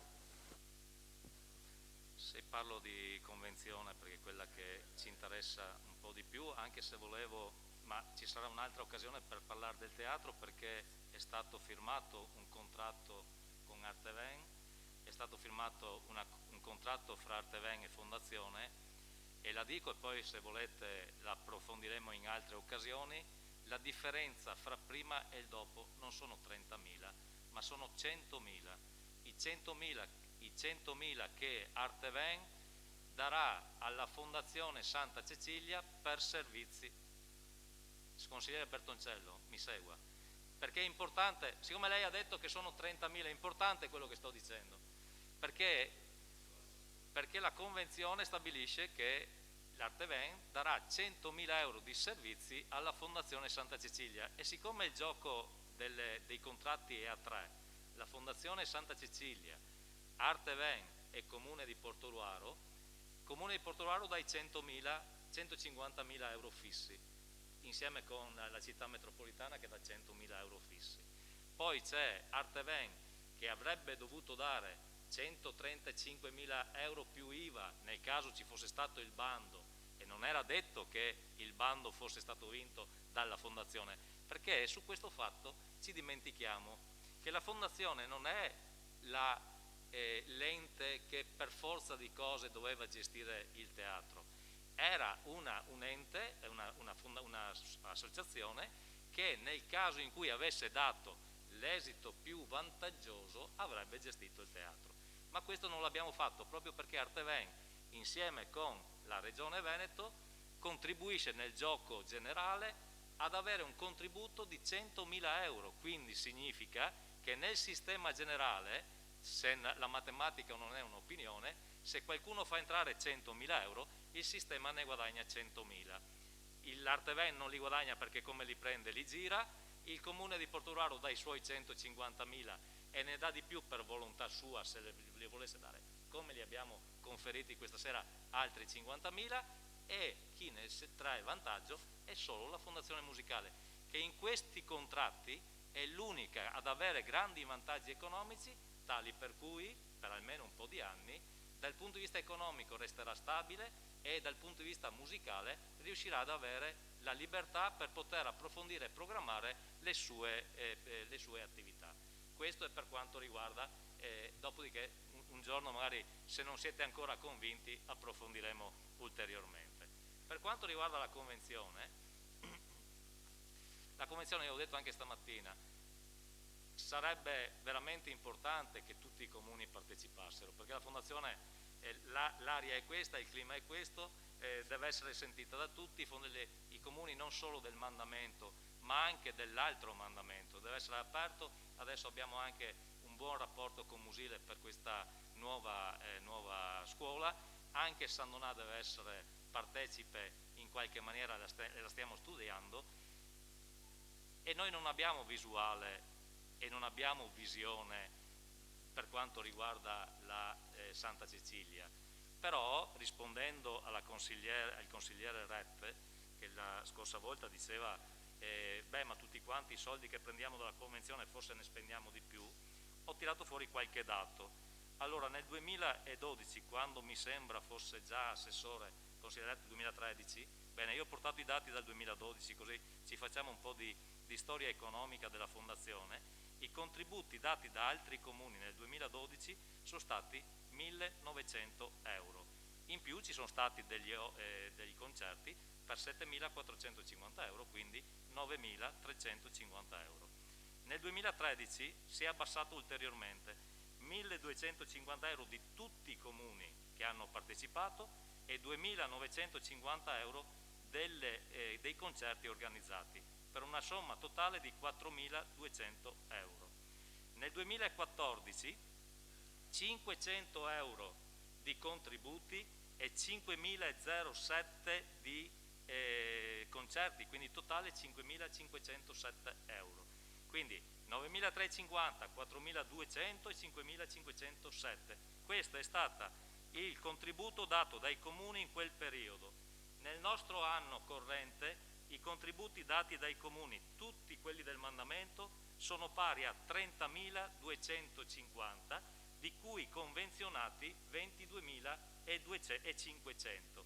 Tutti i comuni hanno partecipato. Chi ha partecipato subito con la convenzione, che ovviamente per questioni organizzative era impossibile portarli tutti insieme, e di questo prendiamo atto che poteva essere diverso, non vogliamo portarlo in consiglio comunale ogni volta per farci belli, ma non possiamo far diversamente, e tutti i comuni invece hanno partecipato a queste attività, che è questo l'obiettivo generale che noi puntiamo: far partecipare non solo la cittadinanza, non solo i main sponsor che stamattina abbiamo visto entusiasti, non solo gli sponsor più piccoli e lo sponsor della popolazione, ma anche i comuni, che devono sentirsi partecipi di questa fondazione. 30.250 euro quest'anno ricavati in 3-4 mesi, a fronte di 9.350, 4.200 e 5.507. Non avremo visione, sicuramente non ne avremo la visione, però una programmazione di quello che vogliamo della Santa Cecilia, sì, per far sta bene la Santa Cecilia, per farla programmare bene dal punto di vista musicale, e per non avere la Santa Cecilia che ogni anno a fine novembre si trova nell'imbarazzo più completo perché ha dei disavanzi importanti. Questo stiamo facendo, speriamo di arrivare a una conclusione positiva. Grazie Sindaco. Prego consigliere Terenzi.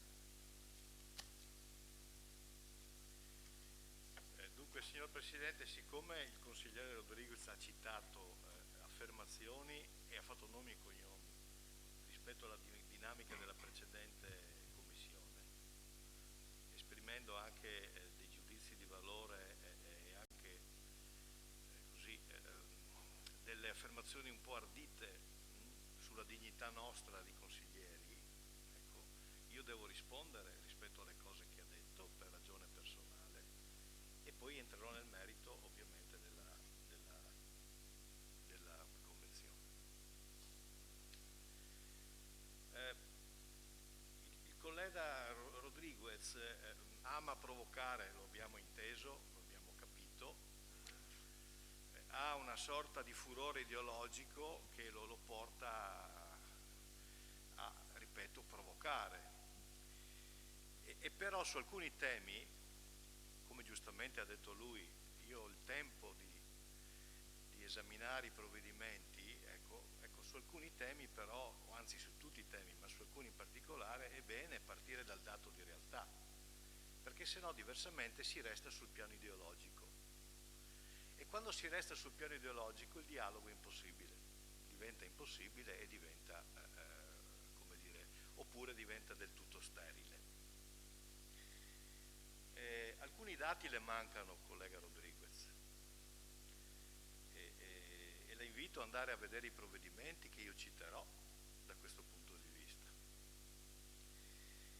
La convenzione che fu sottoscritta dall'allora sindaco senatore e alcuni suoi colleghi sono qui presenti,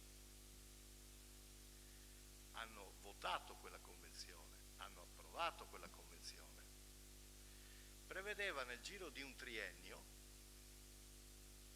la riduzione di circa 150.000 euro in 3 anni di contributi del Comune nei confronti della Fondazione Santa Cecilia e altri 100.000 euro in 3 anni nei confronti della Fondazione Campus di Portogruaro. Peraltro con una clausola finale che recitava pressappoco così: queste fondazioni dovranno essere autonome ed economicamente autosufficienti, prefigurando peraltro anche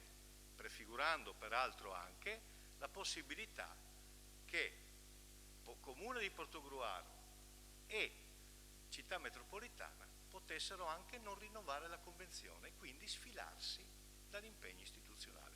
Vada a leggersela, collega Rodriguez. Quindi la nostra preoccupazione è stata forte da questo punto di vista, fortissima. E, fra l'altro si accusava la Fondazione Santa Cecilia di essere in difficoltà sul piano economico. E ed è chiaro che una parte dell'ascito Petrin fu investito per sovvenire a carenza di contributi del comune e della città metropolitana. Io non so se i protagonisti dell'ascito testamentario avessero avuto l'idea che il loro lascito andava in qualche modo a sopperire a una riduzione di impegno del comune. Credo di no, credo proprio di no. Comunque il tema era questo, collega Rodriguez. E perché e come è stato giustificato questo aspetto di questa riduzione così vistosa di contributi? È stata giustificata sul piano normativo dicendo: ma il comune non può erogare contributi a una fondazione. Bah. Allora io, che in qualche modo cerco di leggere, cerco di contestualizzare, cerco anche di capire, sono andato a vedermi gli enti locali che sostengono le fondazioni. E ho fatto solo 3 esempi perché ho trovato i bilanci di queste 3 fondazioni, la Fondazione Milano, la Fondazione Fenice, la Fondazione Verona, ma potrei citargliene tante altre, nelle quali i comuni stessi impegnano fior di risorse. Il Comune di Milano, nella Fondazione Milano, investe 11 milioni all'anno. Ecco, allora, questo per dirvi che se c'è un'attività di interesse generale che ricade nella comunità e se c'è una convenzione, il comune, l'ente locale non ha problemi a erogare dei contributi. Ecco gli elementi di contesto, collega Rodriguez, che ci hanno portato a manifestare profonda preoccupazione. Ora, se questa amministrazione, io l'ho detto anche precedentemente, cambia di passo rispetto alle fondazioni, e noi saremo qui a sostenere apertamente, perché è evidente che questo deve essere. Mi pare che ci sia stato anche un assestamento di bilancio da questo punto di vista, vuol dire che sono state assestate delle risorse che precedentemente, adesso non so se siano le risorse dovute dalla convenzione o se sia una risorsa suppletiva e ulteriore rispetto alla convenzione, questo a me sfugge, ma comunque il cambio di passo c'è. Ecco. Per quanto riguarda invece la convenzione, noi pur sottolineando e sottoscrivendo anche una soddisfazione rispetto alla programmazione del festival per le ragioni che ha espresso il collega Bertoncello, ecco, questo sistema così frammentato e anche così in qualche modo poco strutturato da un punto di vista istituzionale di procedere è utile e porta un vantaggio nel breve periodo, glielo riconosciamo, signor Sindaco, però riteniamo che non sia questo lo strumento, attendendo noi, come credo anche tutti i nostri colleghi, un piano, una programmazione, come dire, un piano di azione della Fondazione che in qualche modo cerchi anche di allargare le relazioni istituzionali in modo strutturale, in modo stabile, in modo che possa avere certamente gambe per poter camminare, naturalmente ben sapendo che il Comune è uno dei genitori della Fondazione Santa Cecilia e l'altro genitore dovrebbe essere la città metropolitana, che sono i soggetti che hanno dato luogo e hanno dato fiato a questa fondazione. Quindi questa era la preoccupazione, fino a prova contraria resta tale, fino a prova contraria, per cui il nostro orientamento è quello di astenerci, perché da una parte diciamo che è un fatto positivo, perché è positivo, lo ha detto il sindaco e questo non lo si può disconoscere, ma d'altra parte noi ci attenderemmo un'azione più strutturata e più prospettica di sostegno della fondazione stessa. Grazie consigliere Terenzi. Consigliere Morsanuto, prego. Non volevo intervenire, ma dopo quanto sento dire dire certe cose. Allora, prima di tutto non mi risulta che la giunta precedente abbia speso meno soldi per il mantenimento della fondazione. Allora, l'unica cosa che è stata chiesta è che quando si danno dei soldi pubblici, anche una fondazione, anche se ha uno scopo culturale, anche se è una delle più antiche che ci sia in provincia di Venezia, forse nel Veneto, deve avere un minimo di piano industriale. Mi lasci finire?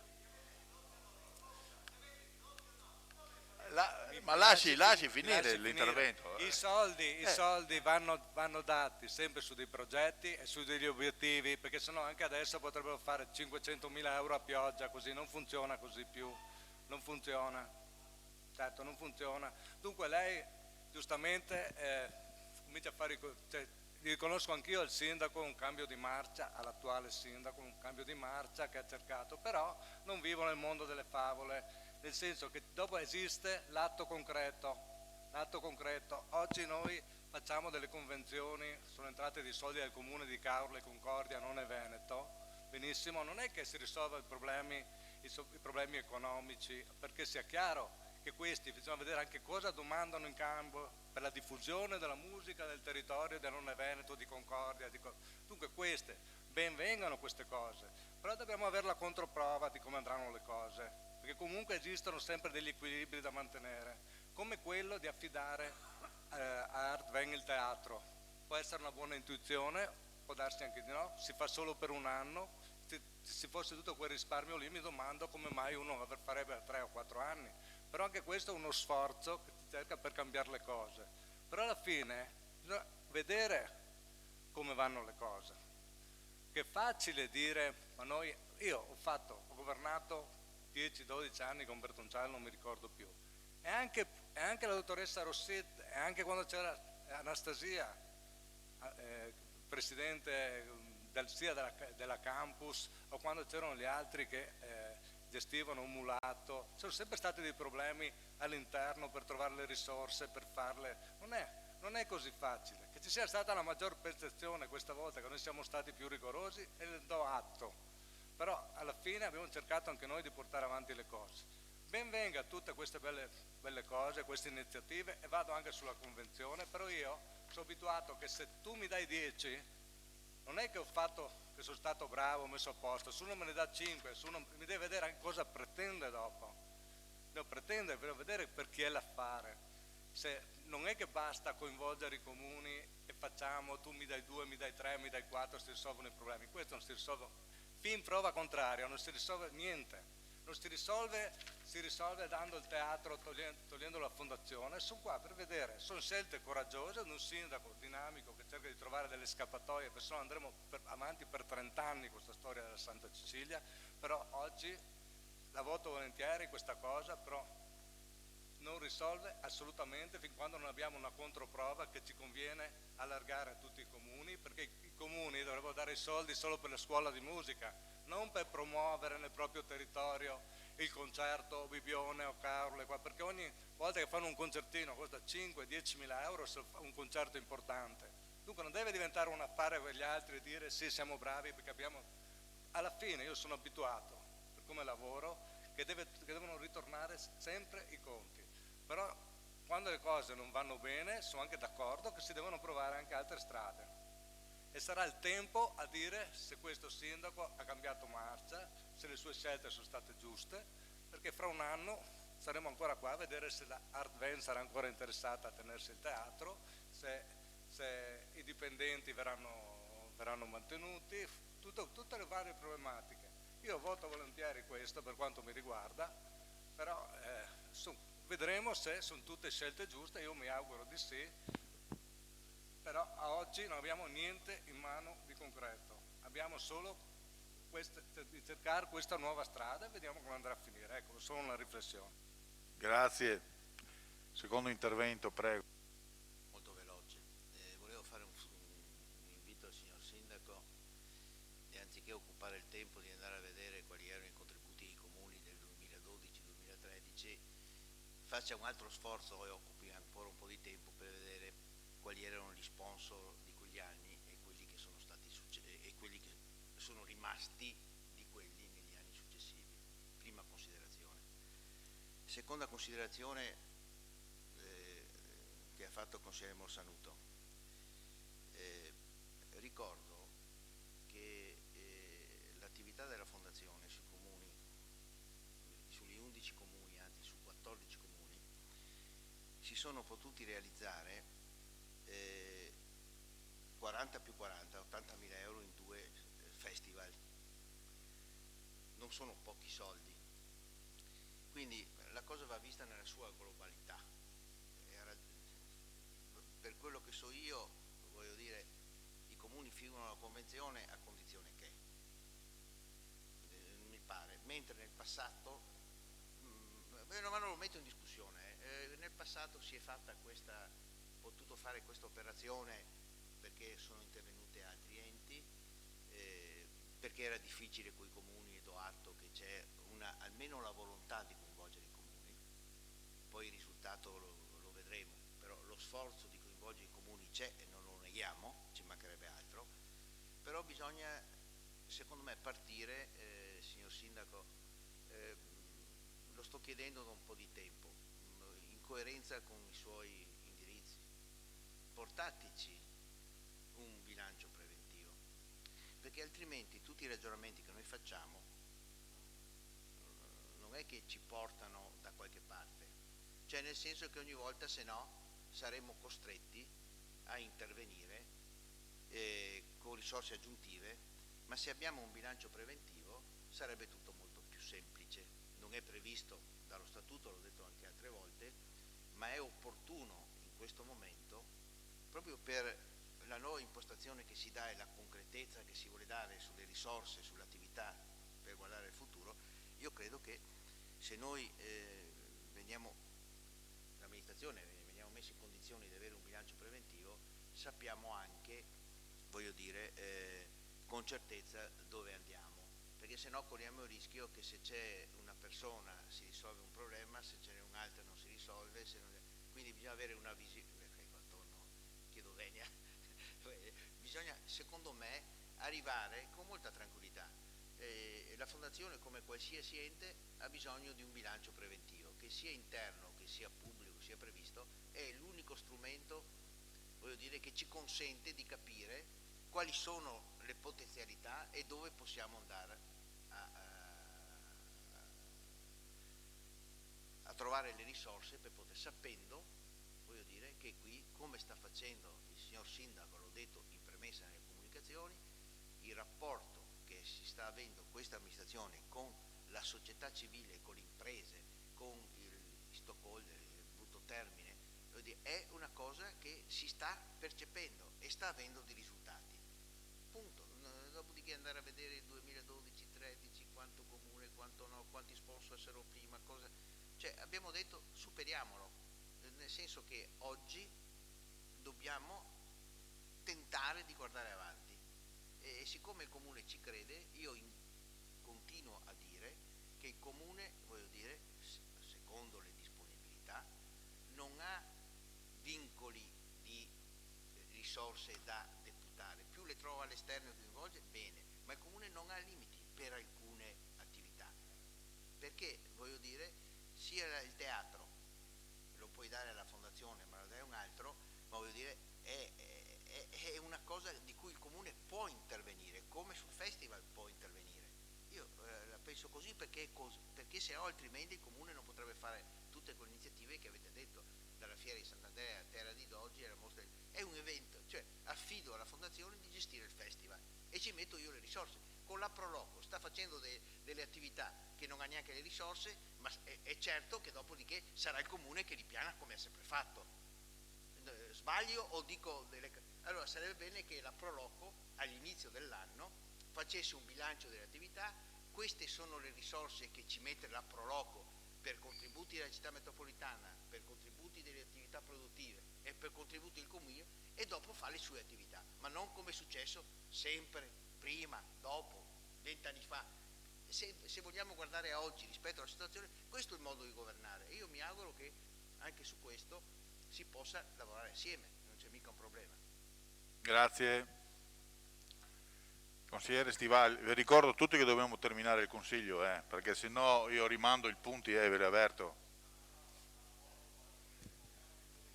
Sarò molto breve perché chi mi ha preceduto ha già chiarito molto bene quelle che sono le caratteristiche di questo provvedimento che andiamo a votare, cioè una convenzione fra comuni per valorizzare un ente che può avere sicuramente una valenza sovracomunale, territoriale.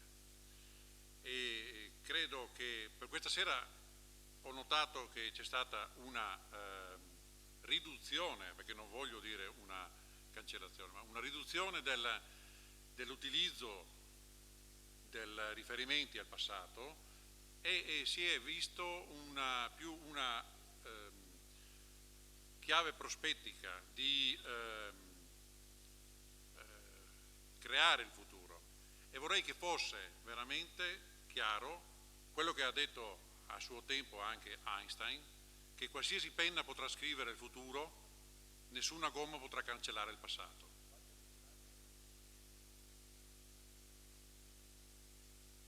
Grazie. Poniamo quindi ai voti il provvedimento. Chi è favorevole? Chi è contrario?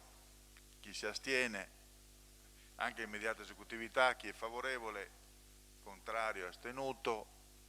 Il provvedimento è approvato, grazie.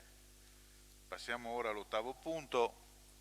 Approvazione schema di convenzione tra il Comune di Concordia Sagittaria e il Comune di Portogruaro per l'ammissione di minori residenti nel Comune di Portogruaro all'asilo nido comunale Scarabocchio di Concordia Sagittaria.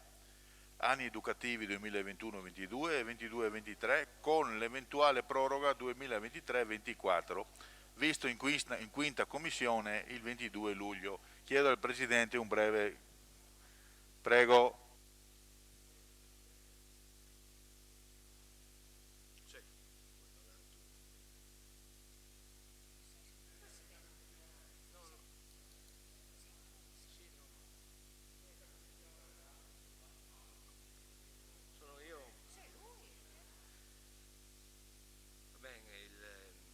Si è riunita il 22 luglio la quinta commissione, era ospite presente anche il sindaco Concordia Sagittaria, e questa convenzione in essere ormai da anni dà la possibilità alle famiglie dei due comuni coinvolti di offrire ai bambini e alle bambine un luogo di formazione, di cura e socializzazione per il loro benessere psicofisico. È condotto da operatrici esperte in continua collaborazione con i servizi sociali.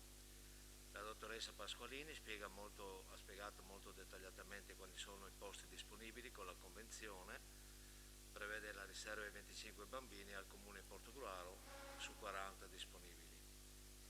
Le domande di iscrizione in lista attesa concorrono a formare le graduatorie separate per i residenti dei due comuni e altri non convenzionati.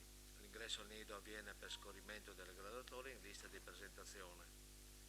Al momento dell'iscrizione è possibile indicare il periodo in cui avviene l'inserimento, evitando di venire contattati inutilmente prima di allora e di perdere la posizione in graduatoria. Lo scorso anno purtroppo l'asilo causa epidemia da Covid è stato chiuso a causa dei contagi, però la convenzione viene rinnovata per almeno 2 anni, opzione un terzo, in quanto il Comune di Portogruaro ha già in programma l'apertura di un suo asilo nido nel territorio, ma come tutte le cose sono indispensabili le caratteristiche principali quali luogo, personale ed autorizzazioni. L'amministrazione sta già lavorando in questo progetto con la speranza di poterlo vedere realizzato in breve tempo, epidemie e novità in questo campo insomma permettendo.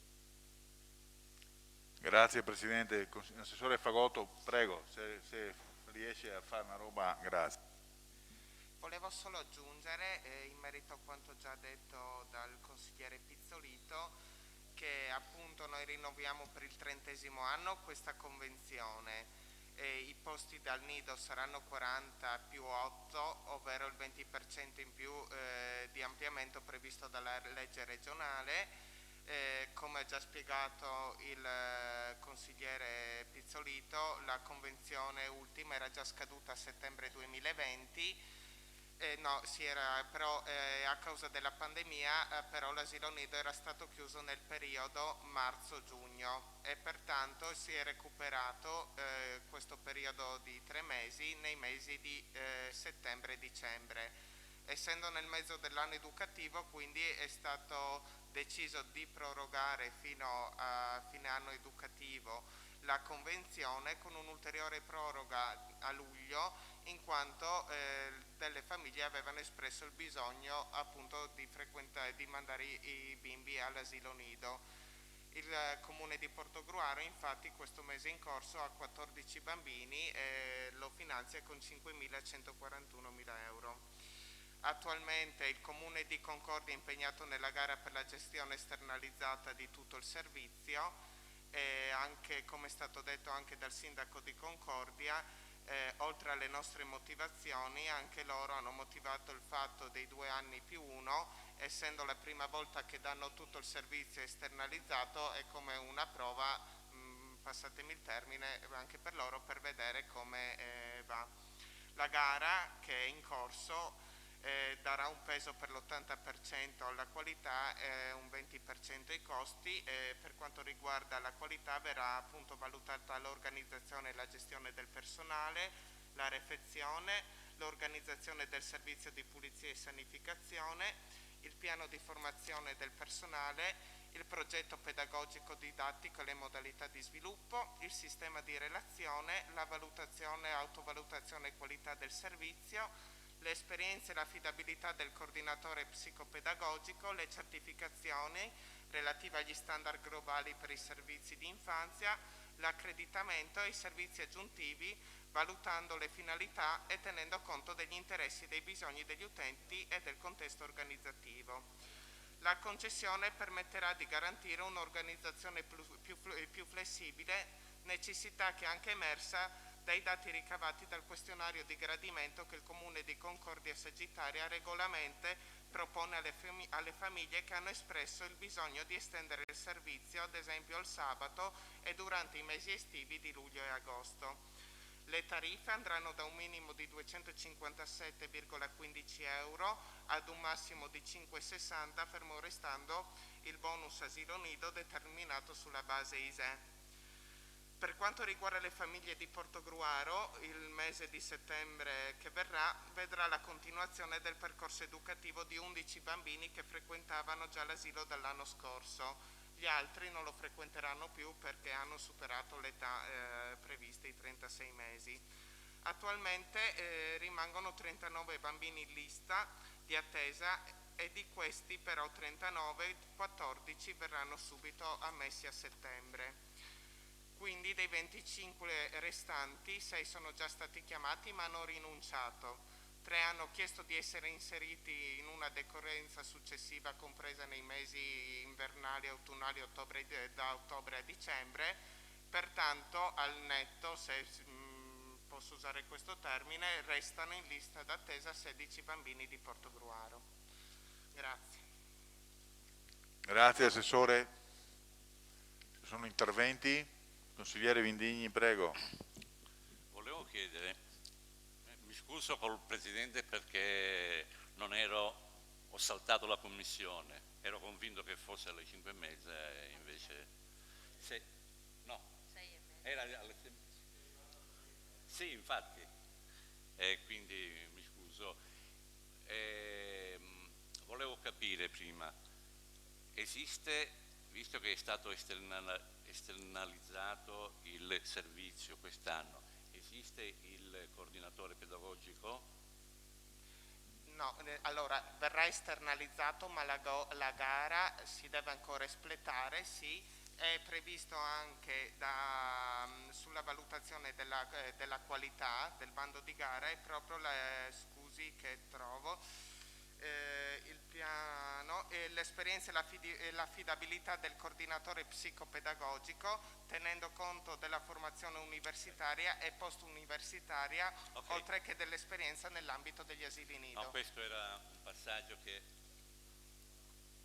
Volevo capire che fosse all'interno del bando di gara, perché il passaggio, cioè la presenza dell'asilo nido di Concordia è storica ed è stata sono stati preveggenti all'epoca e hanno reso un servizio molto importante non solo a Concordia ma anche a molte famiglie di Portogruaro, anche perché la lista d'attesa è abbastanza lunga e i posti sono limitati, 25 posti.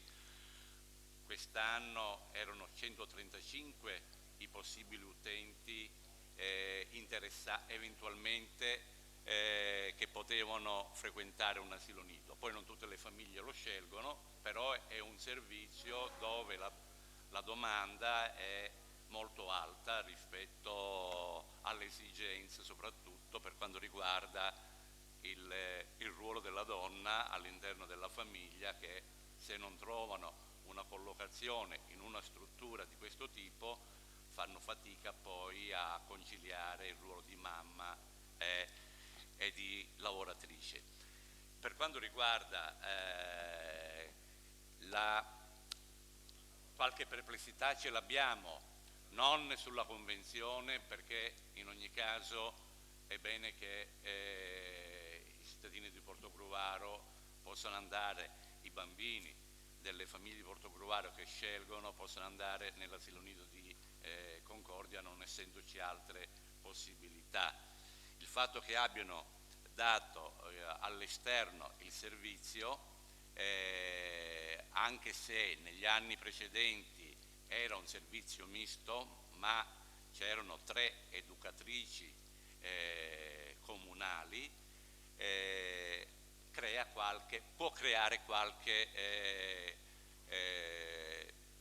perplessità. Di che natura? Prima la natura è questa, e in ogni caso adesso non so se le 3 educatrici che esercitavano nell'asilo nido comunale rientrano nei ranghi dell'amministrazione o se continueranno. Benissimo. Posso? Scusi che la no, interrompo. No, perché non ho questa informazione. Sì, sono in altri reparti, ma era stata loro offerta la possibilità anche di rimanere. Quindi, è stata una scelta consapevole e già qualcuno in passato aveva comunque fatto domanda di essere spostato in altri uffici. Sì, no. Siccome avevo questa informazione, non avendo partecipato alla riunione, volevo avere la conferma che le 3 educatrici comunali fossero presenti o meno. Lei mi conferma che non sono presenti, quindi tutte le educatrici, che essendo 40 bambini dovrebbero essere almeno 7 educatrici, se non sbaglio, se rispettano quanto previsto dalle norme regionali del rapporto 1:6, il rapporto dovrebbe essere questo: un'educatrice ogni 6 bambini. Questo è quanto prevede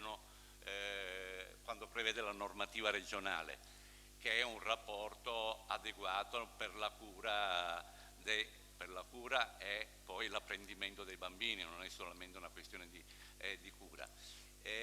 La preoccupazione e la perplessità che noi abbiamo è che, essendo una cooperativa, i livelli stipendiali sono i livelli stipendiali di cooperative, ma potrebbe anche esserci un turnover del personale, nel senso che non avendo un riconoscimento economico al pari di educatrici che lavorano nei nidi comunali, se hanno l'occasione di trovare un posto di lavoro in un nido comunale, potrebbero esserci possibilità di ricambio nelle figure delle educatrici, perché tanti cambiano lavoro, ma nel rapporto fra educatrici e bambini per questa fascia di età una cosa fondamentale, ecco qual è la perplessità che noi esprimiamo, la cosa importante è la continuità educativa, che non è solo da esercitare nell'arco dell'anno in cui i bambini si iscrivono, ma nell'arco dei 3 anni, perché gli educatori sono punto di riferimento non solo di tipo per la cura, ma dal punto di vista degli apprendimenti e della maturazione in questa fascia di età, che è una fascia di età particolarmente importante per lo sviluppo delle capacità non solo cognitive, ma relazionali e di rielaborazione e riconoscimento degli spazi in cui questi bambini trascorrono le loro giornate. Se questi punti di riferimento, che sono le educatrici, cambiano, cambia anche il rapporto e la situazione emozionale e sociale dei bambini che a loro sono affidati. Questa può essere una preoccupazione eccessiva. Consigliere Vidini, però non la seguo. Che cosa c'entra la convenzione con i rapporti contrattuali del Comune di Concordia? Perché altrimenti, no, non la seguo io, non riesco a seguirla. No, nel senso che in ogni caso noi la convenzione, se vogliamo questo servizio, lo dobbiamo fare. Ho chiesto se c'era il coordinatore, però sulla qualità del servizio, visto che si forma, c'è questa convenzione col Comune di Concordia, e visto che il Comune di Concordia ha deciso di dare all'esterno questo servizio, si richiede al nostro Comune di essere molto attento. Ho visto che all'articolo 8 c'è la conferenza di servizio, dove, composta dal sindaco, dagli assessori, e per questo avevo chiesto se c'era il coordinatore pedagogico, per avere come punto di riferimento non solo gli assessori di Concordia, ma anche il coordinatore pedagogico, che possa riferire a noi come effettivamente si svolge il lavoro e come procede l'attività educativa all'interno del nido, perché dobbiamo aver presente che vivere all'interno del nido non è solo un luogo di cura, ma è un luogo di apprendimento per tutte quelle abilità che i bambini in questa fascia devono seguire. E allora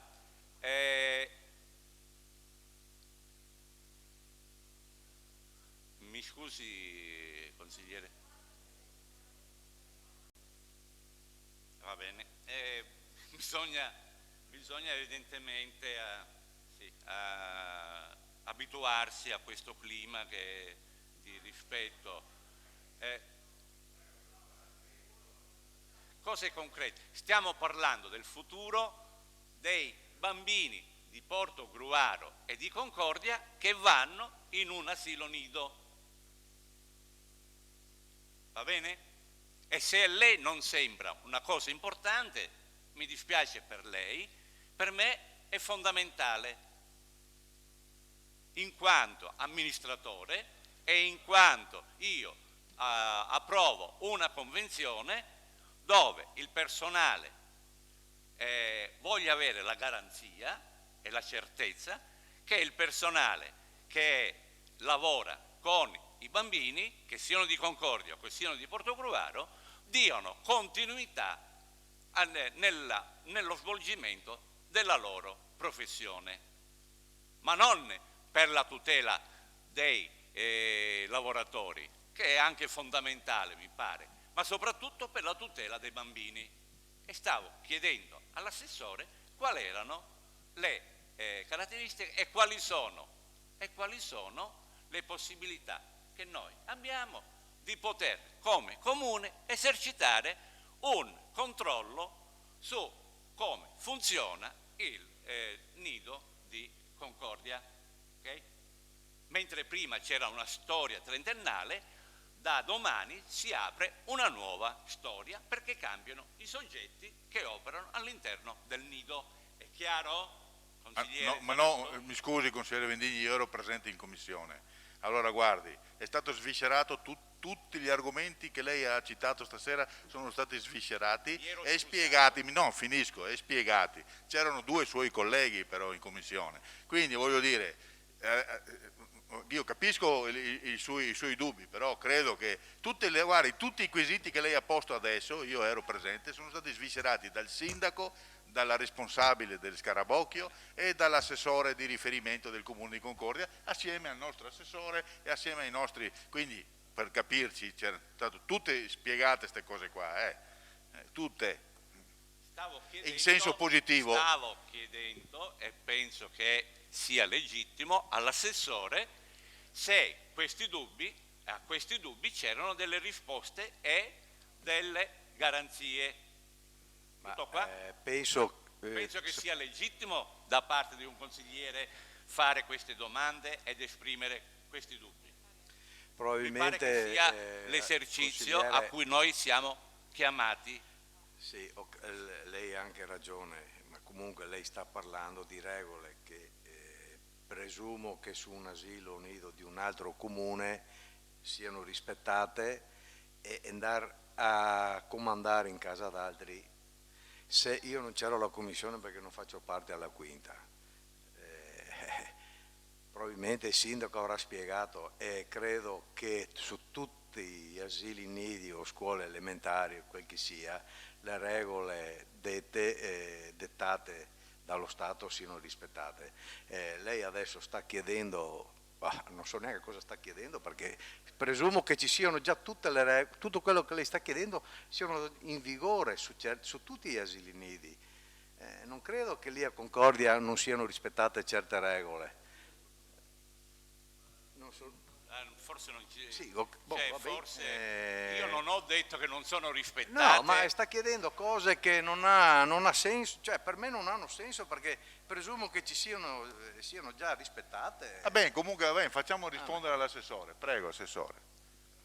Allora, in merito a quanto ha chiesto, l'amministrazione di Portogruaro ha espressamente... Scusi lei. Mi scusi se la interrompo.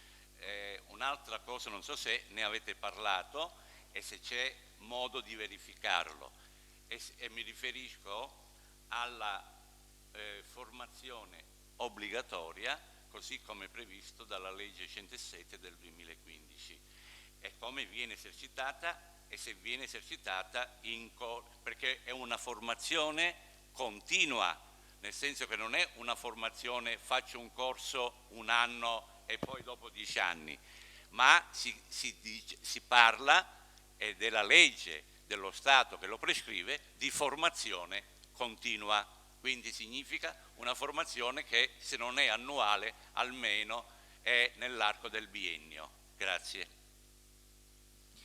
Allora, per quanto riguarda l'eventuale turnover o meno, insomma, che potrebbe esserci con la nuova gestione, in via preventiva l'amministrazione di Portogruaro ha chiesto che almeno nella relazione annuale che dovrà essere presentata, che rendiconterà l'andamento dell'anno educativo, venga anche dichiarato appunto l'eventuale turnover di personale che presta servizio al nido di Concordia, eventuali sostituzioni e così via, in modo da avere contezza anche noi, perché anche noi siamo un po' diciamo inesperti, no, di un'effettiva gestione di un nido, qual è il quadro, qual è l'esperienza di Concordia che potrà farci da scuola e esserci di aiuto.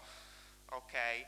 Anche nel quanto riguarda i criteri della qualità, al primo l'organizzazione e la gestione del personale, che dà un massimo di 10 punti, tiene conto del numero degli addetti, del loro ruolo e della qualifica per assicurare la continuità nell'erogazione giornaliera dei servizi, così è scritto appunto nel bando, anche a fronte di malattie e altre situazioni impreviste, per evitare il turnover del personale, per garantire un'adeguata professionalità nella gestione del servizio e per garantire un'adeguata integrazione dei soggetti affetti da disabilità certificate, valutando quindi l'adeguatezza del personale che vorranno impiegare in termini di numero, ruolo, compiti, qualificazione professionale, formazione e alle modalità di gestione del personale stesso. Questo per dire, ho letto un trafiletto di quella che erano appunto i criteri di qualità che noi da parte nostra abbiamo messo forse un piede avanti appunto per riuscire ad avere, mi ripeto, contezza di quello che potrebbe essere l'eventuale turnover, e allo stesso tempo il Comune di Concordia nel bando ha posto attenzione anche poi negli successivi punti che ha declinato proprio a quello che è il personale, la qualità appunto, è un gioco di parole, mi ripeto, ma tant'è che è così ed è stato molto apprezzato credo da tutti noi. Tra i criteri di qualità c'è anche il piano di formazione del personale che tiene conto del numero di ore di formazione annuali che si intendono fornire sia al coordinatore che al personale socio-educativo. Hanno specificato in questo punto che deve essere una cosa che va oltre appunto quello che è già previsto dalla normativa vigente, appunto le ore obbligatorie di formazione, oltre anche alla formazione sulla sicurezza che è stata già prevista nei criteri di qualità. Spero di aver risposto e eventualmente sono qua. Grazie. Consigliere Terenzi, prego. Per dichiarazione di voto, Presidente, allora le osservazioni e le considerazioni del collega Vindigni nascono A da una preoccupazione legittima, B dal fatto che non ha potuto assistere alla Commissione, perché in realtà gli elementi che lui ha portato in campo e portato in essere sono stati esaminati e valutati. Soprattutto su due questioni dove abbiamo chiesto evidentemente ragione. Uno, sui criteri di valutazione dell'appalto, no? Perché chiaramente se fosse stato un appalto al massimo ribasso ci sarebbe stato di che preoccuparsi. Ecco, in realtà gli indicatori per la determinazione e la scelta diciamo così, dei soggetti, dei gestori, ecco, erano indicatori per l'80% fondati su criteri di qualità, per il 20% fondati, se non sbaglio, erano fondati su elementi invece di economicità. Quindi la domanda l'abbiamo fatta da questo punto di vista. L'altra questione è che comunque sia questi soggetti che accedono al bando, che comunque pone già dei requisiti particolari, sono soggetti tutto sommato che devono rispettare degli standard, come accennavi tu Andrea, degli standard che derivano da norme di accreditamento, cioè non si scappa di lì, cioè, a maggior ragione per servizi così alla persona e così impegnativi e delicati. Ecco, quindi da questo punto di vista, e chiudo, noi abbiamo dato una valutazione positiva. Ultima questione, era da tempo che, l'ha detto il sindaco, fra l'altro c'erano tanti interlocutori che hanno potuto esprimere gli elementi per la valutazione, da tempo c'era una gestione mista che interveniva nell'asilo e voi sapete che da un punto di vista anche giuslavoristico la gestione mista genera dei problemi. Hanno intrapreso questa strada, io credo che il servizio debba essere garantito fino a quando, fra l'altro, nel nostro comune nascerà una struttura analoga e si ne discuterà, speriamo si possa discutere presto come abbiamo chiesto, quantomeno in termini di informazione, in termini di progettualità ampia nella prossima commissione. È positiva, sì. Va bene. Poniamo quindi,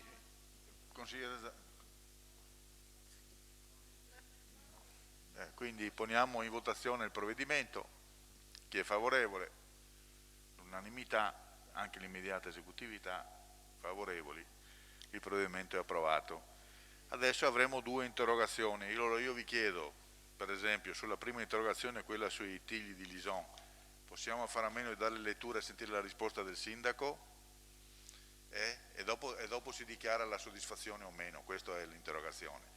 Perché siccome abbiamo una decina di minuti, e l'altra era quella sui servizi e centri terapeutici e riabilitativi per problemi pediatrici e psichiatrici, che ha risposto anche Filippi sul giornale, ho visto. Quindi prego, signor Sindaco, prima i tigli di Lison. Prima i tigli. Allora, oggi ho letto un bel passaggio di San Matteo che diceva: colui che semina il buon seme è il figlio dell'uomo, chi semina zizzania è figlio del male, alla fine ci sarà o dannazione o salvezza. E devo premettere, sì, quasi, San Matteo, devo premettere che prima di dare risposta a tutti i punti, volevo fare questa piccola premessa, perché dovremmo sottolineare ancora una volta qual è la posizione dell'amministrazione riguardo agli alberi, perché c'è tanta confusione.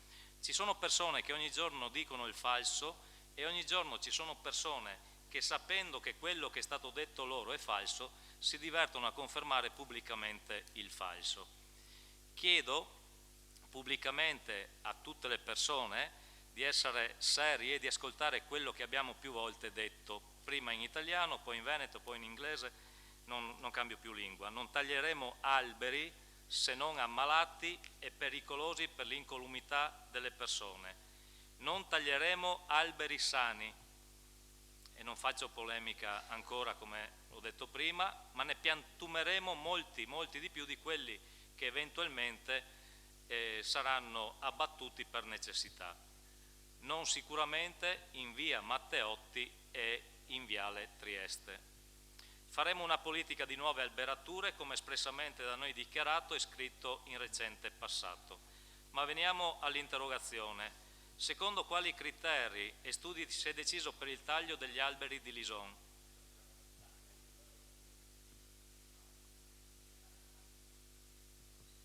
Non sono interessati alla risposta. Nel corso del 2020 sono state accantonate alcune somme destinate al servizio di valutazione di stabilità meccanica di 200 piante del patrimonio arboreo dell'ente. Tale attività è stata affidata al dottor forestale Giulio Cosola, affiancato dal dipendente comunale perito agrario Dario Sartori, qualificato in manutenzione del verde. Durante tale servizio per limiti di spesa ci si è concentrato sugli esemplari che rappresentavano situazioni di pericolosità più elevate e sulle quali vi era incertezza sullo stato di salute, ottenendo per questi la prevista valutazione, mentre su altri si è approfittato della competenza e disponibilità di un secondo parere rispetto alle valutazioni delle professionalità interne. Ciò premesso, i tigli del viale di accesso al cimitero di Lison presentano non solo gli esemplari abbattuti, carie, fori di picchio ed evidenti segni di senescenza, tant'è che 4 esemplari questa stagione vegetativa non hanno ricacciato.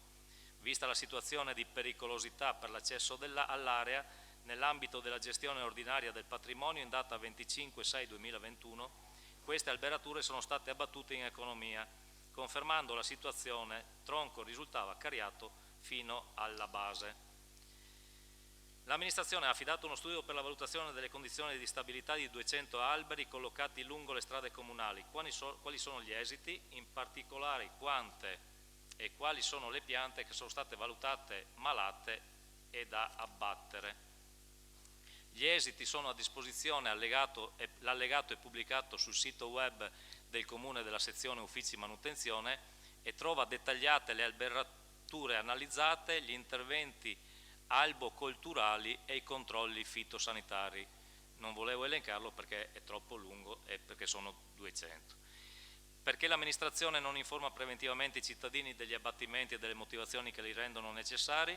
Si tratta di gestione ordinaria del patrimonio dell'ente, l'attività indicata si scontra con i principi di proporzionalità ed efficacia, efficienza ed economicità dell'azione amministrativa. Gli alberi certe volte muoiono, non sono immortali. Si è già definita la ripiantumazione delle piante abbattute, come quando saranno sostituite. L'alberatura di quel viale è completamente senescente. Le piante vive saranno oggetto di massima attenzione e manutenzione da parte di questa amministrazione.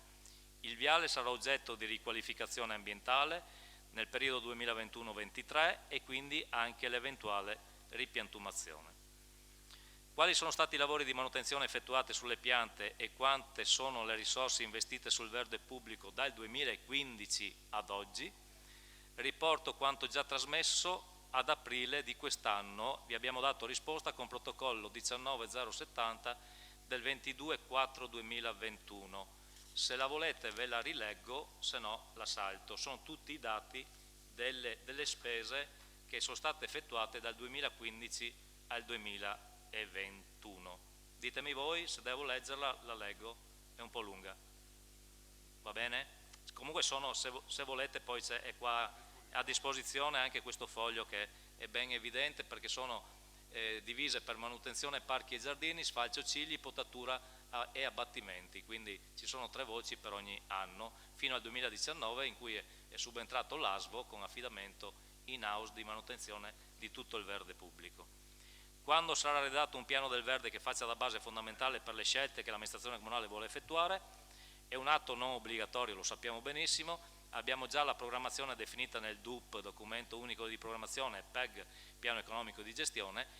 Nel corso della legislatura prenderemo in considerazione la necessità di redazione di un piano del verde se ne riscontrassimo la necessità.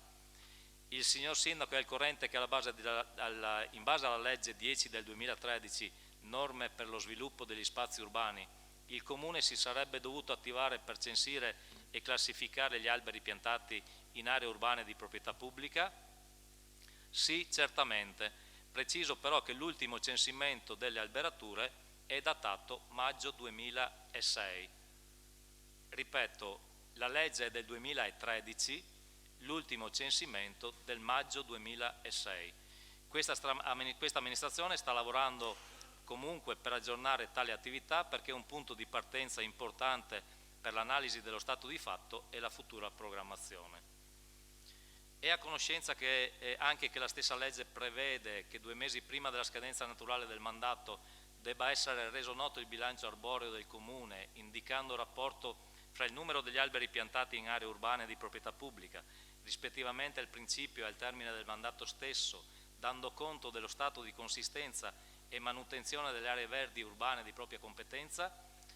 La legge 113 del 92, come modificata dalla legge 10 2013, prevede tale obbligo all'articolo 3 bis, quindi la legge è del 92, ma nel 2015 dal sindaco e giunta Bertoncello non è stato predisposto tale aggiornamento.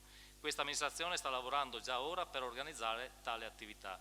Ci attiveremo per la creazione di percorsi formativi per il personale addetto alla manutenzione del verde, anche in collaborazione con le università, e alla sensibilizzazione della cittadinanza alla cultura del verde attraverso i canali di comunicazione e di informazione.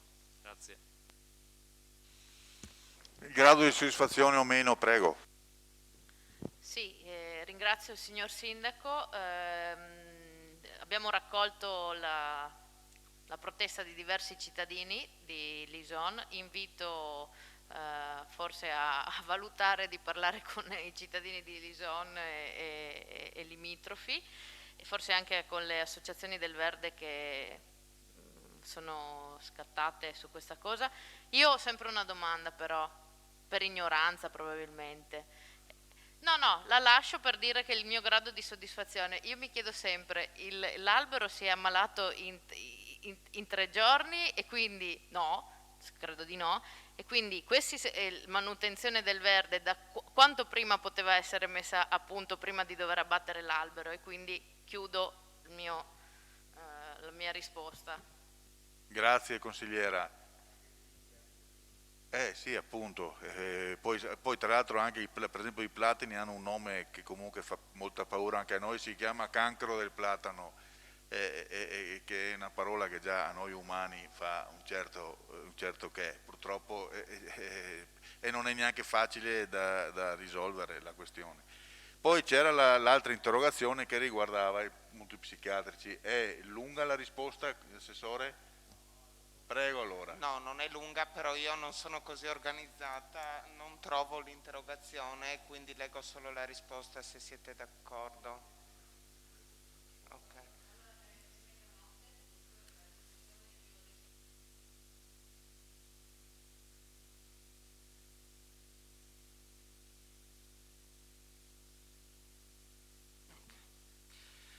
Il problema della carenza di personale sanitario in Italia è un problema complesso, emerso ormai da tempo e che sta mettendo in crisi le istituzioni sanitarie di tutte le regioni.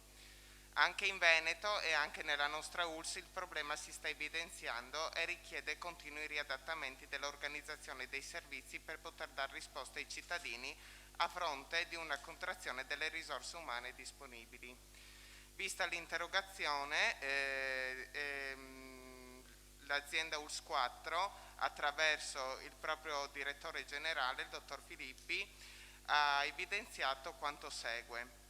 Il servizio psichiatrico dell'azienda ULSS 4 Veneto Orientale è unico, articolato su più sedi, ovvero Portogruaro e San Donà di Piave, e su più servizi, l'SPDC e i CSM, che in questo momento, a fronte della carenza di organico, stanno collaborando tra di loro per garantire i servizi fondamentali per la salute mentale e la presa in carico dei pazienti.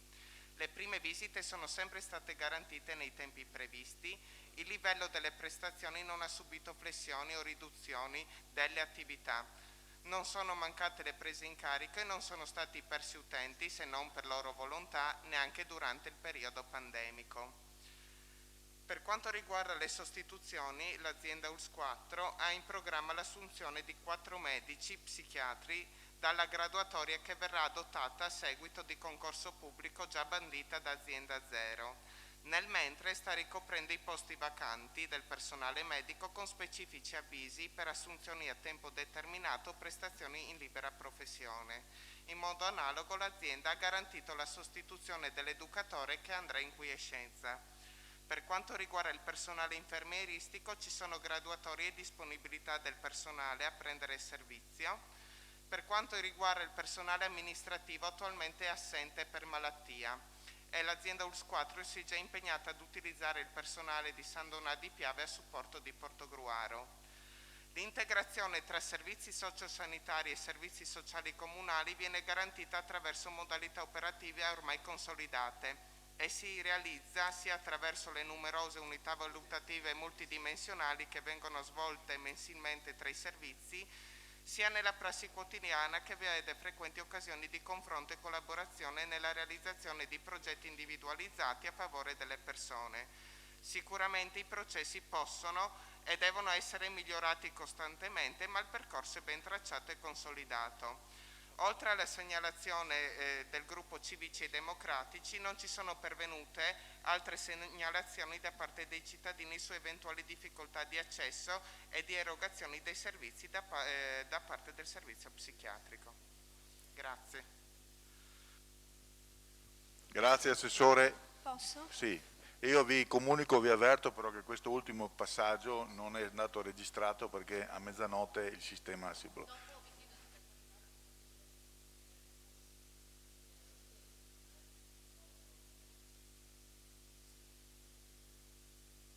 Sì, la spieghi subito, io aspetto. È stata fatta questa scelta con il fatto che lo stiamo in stato di emergenza fino al 31 dicembre ormai, di non permettere l'ingresso del pubblico, ma questo non vuol dire che la seduta non sia pubblica, che non venga mai fuori, per l'amor di Dio, perché se no neghiamo il primo principio di partecipazione. La pubblicità della seduta la garantiamo attraverso la diretta. Questo è il modo per cui garantiamo una norma di legge, quindi garantiamo il rispetto di una norma. Adesso il fatto che non ci sia più la registrazione, sì, la seduta è valida per quanto ci riguarda, per l'amor di Dio, però io non garantisco in questo momento la partecipazione, perché quella porta aperta lì non vuole dire niente in questo momento. E quindi questo per me, personalmente, io vi parlo da segretario comunale, è un problema, il fatto della anche per voi che non cioè, francamente, quindi io vi chiedo finché sarà nostra cura verificare se sia possibile eccetera, però per il momento questo impianto dura fino alle 24, non riusciamo a rendere. Comunque io direi che per ovviare alla cosa noi daremo anche risposta scritta. E quindi la risposta scritta poi va pubblicata e quindi oltre che verbale in questa seduta la faremo anche risposta scritta. Sì, per me si può anche rinviare che al di là della risposta scritta forse era giusto anche rendere pubblico il grado di soddisfazione e l'eventuale replica, quindi per quanto mi riguarda possiamo anche rinviare, se è possibile discuterla nel prossimo Consiglio, perché al di là della risposta verbale poi c'è anche una replica. Allora riteniamola rinviata l'ultima interrogazione, d'accordo? Al prossimo Consiglio. Allora salutiamo, non salutiamo più perché non siamo in linea, però vi dico già che ci fermiamo per la pausa di agosto, quindi ci risentiamo per settembre per le vostre richieste e anche per il futuro. Volevo l'ultima, Presidente, per finire sempre bene. Fino a dicembre non portiamo più problemi della Santa Cecilia, perché quelli non ne fa mai finire il Consiglio. È un problema che... No, anche perché o se no il Presidente deve fare un corso. Antonio, basta Antonio.